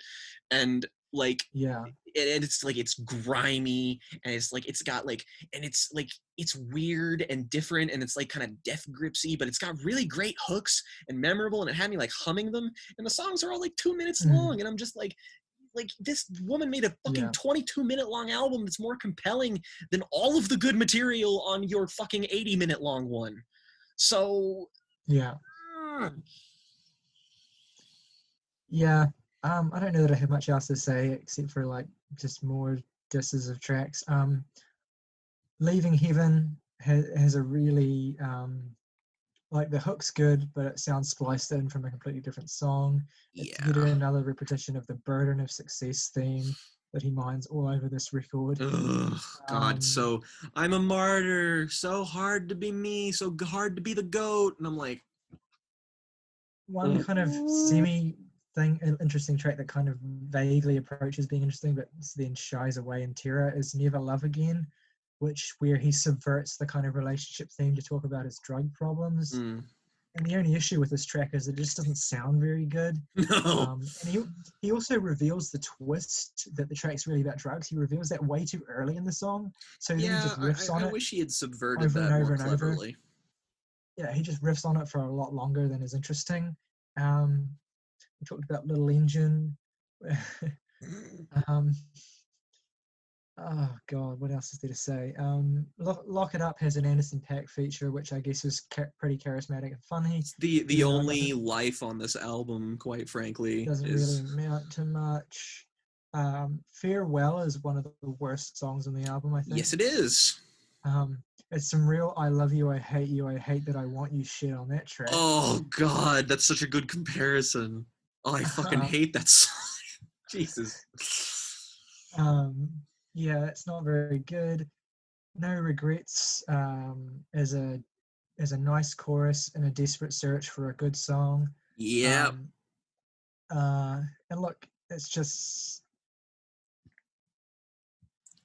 at least in that track, here's the track where he kind of apologizes for dissing Tyler and Earl, but I mean, it's not sincere. I don't believe him. exactly. I believe that he wants people to think he's sorry, and like, I think that's really the core of what pisses me off about this album so much, that makes me think it's like at least worthy contender for his worst album, is that it's Mm, just so bafflingly unremarkable. Even an album like Recovery, which is like a complete flatline for me, feels more interesting, feels like it has more ideas, more like inspiration, like there's heart in it.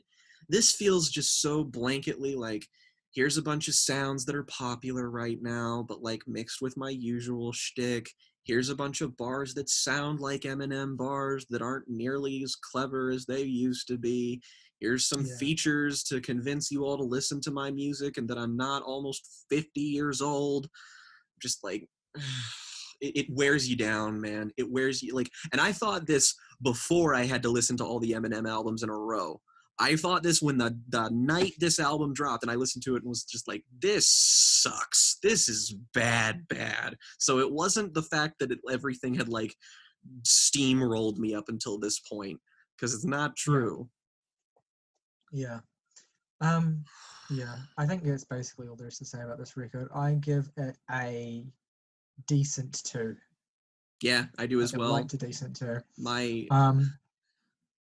Yep.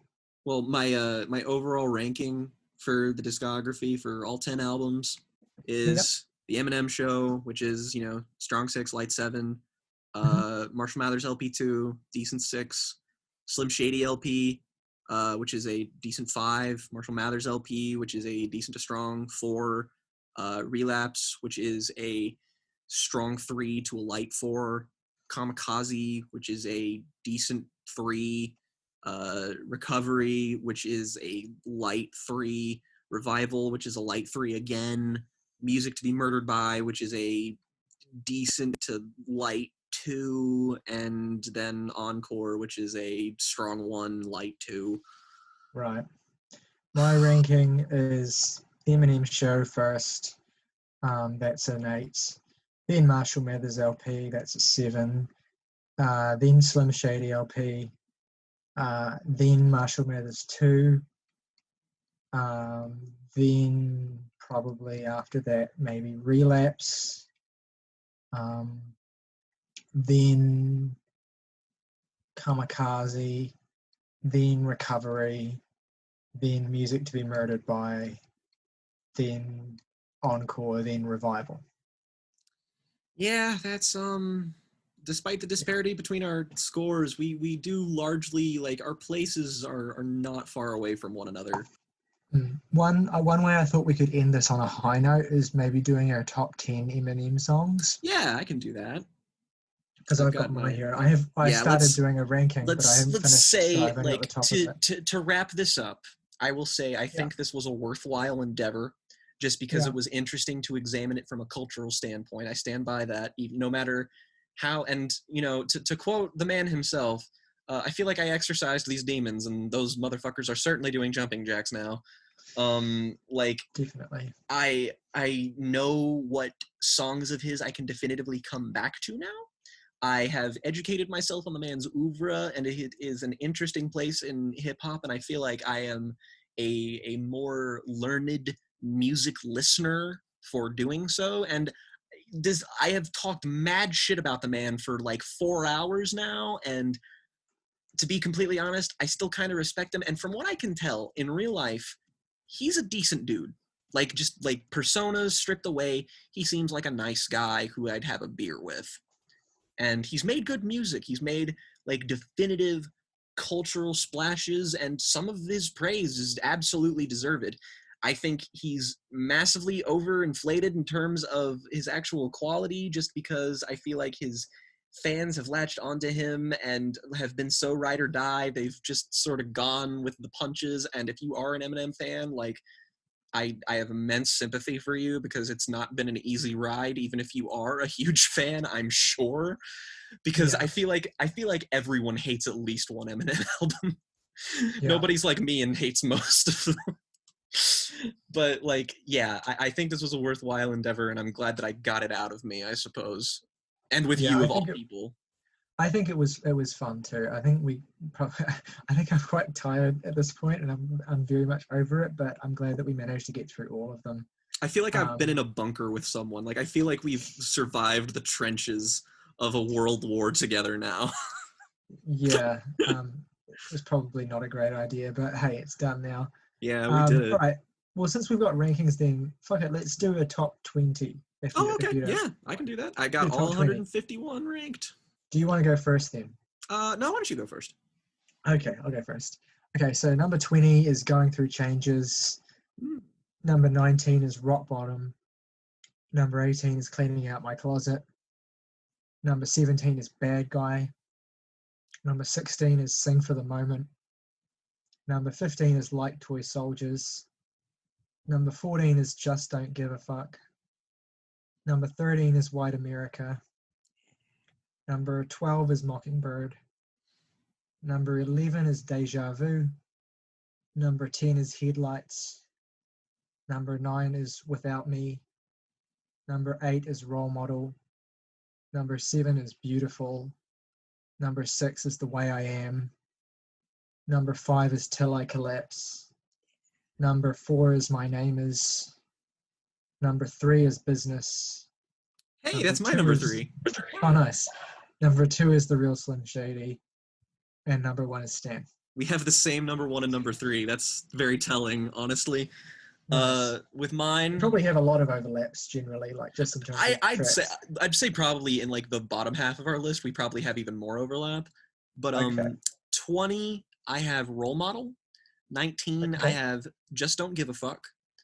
18, I have Still Don't Give a Fuck right next to it. 17, I have Headlights. 16, Real Slim Shady. 15 is Drug Ballad. 14 is Berserk. 13 is Soldier.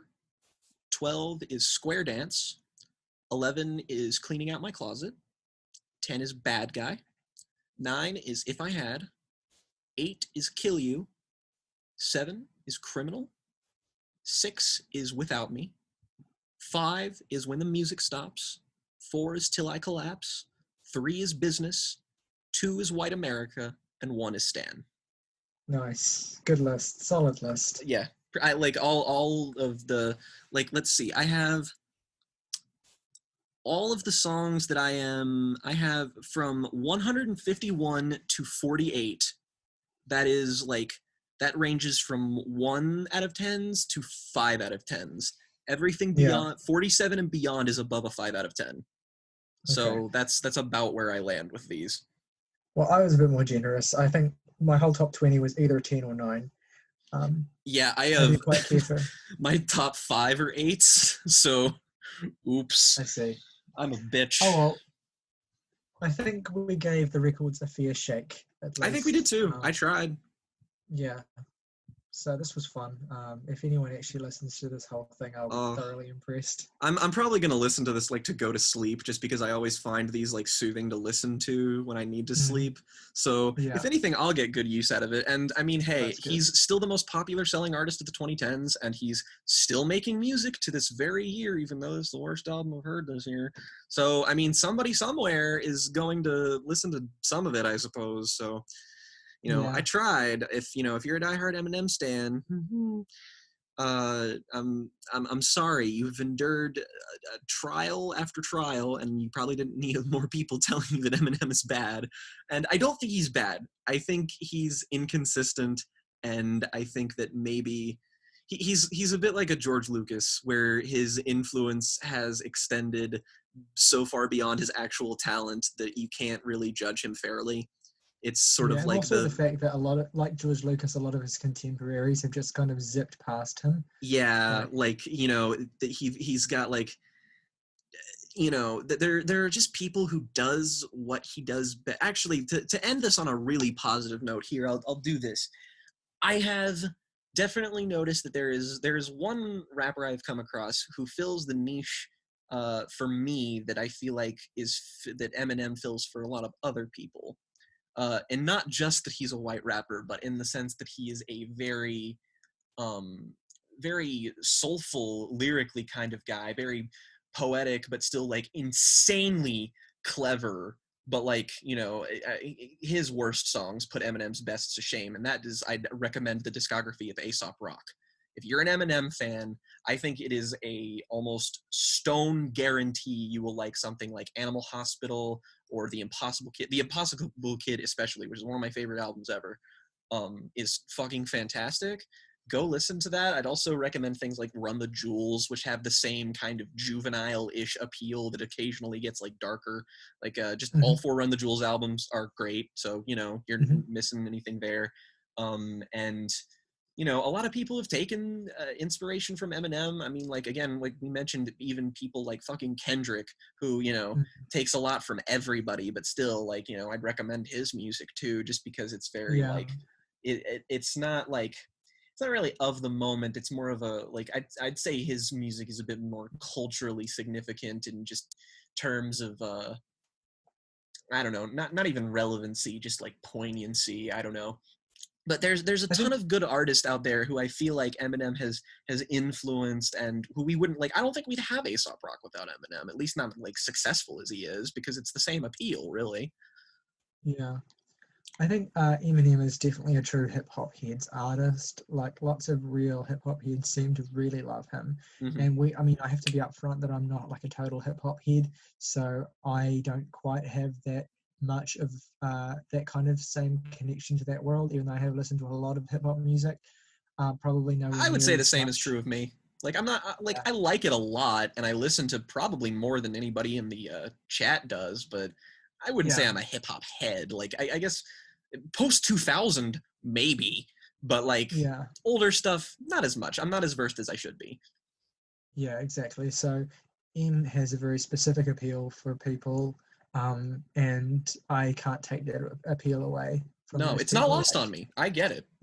Exactly. He serves a very specific and particular purpose, and it is great to see that he is still kind of like, you know, he's still, even if the improvements he makes or the shifts he makes in terms of like incorporating more modern sounds into the most recent records, they're small changes, but they're something. You know, his records are at least beginning to sound better than they have earlier in the decade. So yeah, I have a lot of respect for him and his status in the hip hop world. No, I respect the hustle, man. He's had to put up with a lot of shit over the years. Like, even when he was on top of the world, it was because he was fighting it. Like, people were trying to censor him, people hated him. Like, it was just like, it was a struggle from day one. And then when things fell off with him, that's when his personal life got terrible. And it's like, the fact that he came back from that at all is a miracle, and he should be applauded because of that. Yeah, exactly. A lot of respect for everything that he has managed to gain for himself. And I'm glad that I did this, even though it was exhausting and difficult. I mean, I'm worn. Like, the last couple days have been trying, just going back to all of them and actually like discussing it. I feel like I got out everything though, but it's just like, if anything, I look forward to maybe doing this with another artist, just like one that's more, maybe the ones that we do next time should be one a little bit more consistent. Like, if we were talking about doing the Mars Volta potentially next. I think we need to focus as well on shorter discographies. Yeah, like Mars Volta is perfect because they have a short discography. Every album's very distinct, and they're all great. So like, exactly, and they're all great in different ways as well. Yeah, they all have stories behind them too that make them really interesting. Some of these records were just bad in the same way. So kind of got a bit redundant talking about them. Yeah, it's just like albums like Recovery and Revival and Kamikaze are all bad in very, very similar but kind of different ways, but not enough to make it feel like distinct. Like, if there's, you know, it's strange to examine it from this standpoint, because it feels like you're doing an autopsy in a way, like just sort of like diagnosing what happened and tried to figure out how he was murdered by. Yeah, and look, his career is far from finished. The newest record has made that clear, And look, I've every hope that and every I genuinely want to enjoy an Eminem record. So maybe for all I know, he will release something that I enjoy soon. I will listen to whatever he makes.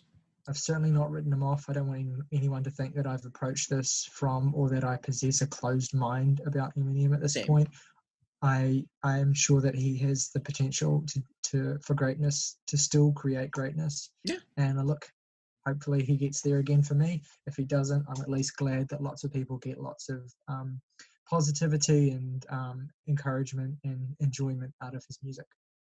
If anything, I can make a large playlist of all the songs that I really like of his now, and just sort of listen to that. And that's, definitely. In and of itself, fills a niche, and it did give me perspective. Like afterwards, every album that I listened to subsequently just kind of sounded a little bit better, just because I was, not even because the Eminem albums were bad, it was just that I had inundated myself with one artist so much, and I just immediately went to the new Freddie Gibbs album and was just like, yeah. That's nice. Yeah, it's a really good record. All right. Well, this was fun. Yeah, this was sure something. Oh goodness, was it? But hey, people seem to like the first episode of the podcast, so hopefully they'll have something to say. Yeah, let's see. Please, if you have feedback, if you have comments, if you want to, if you want to recommend an artist, go for it. Yeah, go ahead. If you want to see us tackle somebody specifically, there's been tons of things running around. I'm pretty sure we're semi-committed to doing the Mars Volta, but there was talk of Metallica. We shouldn't always do discographies that are consistent, because the inconsistent ones are the more interesting ones, and something like Metallica or something and it's also just a good excuse for us to cover blind spots that maybe we have. Yeah. I should an interesting one to do would be Led Zeppelin, just because I haven't listened to half of their albums dedicatedly, but there's tons of potential. Or even Tool, I think. Yeah, Tool's good because it's small and it's distinct. And there could be dissent among certain album preferences from person to person if we had more people involved, so that would be cool. Except no one's favorite will be the new one. The new one, because it's just I would nab Undertow for being a favorite before I would see that one being a favorite. Yeah. Although I would like an excuse to give it another shot, because I'm not going to listen to it again of my own volition. So if someone makes me, pushed, then I will give it a fair shake. Yeah, I need to be pushed, or even then something like The Weeknd. That would be an interesting one, just because he's got a really weirdly spotty discography, and he has so many hits that are even scattered throughout his spotty discography, but he's got enough good shit so that you wouldn't be like, yeah. All right. But yeah, so that was that, and hope you enjoyed that somewhat. Indeed.